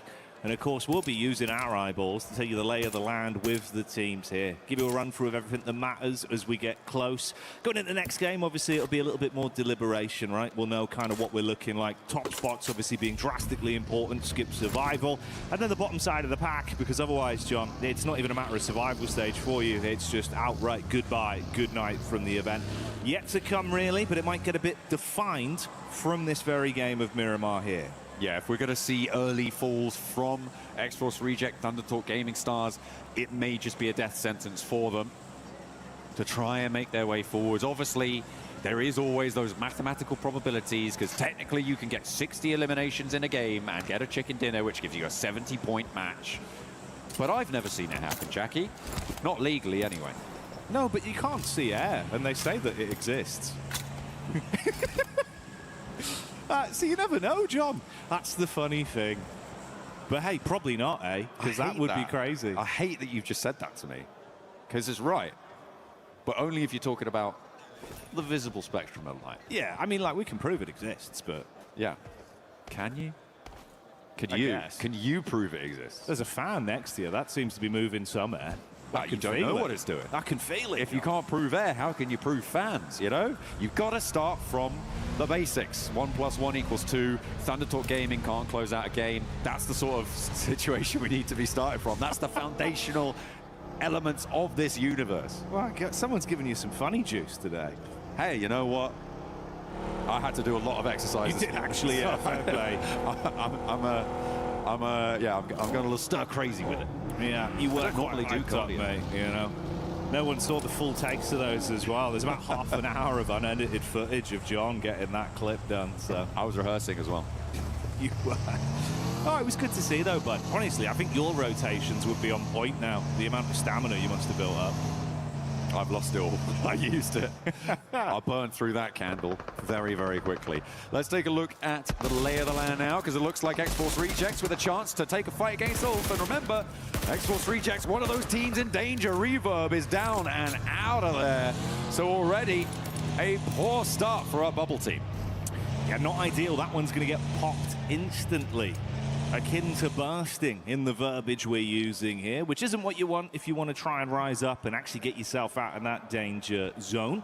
Devil up top side with the Mini 14 as well. Alula, we were singing their praises previously. They started to build a good amount of energy. Some of the fights we saw from them actually look good as well. R3B, that awkward encounter versus KRX, so far away in terms of distance, but hitting beautiful shots. So mechanically, individually, John, he looked like he was hitting some great form. Rest of the squad comes alive into this one. It could be a good reset. We heard in the interview as well, you know, yeah, there were mistakes, but we can fix things. We're going to come out on top. Would love to see that proven true. They definitely want to. A lot of power from that last match to see themselves up towards the survival stage zone right now. On 41 points, they're in a decent spot on this map, up towards La Cabrera. They do need access to the hills to their south.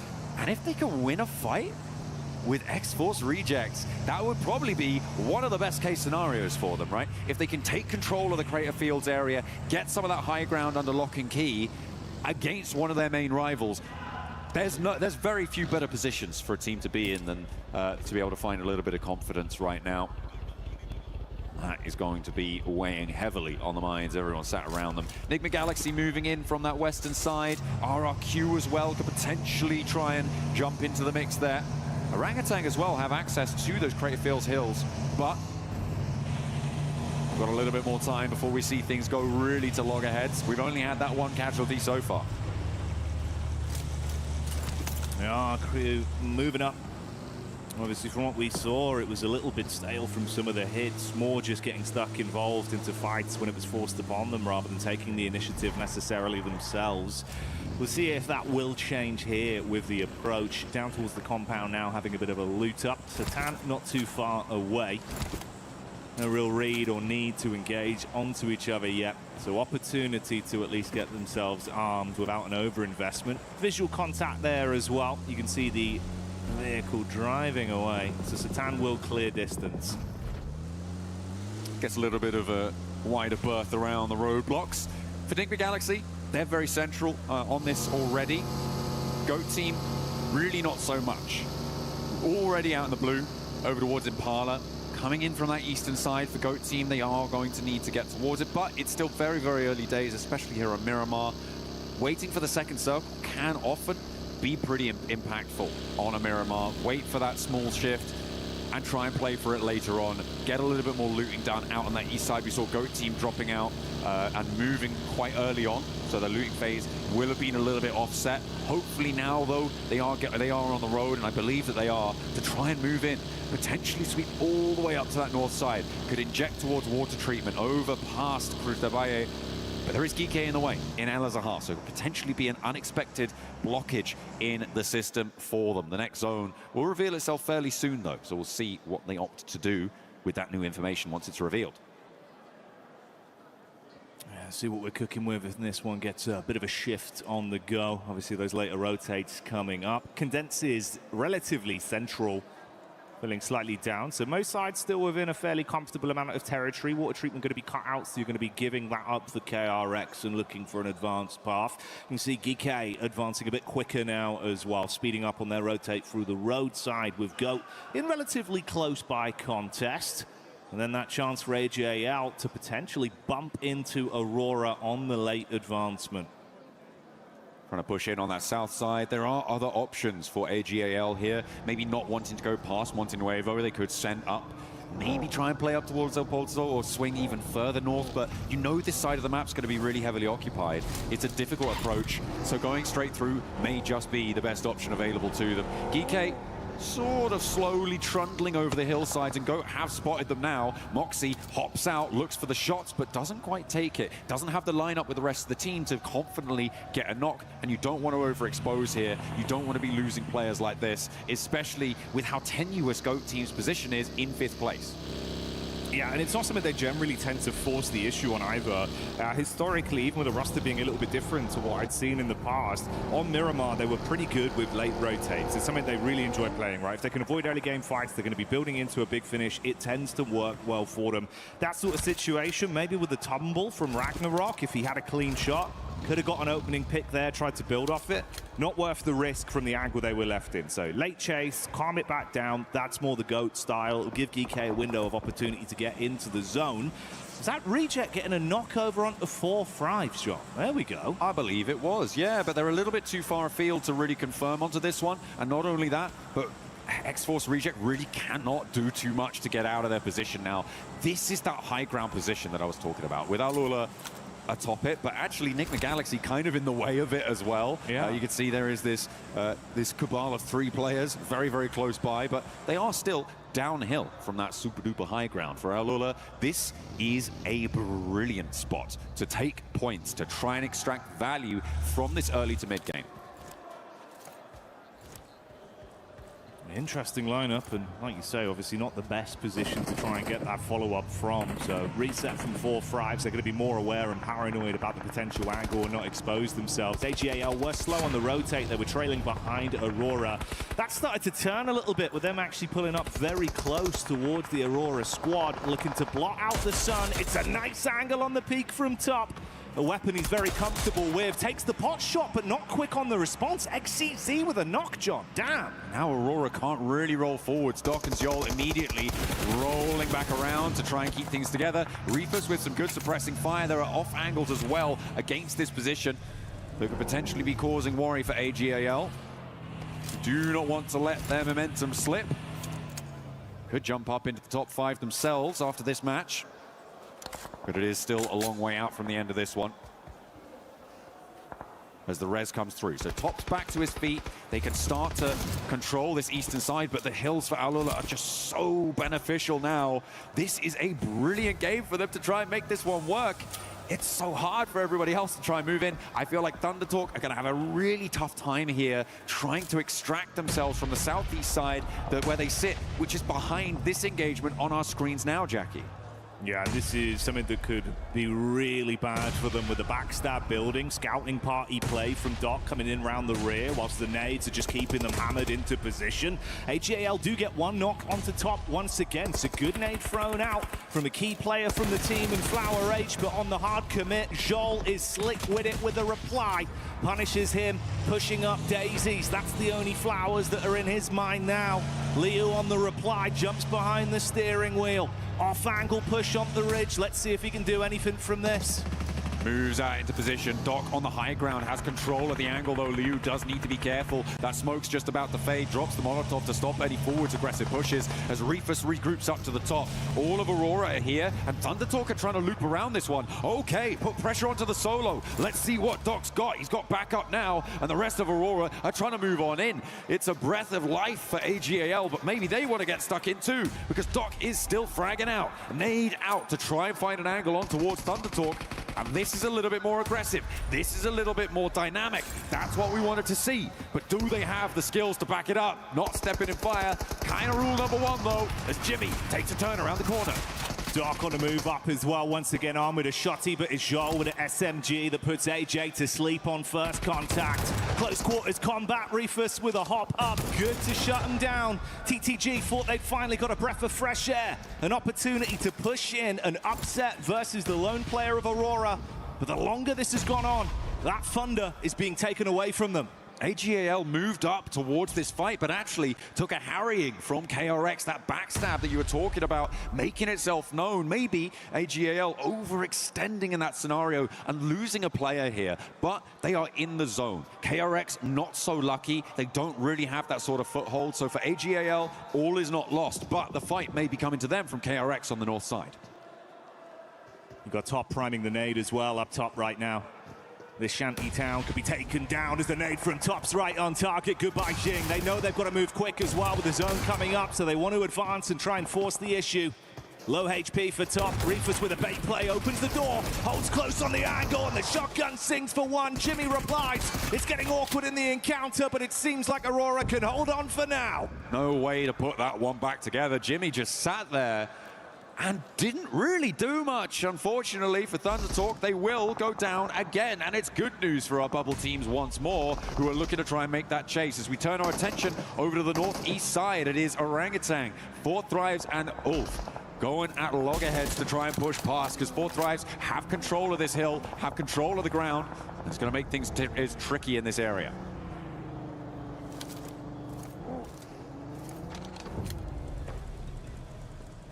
And that respite for Four Thrives has been very different from what we've seen throughout the entire event. Always looking for opportunities to force themselves into weakened situations to get advantage from it. Here, thinking about the big picture, knowing they're relatively safe, they're comfortable, they're happy. They'll see if a mistake is presented towards them before they play their card. AGAL on the wrap back up. That three-man squad that got away, realistically, John, with Liberties in that situation versus the crunch in from Aurora. How long can they survive, and how long can Nigma hold off potentially this crunch from GOAT?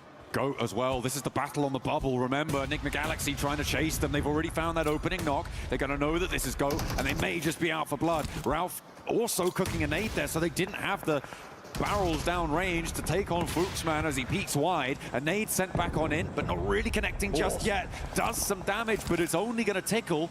And they back off, Jackie. They are falling away from this, not wanting to get too far up and caught into this fight.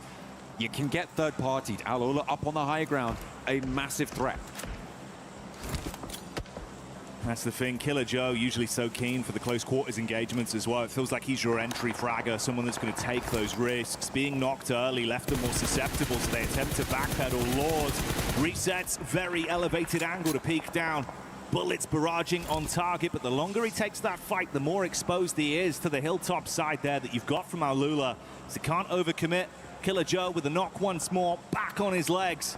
GOAT, it seems uncomfortable. Killer Joe going down, Fuchsman backed off the angle again.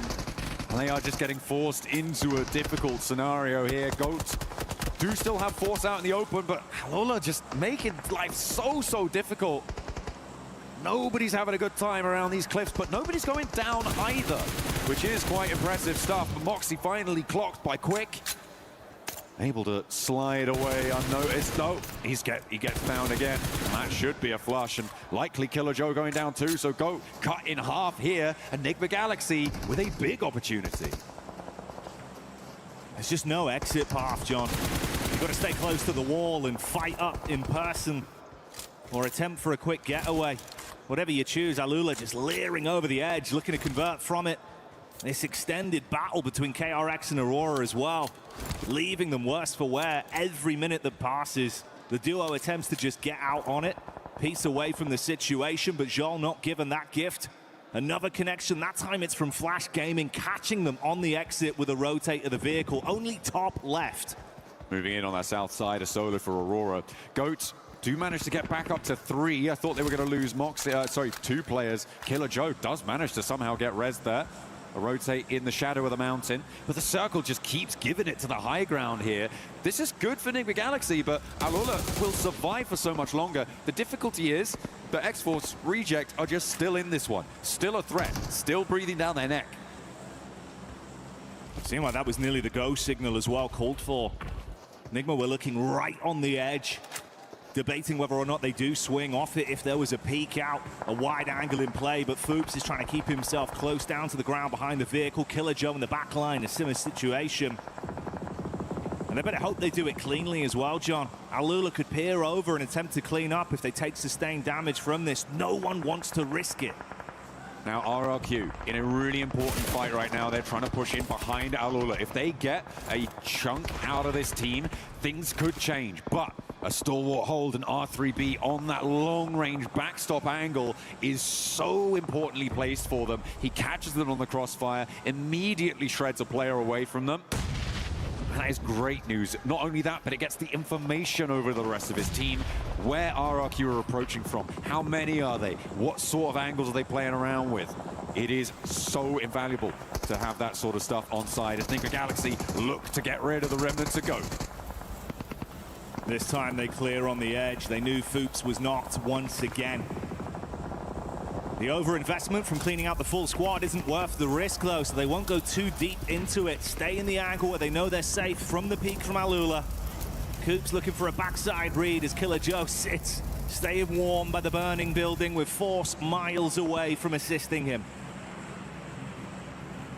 Orangutan in the meantime tried to send forwards. They've lost a lot of health bar, but it looks like they may be able to res up to 3 if they're lucky. All while this is all unfolding, RRQ again suffering, but it's back and forth with GOAT, and I think that might just spell the end for them. Only Killer Joe now remaining, the last to stand. Enigma Galaxy all too chuffed with this because they are in that 5th place spot now. GOAT desperately wanting to try and stay in the running for our last match, which is yet to come after this. Oh, Satan spotting it. Seemed like there was the clear there over towards the vehicle. Good shots on target. Stop Killer Joe. Remove GOAT. They're out here.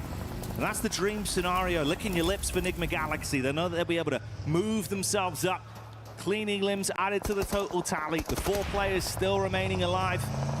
We saw Force falling to RRQ that are trapped down in a divot right now. Resetting, playing inside of the smoke. Such a wide berth of space, though, with Silence keeping his sights on this position. A lot of open angles for them to play around, but leaving this building is going to be so hard for Furia. With the angles that Enigma Galaxy, maybe not Alola, I think they're a little bit too far away to take shots out there, but the position that Enigma Galaxy have on this, they'll have the information. Actually, it might be pretty difficult for them to actually compete on that angle. So maybe AGAL could be more important on suppressing Furia's route out, but a swing down to the south could definitely be on the cards for Furia if they're able to find an opener, get rid of top in the process, maybe find a shot over towards Team Flash. So they do have options. But again, it just slaps bang on top of Enigma Galaxy right in the middle. And there's a big focus on the 5th place bubble with GOAT and Enigma Galaxy, but AGAL are there too. And they are right in that bubble contest as well. And considering how this one potentially could have gone for them with the run-up onto Aurora as well, could have been a very different game for AGAL. Surviving far later than expected off the awkward encounter with the nades that came their way. The backline play from Doc that could have spelled defeat. But ironically, it's Aurora that are down to just the solo outside of the zone, and AGAL that still look to fight on for another day. Top trying to creep up towards the hills here, but has to go open broadside towards Team Flash if he wants to make it. Furia up and into the foothills now. Yeah, I don't think the angles are there. Alola picking up more points as well. They're finding shots left and right, doing a lot of damage, but they have to crunch down south now. So leaving that position has kept them safe for so long. On the north side, continuing to just lose a player, and now they're down to 1. And they may not last too much longer. Indeed, they will fall. And it's Ulf out in 9th place. Finished off there as Devil from Reject gets that last shot in with the Mini 14. KRX being shut down as the zone nips at their heels and the fight breaking out all across the battleground. 4 Fribes coming alive once again. See you later, top, as that's Enigma Galaxy with the spot from quite some distance. Up on top of the rock, Lord, living his movie. There could be so many free points to steal from the position they've got themselves into, John, and you can't get them out. Just not going to be available to you, not on the cards. 4th Drive still taking a little bit of punishment on the off angle, but they do have to make a move fairly soon. They have to get these reses coming through. Tops 4 Flash is doing a little bit of work at suppressing Furia's position, but we're hopping on board with X-Force Rejects. This is the team looking to try and displace Alola, or indeed anyone above them, off of that top 13 spot, but they have to lead here with DK in the way. That's made very tricky. 4th Drives have the long-range angle, but Kevin opens up the bidding. There is damage pouring in, but no knocks are sticking. Not just yet. Finally, the first falls, and now it's 2 of them left to try and put something together. So many of our squads going at each other right now. 4 Fribes seems to be taking the brunt of the damage as they fall one by one. Goodbye, good night.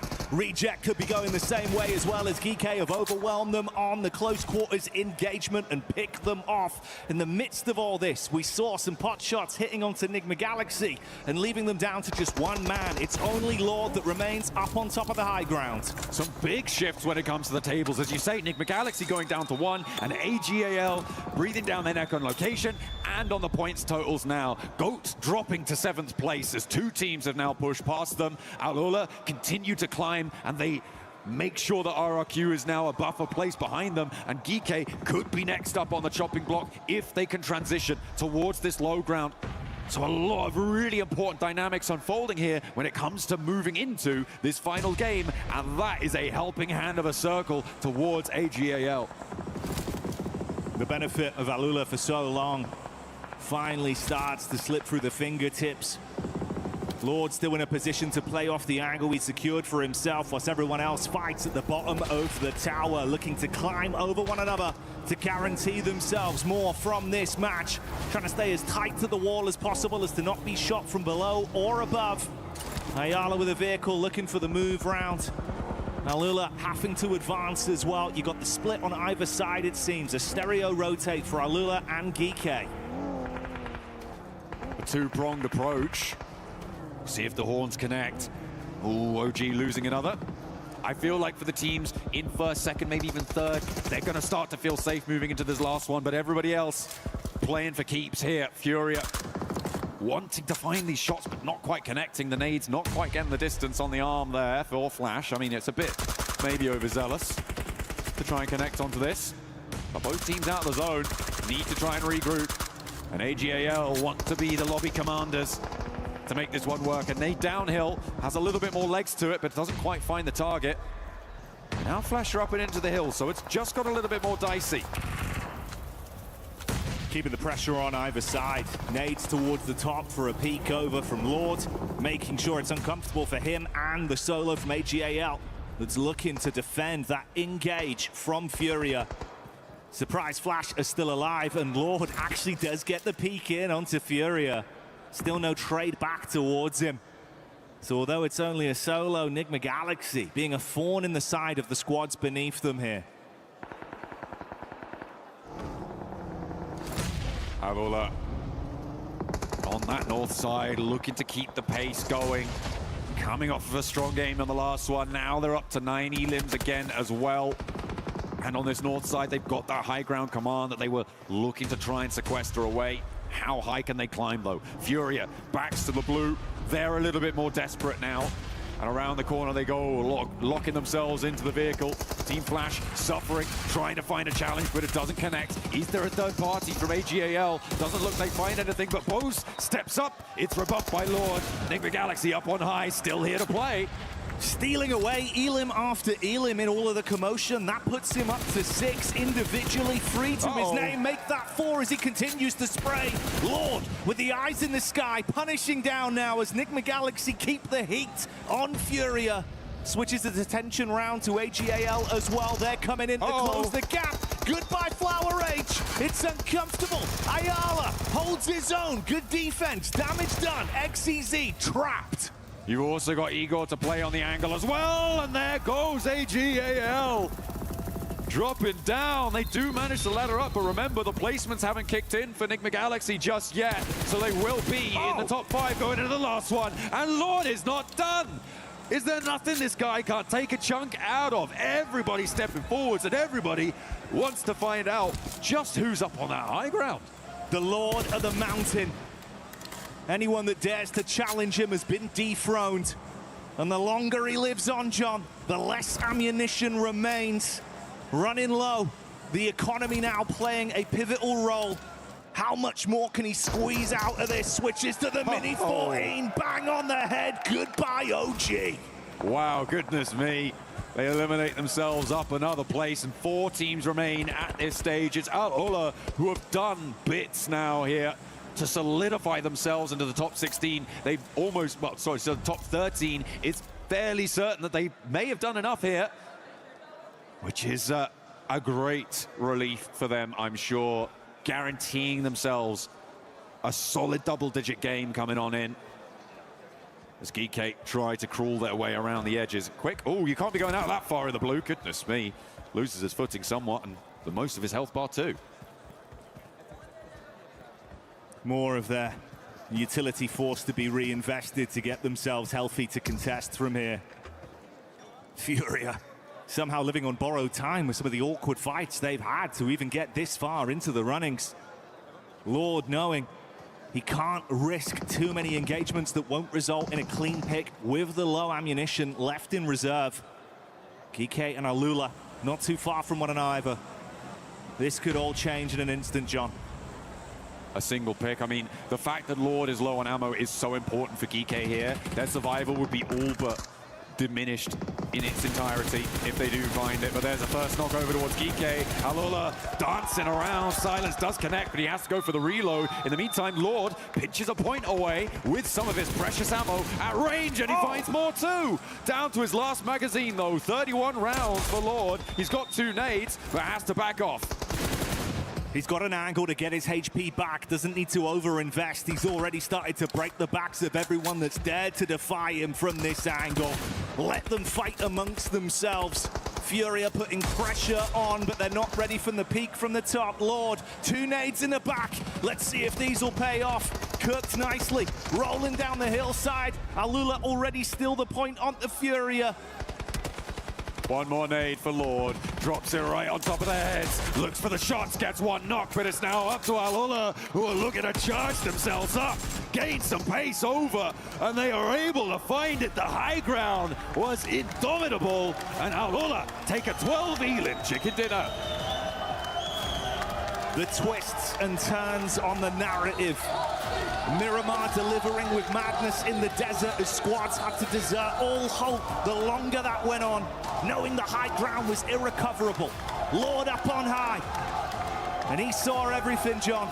The difference is, with ammunition running low, he did what he could, and he stole far more points than it felt like he was going to get from that one. Absolutely. I think it was at least 6 eliminations for him, maybe even 7. So the team is going to be chuffed to bits with a 3rd place off of that location. You could see Enigma Galaxy. They are happy. Yeah, okay, yeah, get that celebration in. You love to see it. And they are feeling good because that is going to put them nice and deep into the top 5, Jackie. That's an unbelievable game of Miramar there, mate. A lot of excitement, right? And you think about how awkward it was for them, constantly trapped with Alula staring at them for so long. They're thinking, do we really commit to the fight versus GOAT? Lord made the heads-up play to climb up. The zone gave them a blessing, and they ran with that as long as they could. Shocking scenes from Alula as well, just always making it uncomfortable for all of these squads. And John, I'm shocked Furia survived that long. I am too. I feel like they were really on their last legs for so many times. But to get to 2nd place is a real testament to their transitional ability. From that location on the southwest side, they picked their path well, taking that fight with Flash. It was stymied, it was corralled, but it was fought well and with good heart for Furia. Happy to see them getting later into this one. Alula, though, the big news here is, of course, their ascendancy away from that bubble at the bottom of the tables. And with a game like that, are they not too far off top 5? I mean, it's possible if they could do it again. I feel like there is potentially something on the cards. It would be a miracle. Hey, man, they said we can fix things in the last 2 games. That's 1/2 already secure. Have another big performance, give us another reason to get excited. Come out here and wax lyrical with the plays that they can deliver. It could all change. It's why it's so enticing today. It's why it's so explosive. These teams know. One mistake, you could have your key crushed and your dreams going with it. Yeah, 3 keys will be listed for destruction. By the end of today, we will have those 3 keys named and locked and loaded, ready to go. We are going to go and take a look at some of what our sponsors have to say before we come back with our final match. So do not go anywhere. We'll see you guys in a few.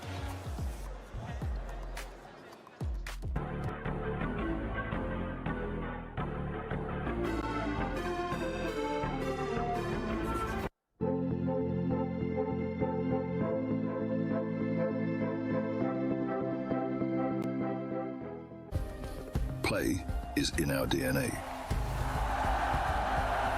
Whenever we let it out, it becomes our superpower. Now imagine an entire city being built to supercharge it. Kadir City, powered by Play.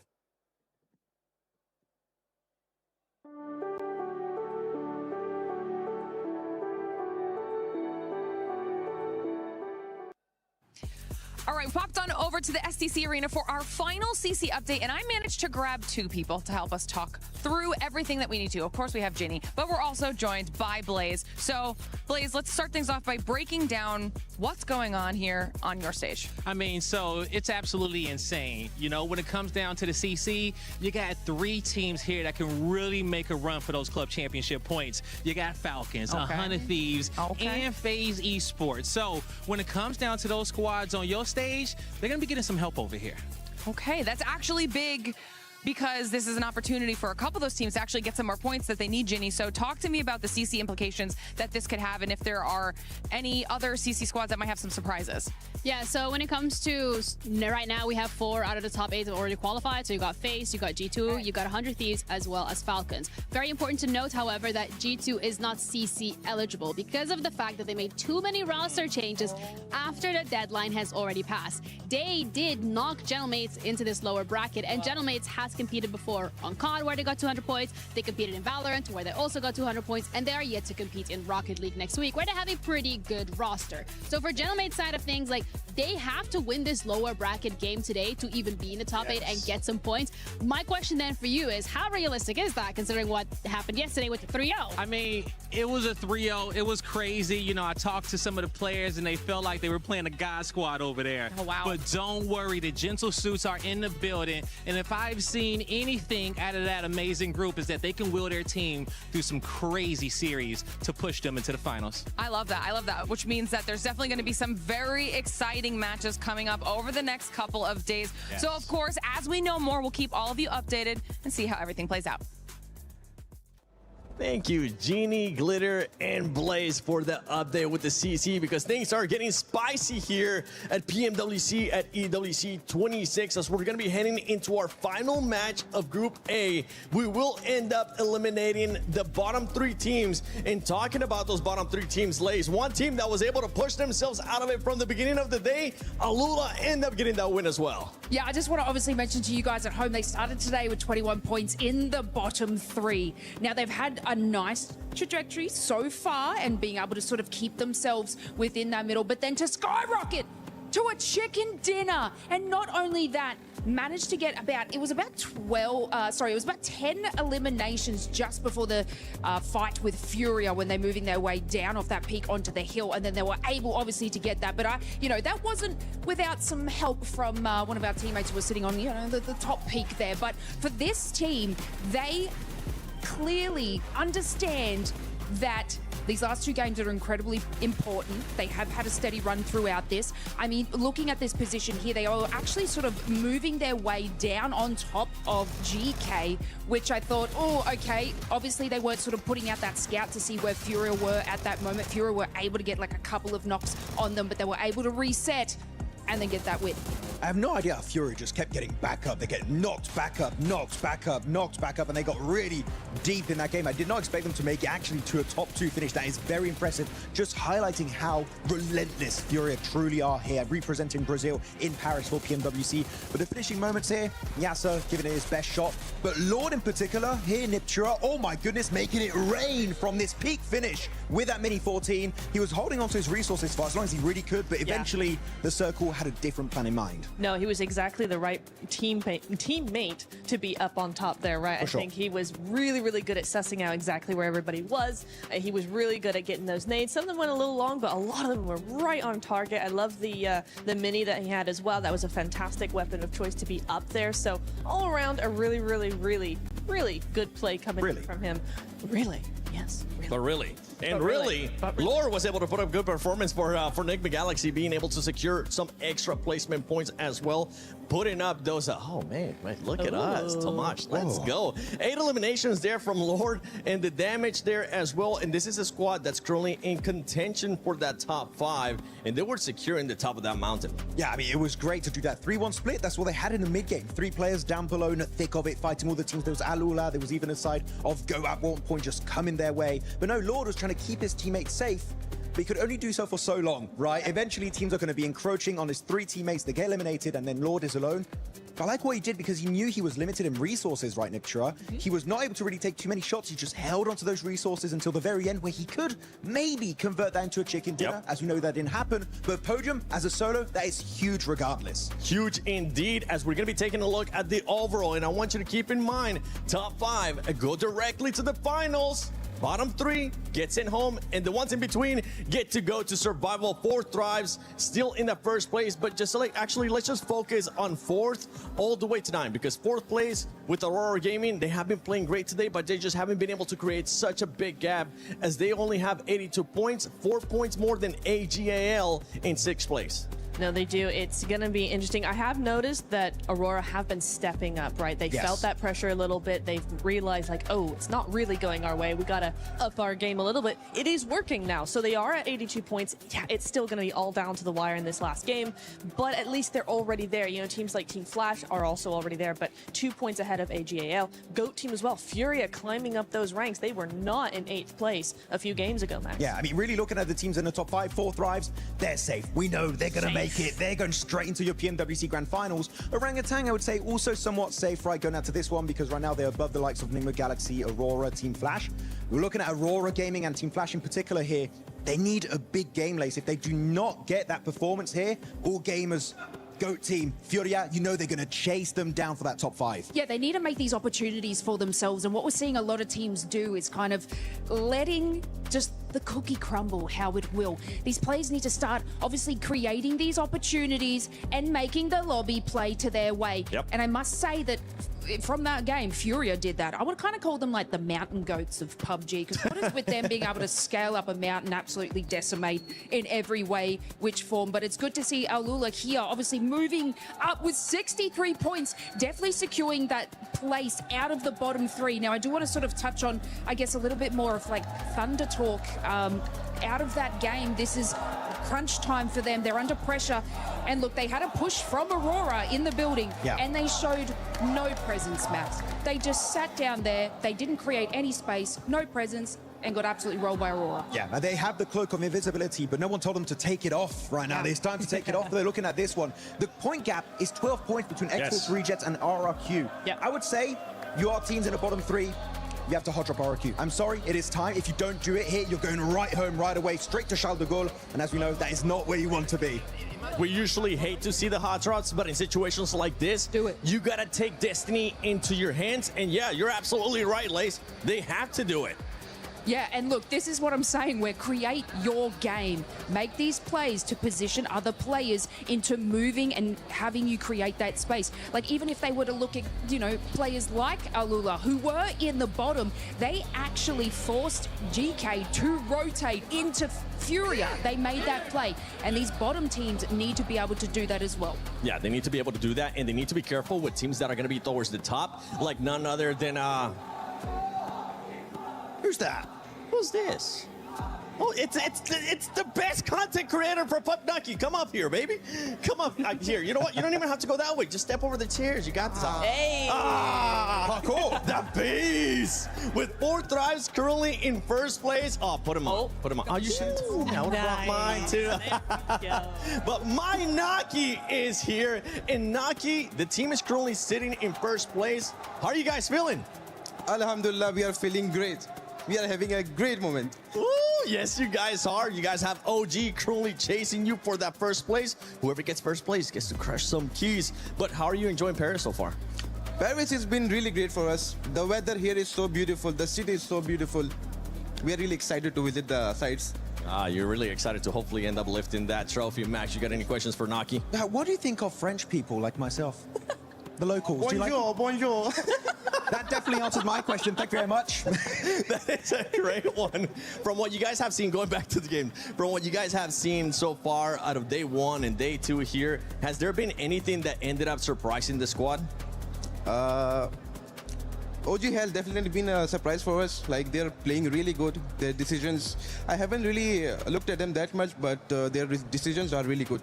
Yeah, their decisions have definitely been good. And for everybody currently watching, don't forget that you can experience the PUBG Mobile fan experience because it is going to be open from August 11th through the 16th. Go enjoy some of the exciting activities, not only PUBG Mobile and Naruto Shippuden, the amazing collab that we're doing, but also the PUBG Mobile, Spider-Man, everything cool going on there. You can earn some exclusive rewards, so make sure you check that out. But yeah, I'm with you, Naki. I mean, I'm with what you were saying in regards to OG has been able to surprise a lot of those teams. And then towards the bottom, you're seeing some teams that I thought were going to end up performing better too with extra rejects.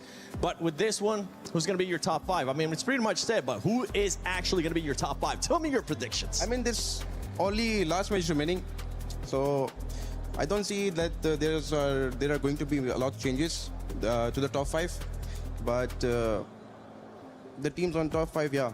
OG, definitely. 4 Thrives, as we know. I mean, you kind of have to pick them. Come on now. Yeah.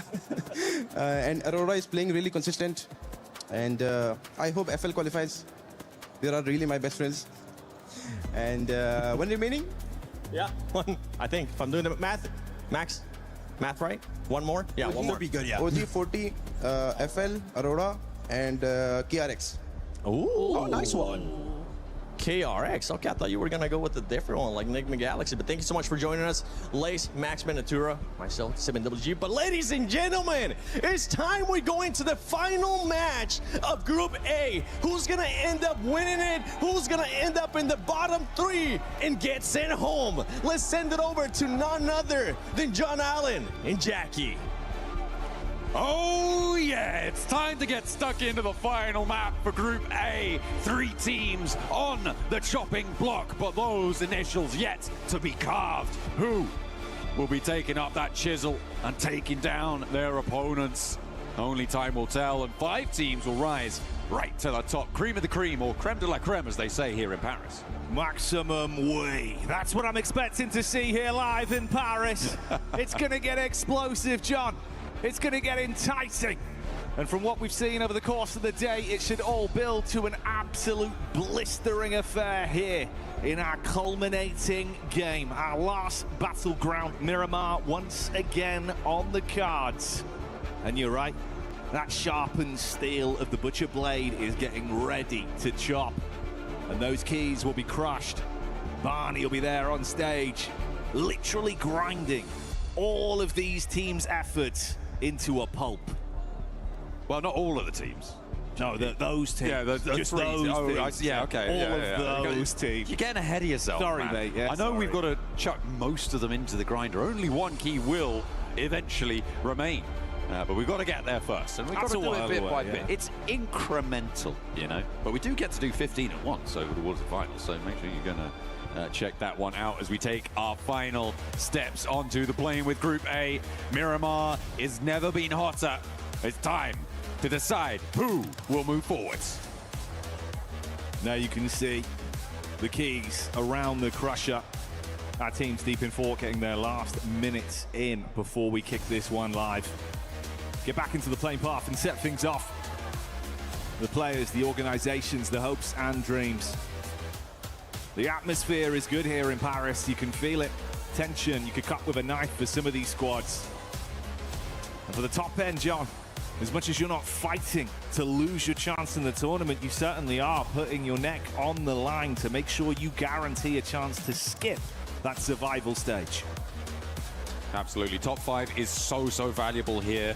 Interesting predictions coming out from Noki back over on the desk as he found himself over the back of the chairs and immediately thrust into doing Max 7 and Neptura and Lace's job, you know. Apparently we had to draft in some outside help there, but I think 4th Rise OG, yeah, 100% I agree on that. Aurora, I think is a fairly safe bet. I feel like not including Enigma Galaxy in the top 5 was a bit of an outside chance. And then even further beyond that as outside chance, KRX being in the top 5 for him. I feel like that's maybe what he wanted to happen. Not what is probably going to happen. I mean, that's his personal ideal top 5, right? That's his take on it. So it's fair enough, man.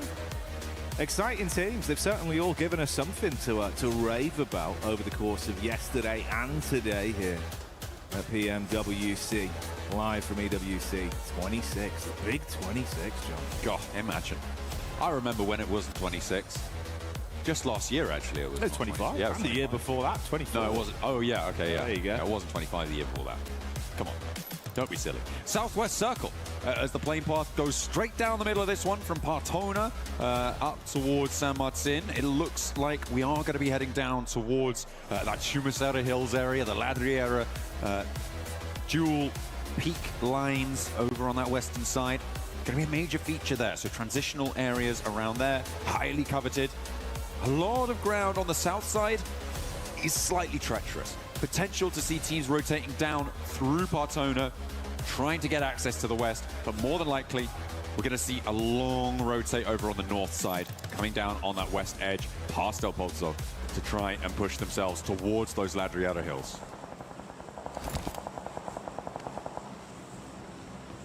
With the stage set and the potential for the best, and the squads at the bottom established, so you know what results we'll be looking out for on this one. We'll delve into it and get an eye line. We heard the analyst saying at times like this, you need to really invest that risk versus reward.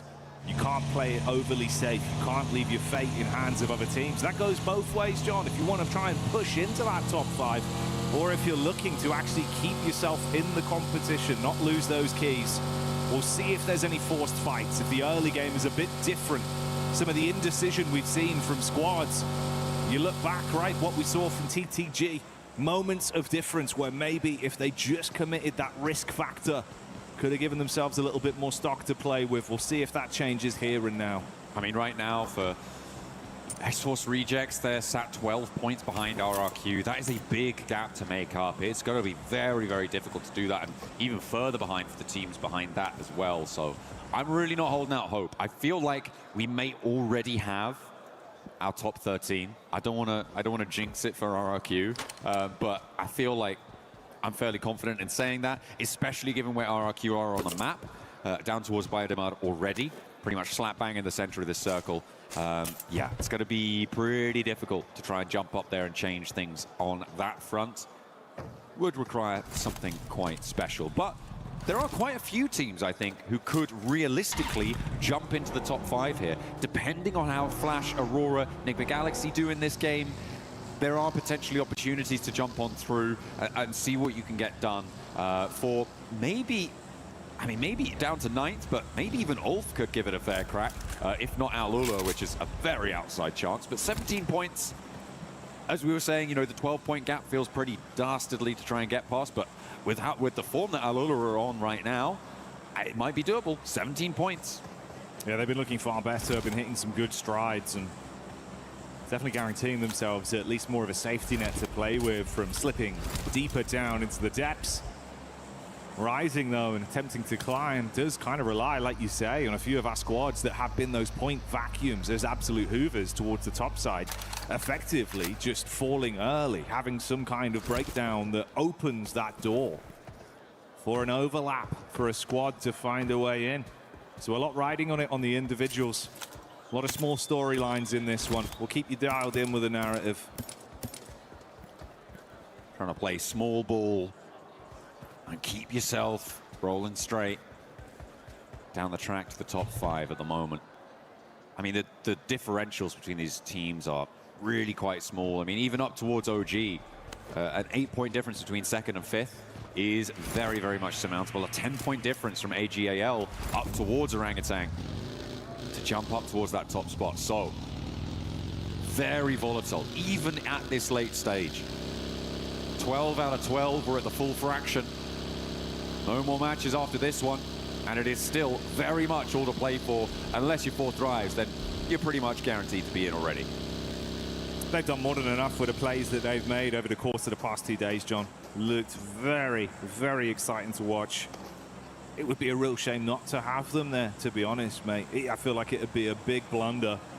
So glad they've already proven just how hard they're willing to play here live from Paris. We've heard the arena getting absolutely ballistic time and time again when you see pop-off plays. Hell, even just from one individual, right? Falak starts to go huge. This place gets loud. I feel like Falak does anything, this place can get loud, I think. True. That's, you know what? That's exactly the sort of support that has seen them into the top place right now. It's exactly the sort of support that saw them to first place back in PMGO as well. A global title spurring them on. And a second in their sights. We'll have to wait a little bit longer to see if they can do it, but it's almost certain that they're going to have a crack. Aurora, in the meantime, a lot less certain, but in a scrap with RRQ and Furia. RRQ, remember, the bubble team at the bottom, do not want to be going down early. No, you could see that kind of kicking in, the immediate reaction when they thought, hang on, I've got a line of sight to try and take a pick here over onto them. Throws a few bullets out, but doesn't want to overcommit. Far riskier for RRQ than it is for Aurora. And Furia, if they see weakness, they might attempt to dogpile on top of that and backstab towards Aurora. It's calmed down off the initial shots that were fired out. But you're still nearby. No safety yet, and that's only the one man from RRQ as well with the split they went for. So it's a lot riskier trying to keep his nose clean and out of trouble. Ooh, a little bit of trouble finds OG, though. Taking a knock over towards themselves, and on the north side, looks like a little bit of a traffic jam between two of our teams towards the bottom and our second place team, OG. Having a little bit of trouble here, a little bit of strife. And that's going to be another nade launched over the top. The knock not yet back up, and Swash does get flushed away. Shiva to be able to claim that one. Potential wraparound here for Rolex, but he's spotted and handled. X-Force Rejects seemingly in charge of this fight against Gaming Stars as another flush comes on through. Yusuf and Maniac trying to piece themselves back together, but boom goes the dynamite. Leaves Maniac flagging. Nothing more to be said. That was quick. It was clean as well, and that's what you need. Good plays made. They're going to be able to shut him down and remove G-Star from the competition off the back of that, make it far more uncomfortable for them, as they now know there is nothing they can do for themselves in this situation to rise up the ranks. They're left dead last in that position, whilst Reject claim 4 points. They've got to do a whole lot more, John, but that's a brilliant start. They've got to get a whole lot further down south as well now. For X-Force Rejects, they have to move from that northern edge all the way out the back. OG, in the meantime, did manage to get the player res, so they are rotating against a full 4 team there, as well as KRX out on their west side. This is a real gauntlet for X-Force Rejects, and if they're going to qualify, this is the sort of test that they need to prove themselves capable of passing, Jackie. So I'm happy, in a way, that they have that opportunity. I'm not so certain that they're going to be able to pass it, but I'm willing to be proved wrong, and I'm ready to be here for when it happens. RRQ are now only 4 points ahead.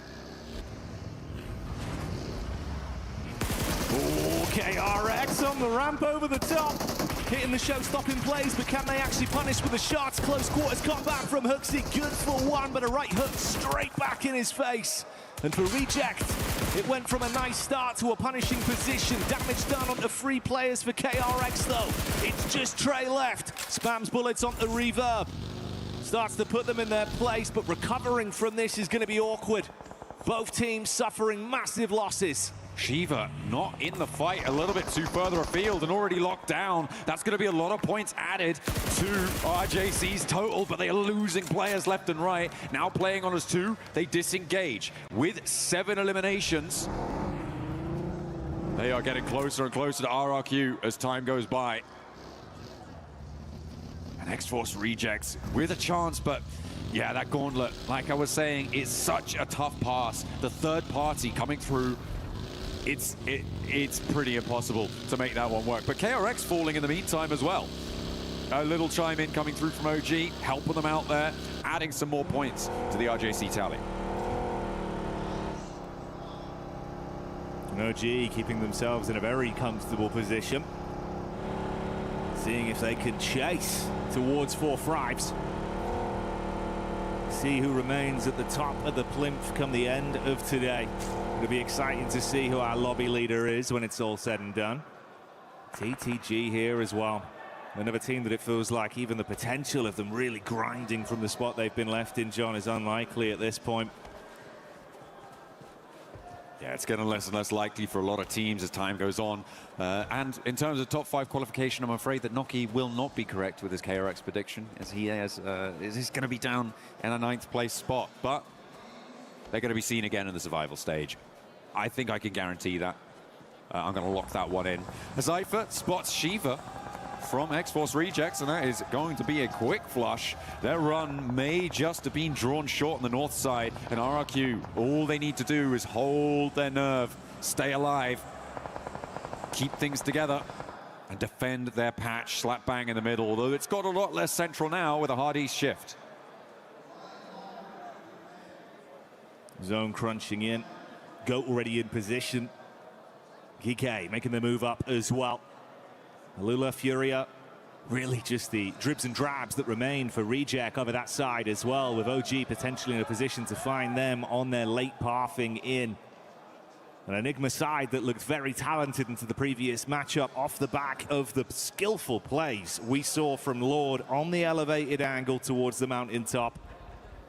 Seeing what more they'll get from this. That's the park up from Devil. I mean, there is potential for it, John. RRQ have been attempting to avoid fights up to this point. There's been a couple of opportunities where teams have whizzed near. They haven't risked it, which still means there's a chance.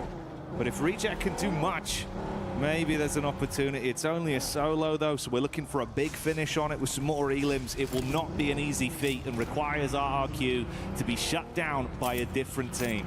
And I feel like RRQ's position is just so strong here. It's such a difficult position to try and get up on towards against a full force squad. If they're reactive and fast enough to respond to threats as they come their way, that is the major downside for RRQ, right? You have to play it fairly split in this location. And it looks like they are going to be, I mean, they're spiking out. They are making themselves known, which I think is the right play. Force teams around them to fight against each other as they try and ascend towards it. This is what you need for RRQ. Keep that suppressive pressure, just moving teams away from you. You do not want to give them the idea that, hey, you're a weak fight. But maybe Furia have found their opening. There is AGAL behind them that can make it harder, Jackie, but I feel like Furia, we know how hardy this team is. We know that they've got some real staying power. The question is, can they get up the side of this cliff? A similar situation once again for Furia then. They've had plot armor in the previous game, but this one might be harder for them. Shots on target towards Leo, so AGAL start to back up. Look to close the distance between their split and play off each other.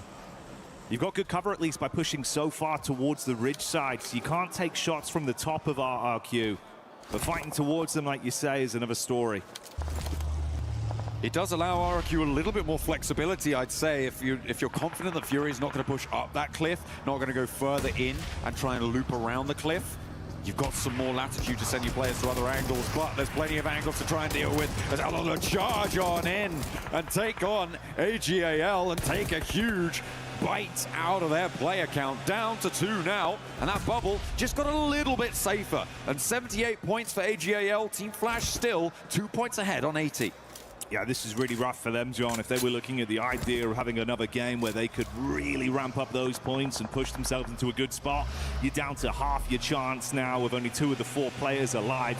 They were attacked from the side by Goat as well. And although Furia was safe from the gaze from that top side view of RRQ, it's the roam in from Aurora that's closed the gap to allow them to get shots onto them.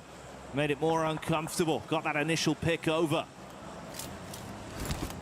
Enigma Galaxy getting stuck in on that western flank. They are kind of outside in the cold right now, behind 4 Thrives, but getting a pick onto the open is good, but they've lost Coops on the back line, and he's all the way out in the blue, Jackie. I don't think that they're going to be able to get him back up there. Devil is keeping him company. Zypher in a real sticky spot, so it looks like that trade will be evened up. So 2 of our top 5 teams taking 1 player out from either side. And it is Devil who picks up the point there. Adds them up to 44 and a little bit closer to RRQ. So now you're still not worried. That feels like a little, you know, a little subtext storyline. We'll keep our eyes on it. It's not super likely with how it's going. Okay. But worth being aware of. I mean, he's still on the move, still alive for now. Yeah, but the zone's coming to get him. He made a deal with himself to be able to get away with that one. I mean, RRQ with the assist from the high ground, suppressing the angle from Enigma Galaxy that was completely had him dead to rights. But where does he go here? He's got to go up, he's got to go around. into OG, in towards RRQ. And there's not really a good choice here. It is stage 4, so the zone is quite survivable. So, yeah, okay, go for a long wrap. That probably makes more sense on it. Drops that adrenaline in as well, maxing out the stims, get as much healing as he can get.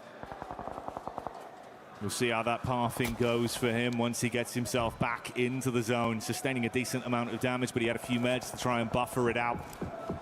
Not easy, though. Not comfortable. 4 Thrives with IQ getting line of sight again to re-engage, so a bit of pressure applied from them.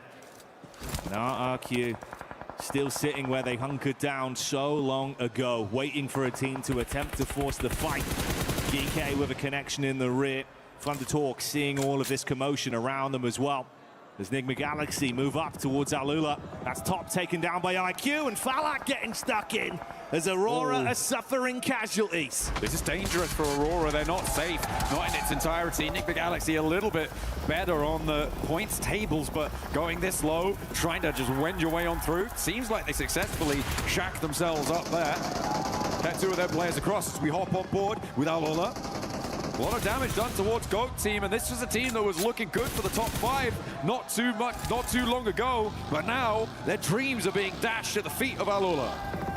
Alula, they formed a fist and they are punching through the defense of GOAT. Moxie takes a heavy blow down on his last legs as the team gets removed from the equation. Goodbye, GOAT. Alula coming alive as they begin to punish Enigma Galaxy. Absolutely collapsed on once again as well. Fragmenting the squad. 5 elims here, John. Keeping up that pace. Alula have changed something. There is a different team right now playing for them, but losing one, taking a knock to the play zone as well. That's going to slow you down no matter who you are. Playing on us 2. I have to see what they can find. It is just too far away to hope for the bubble right now. And Aurora may be breathing a little sigh of relief here with AGL getting cut down to 2 with only 1 of their players alive. This is not the situation you want to be in for Aurora. You definitely want to be putting a little bit more distance between you and that bubble, because 4 points is not enough to feel safe, especially when you think about teams that have the potential to get into this late game, like Furia, who are a little bit further behind, but definitely within striking distance. Enigma Galaxy go down to a combination of Aurora and 4 Thrives. Removed from the equation as our top team scrap amongst each other. RRQ finally play their card, but it's versus OG, and they come in full aggro. Good shots with the AUG, damage on target. Attempting to reposition RRQ down to 2 players. That's 1 cleanup as the shots hit onto Wizguard, and they are able to repel the initial assault. Aru behind the steering wheel looks to create space and get away. Play on as a solo. That could have been the opportunity there. If RRQ had fumbled the roll-up, it could have been the chance for Devil to make his way on in, because he's completed that wraparound that we saw him go out wide for and is now pushing him from Chumacera. Could have survived a lot longer. Looked to get a point or 2 on elims, get some placements coming through, but now the gap is 6 points, and it makes it all that much harder.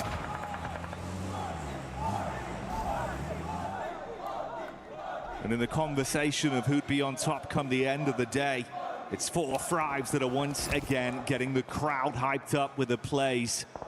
4 elims in the back pocket, always showing up in the elim feed as the arena here at the Kadir City grid starts to roar. And Devil did make it in, like you say. RRQ found 2 picks onto OG though, and they're looking for the full flash back over. Aru's got something to say about it. Good for a clash up close. They're trying to force him out of the building and do so. Orangutan out of the running now as they'll be left in second. And RRQ, another point added to their tally, pushing themselves further and further away. Not too long from now, it could be the GK are up on the chopping block before Thrives. The next challenge over towards RRQ. A nade from Lapar. This is the star player that the desk was talking about, bringing him up as a real clutch potential. Let's see if he's got a little bit more left to give in match 12 of 12. As 4 Thrives currently playing a 2-1 split with Falak, T24 on that western side, IQ much further inland. The back off comes through, and RRQ don't want anything more to do with that high ground, certainly not at the moment. AGAL finally fall to Furia. And TTG trapped down in the ditch with nades being dashed towards them. T24 throwing them in on target. His eyes lighting up with the idea of a prospect of 4 more points for our top lobby team right now. And as the zone eats through them, they are finding success with ease. Oh, T24 though stays a little bit too long. There is a response finally from ThunderTalk. AJ manages to thread that one through. Furia are getting picked apart in the meantime on the south side as Alula keep chowing down with their 2 players alive. The rest comes through. Falak wants to suppress the rotate, but ThunderTalk have already lost 1 forwards. This is a wild charge from Falak. He is so overexposed on the hilltop. I'm surprised he didn't go down before. And RRQ are going to chime in. So is Doc from Aurora. Putting them back in their place. They may have broken the sentry, but you cannot get a little bit too ahead of yourself there. Either way, they've done enough. They will be top spot by the end. 10 elims and 1 representative of the squad still alive and kicking its IQ that was down towards the low ground, so he's safe. Doc watching that angle, like you say, they just hard commit, wanting to get the extra points and prove that they can bully this lobby. Doc lines him up and knocks him down. That solo representative of Aurora at least guaranteeing some extra boon for the squad. Devil still alive in the back of the vehicle as well. He's pathing around. I mean, Flash have been so quiet for so long, but thankfully for them, John, the other squads that were close to potentially forcing them out of that 5th place are already gone. They've already left this lobby. Yeah, it's going to be nice and safe for them to feel like there's really not much to challenge them, as Alula also bite the dust. But they've done enough to see themselves into that survival stage. It's likely that the tables have started to solidify. The only moving part here is Devil, and he is caught between a rock, another rock, and several hard places. It is a tough approach from this north side, and it needs RRQ to start going down because the placements are already at 2, which means that even just surviving is not going to be enough for him. And he goes down there. That will be our bottom 3. Locked in, Jackie. X-Force Rejects joins ThunderTalk and Gaming Stars taking the tumble down. So it's all up to the points now. Who's going to finish and where is it going to be?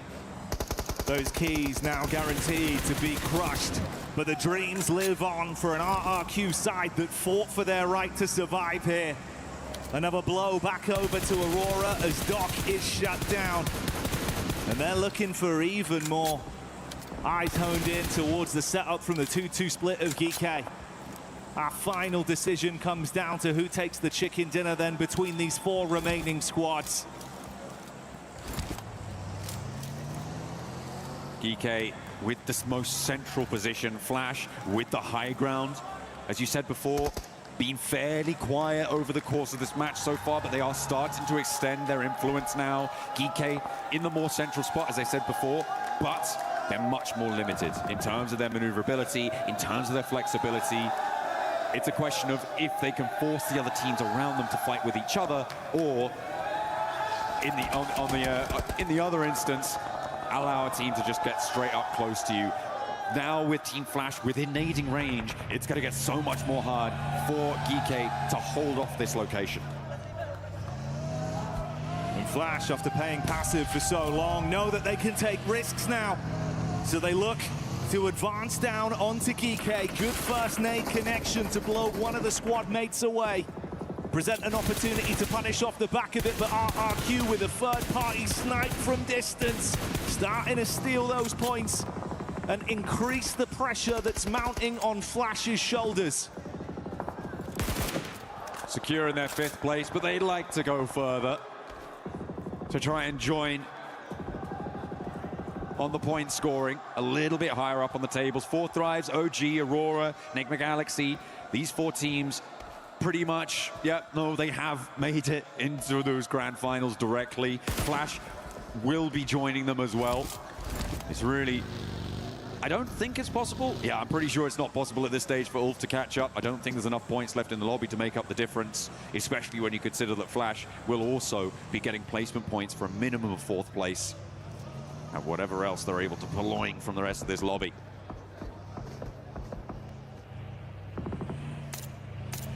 Just about the showmanship at this point. giving themselves some extra confidence going into the following games, knowing you've got the comfortable nature of skipping that stage and coming back in to play your best.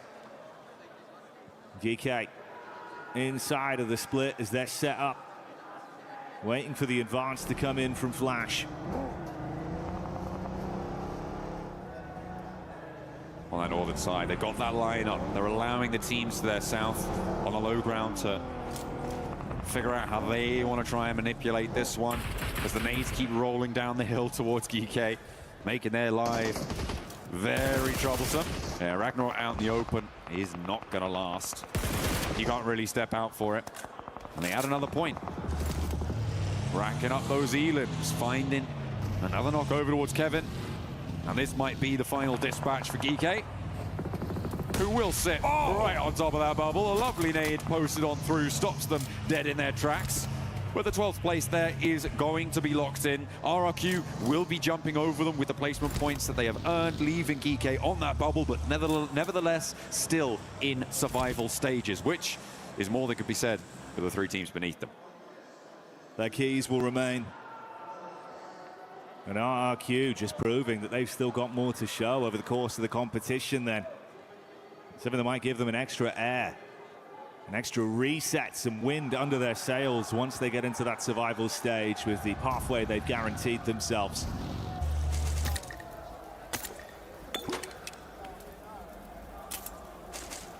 Team Flash playing this one by the book. RRQ and Ulf both pushed up to these ridge lines that they have to breach through quickly and open up exposed angles against them. Flash need to be in position, ready to go for the shots, but it looks like they're more preoccupied over towards RRQ's position. And maybe rightly so, because they do find Genfos, but Ulf in the meantime have gotten up close. Maybe a little bit too close for comfort. The shots can start to ring through, but Posey doesn't have an angle on towards it, as Genfos still bleeding out, but the nades now can come on in. Zeus is in danger, so's Tops. And there's the approach coming through from Ketch and Calci off on the other angle. Aaron and Scarface playing off one another beautifully. Genfos does get flushed away, and Lapar now the last to stand for RRQ, but Ulf have managed to turn this one topsy-turvy. Yeah, they've really thrown a spanner in the works here, and they jump back behind the steering wheel to keep more pressure on Flash. Calci with a Molotov thrown in as well, giving them a little bit of space to play off on this one. Distance firefight RRQ. They're putting onto it with a good angle to try and punish onto Flash. Gonna tuck in behind the vehicle. Oh no. Yeah, it's right up in their face, John. Taking it to them. The wolves at the door, and they will echo with the sound of a shotgun shell, and now it's Lapar. He is in a 1 versus 1 technically. He's got a little bit of time here. Has Calci to deal with on the low ground. He finds it, and now there's only one more player up top for him to deal with, but the vehicle, the death departing explosion there puts the final nail in. Lapar looking pretty good, but it is Ulf to find the chicken dinner and a place in the survival stage. You see the excitement, the celebration, in the faces of defeat for some of our squads. They fought as hard as they could. For some, the journey ends. For others, it's just beginning with a battle for survival in our following stage. But for the lucky few, John, that were able to write history for themselves, they've guaranteed that opportunity to go directly through to the finals. In the space of 2 days, the competition has reached an enticing pitch already. What a treat Group A has been. Group B, I'm hoping, is going to be similarly high octane. That would be fantastic. We've got 2 days of survival beyond that as well, where we'll see the returning middle cadre of teams that played in both of those groups as well, joining once again for another shot at those grand finals. And I think that there has certainly been some phenomenal turns of events here. Four Thrives have proved themselves to be deserving of that top spot as well. From that PMGO season, people still sometimes had questions. Not me, never me, but some people certainly questioned, are they a mainstay team? Can they keep it going? The answer in this group, a resounding yes against some of the strongest teams in the world. They've had such resilience, Such beautiful individual skill as well with the plays we've seen from the entire roster, passing the baton at multiple times to guarantee themselves more and more inside of these battlegrounds. And I'm very glad that we'll get to see more from them. It's unfortunate we'll have to say goodbye to some of our teams, John, but the ones that go on to survival stage, they've earned that spot. Absolutely. A big benefit of being in the top 5 as well is that you can really focus on analysis, on really practicing, on getting those strategies ingrained onto your team, as well as researching the other teams more through survival stage whilst being able to keep your playbook a little bit more hidden. So for Orangutan, I am thrilled that they've been able to get up and into second place. A brilliant result for this roster that hasn't had as much international experience as a lot of the players down on the stage here. Phenomenal stuff. We're going to head down to the stage to make sure that we're locking in everything that needs to be done. Barney, what do you got? Welcome back to the main stage. Of course, taking the top spot in groups from Group A is 4 Thrives, baby. What an amazing performance. The crowd are behind you. That's got to feel good. Now, IQ, let's talk a little bit about stepping into these 2 group stage days and dominating. How does that feel? To be honest, we are not really proud of our performance because we missed a lot of chickens, and we will improve in finals, inshallah. Wow, okay. I mean, still placing in the top spot, but still things to improve on. I like that. Now, Falak, the expectations for you guys is pretty high, okay? Coming off the back of a PMGO victory, and now here, you guys must feel like you're in a really good position to take top spot. Did you exceed your expectations by placing first in group stage, or was this the plan the whole time?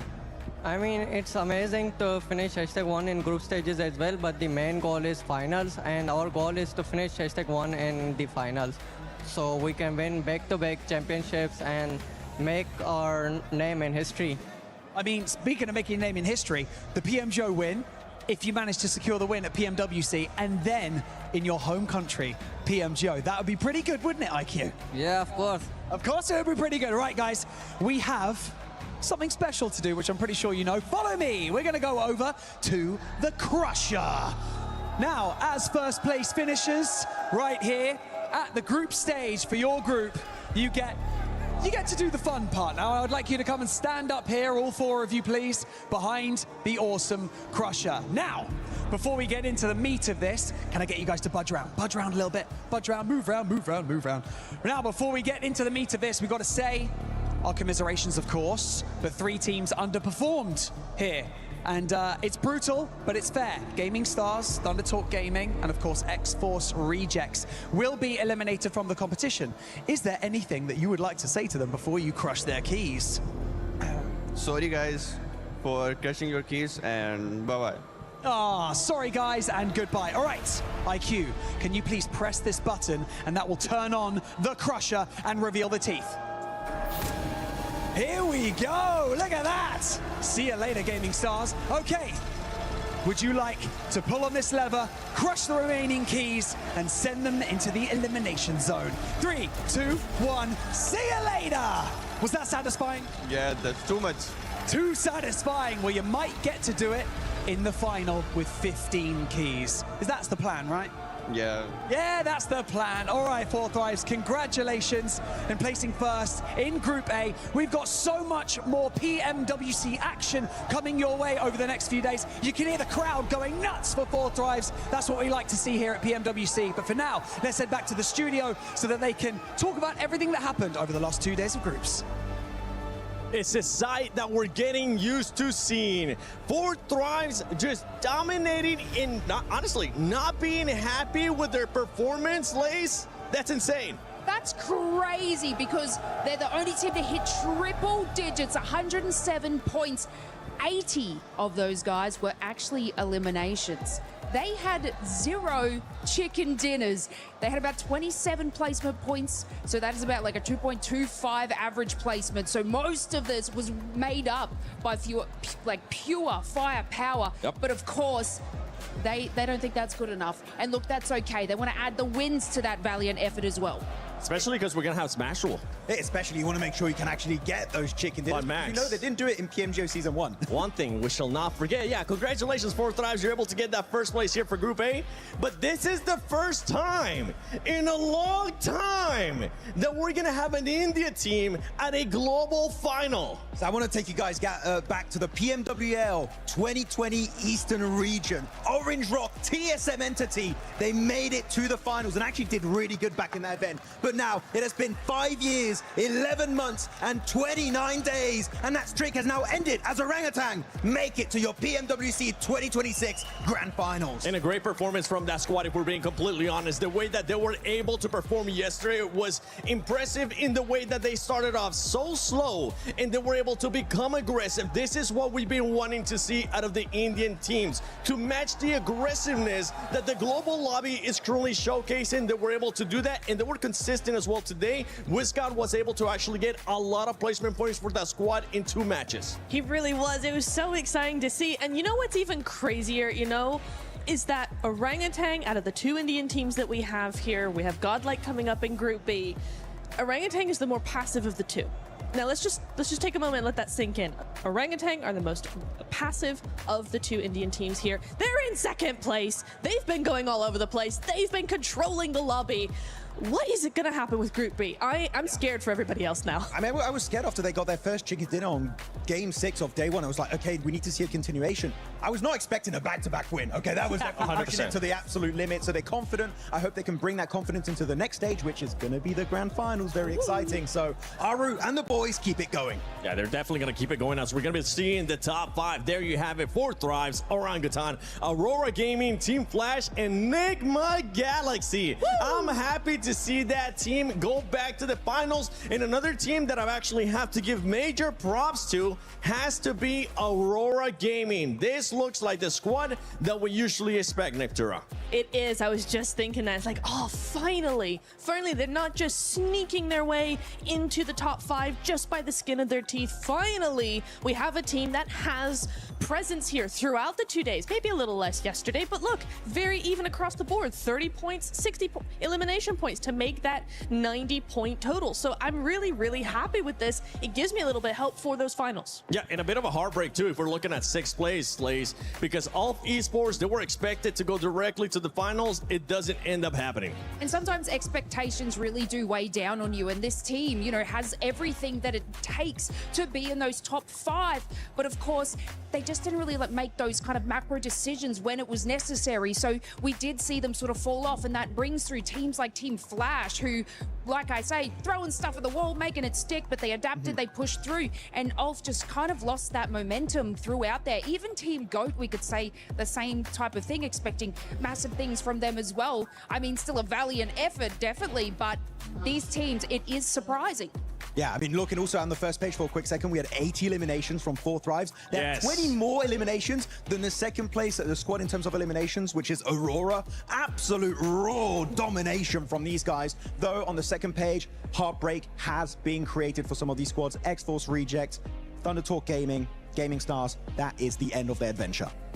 Can I just take you on a little bit of an emotional journey for X-Force Let me get ready. Rejects, guys? Take us on it. Now, I was watching Devil's little health bar surviving for so incredibly long in that last match. This was after they just obliterated Gaming Star. They set a trap on KRX, and the Shiva was able to escape, got picked off by 4Thrives, and Devil's just traveling around in the vehicle trying to hold on for dear life, but obviously couldn't cement themselves and put themselves in that position. They were able to get 8 eliminations, and they just had to hold on for a little bit more placement, and they could have overtaken RRQ. But of course, that's not how the cookie crumbles. Yeah, that was such a sad story. I know. It's not how the cookie crumbled for some of these teams. We saw that squads that are also going to be going to Survival Max. Besides Ulf, which team are you surprised by that is actually going to be going to Survival? I mean, Ulf, of course, as you said, but Furia. Like, sorry, the opening day was just not there. But it's fine, because you guess what? We got the survival stage, and I think that this is a team that, despite being very aggressive, don't have a massive ego. I think they're willing to reconsider how they approach PMWC. They took a massive L here multiple times this year, right? Not able to really quite make it to 2nd or 1st place. We had PMGO Season 1, we had PMMI, the Macau Invitational. But you know what? I think here, Niptura, they're going to come back swinging with a vengeance in that survival stage. Oh, absolutely. We definitely saw some really cool stuff coming in from them today, just a little bit too late. Yeah, so maybe survival stage, they'll just start that same track from the beginning and we'll have a much better result for them. Yeah, I think there's a couple of teams that we could really talk about because there was some definite surprises here. Which other team surprised you? For me, KRX. They were top 5 at the end of yesterday, and they just were non-existent. We could see them trying. There was, a few eliminations over onto the edge there, different sides of the mid-game into the late game. They were trying to do something, but they just kept getting caught out. I think they were just too hesitant. They weren't confident enough, and that really ended up messing with them. So for me, definitely going to the survival stage, again, same as Furia, they need to just start that from the beginning. Another big upset, actually, I want to bring up before we wrap it up on the desk here, is actually Goat Team, right? They were so high up on the... They were second place. They were in second place, but not only that, they had 2 chicken dinners. You are part of the few teams that didn't qualify, and you have 2 chicken dinners under your belt. Goat Team, we know this team has a lot of potential coming out of the EECA region, but here, you got to go back to the drawing board because this was just not enough to make it out of the group of death. And one of the main concerns that we had for that squad was what were their matches going to be looking like when they didn't end up getting those wins?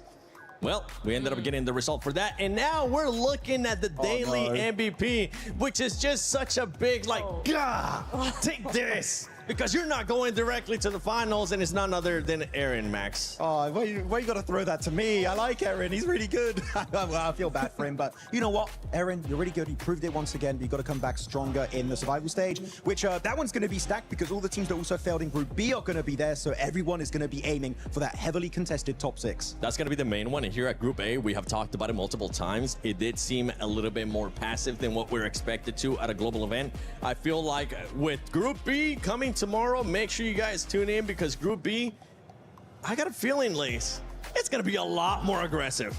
Yeah, there's going to be a few teams that obviously we've seen, other teams in their region perform incredibly well. And now we're going to have teams that beat them in their original region come to play in this lobby. So it will be incredibly spicy. It will be spicy. Who's going to end up joining the squads that are now in the finals? Who will end up going to survival? And then we'll figure it out in Sunday. Who's going to get those skis crushed? Coops, man. Once again, we got to give this man some extra props.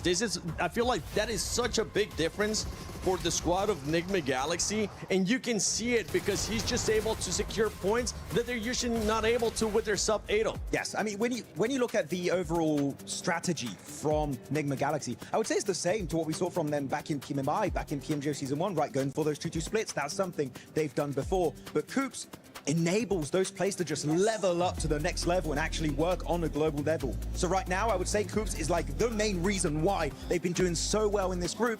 And going into the finals, Enigma Galaxy, if they maintain what they've done so far, a Mina win, that could be in the cards. Ooh, a Mina win, maybe a top 3 as well. You got to think about, we're talking so much about Coops, but we want to see Satan, Lord, step it up as well. We do. I mean, we did see Lord in that one Miramar game coming clutch, but, he kind of had the high ground, which really did help him out a little bit there.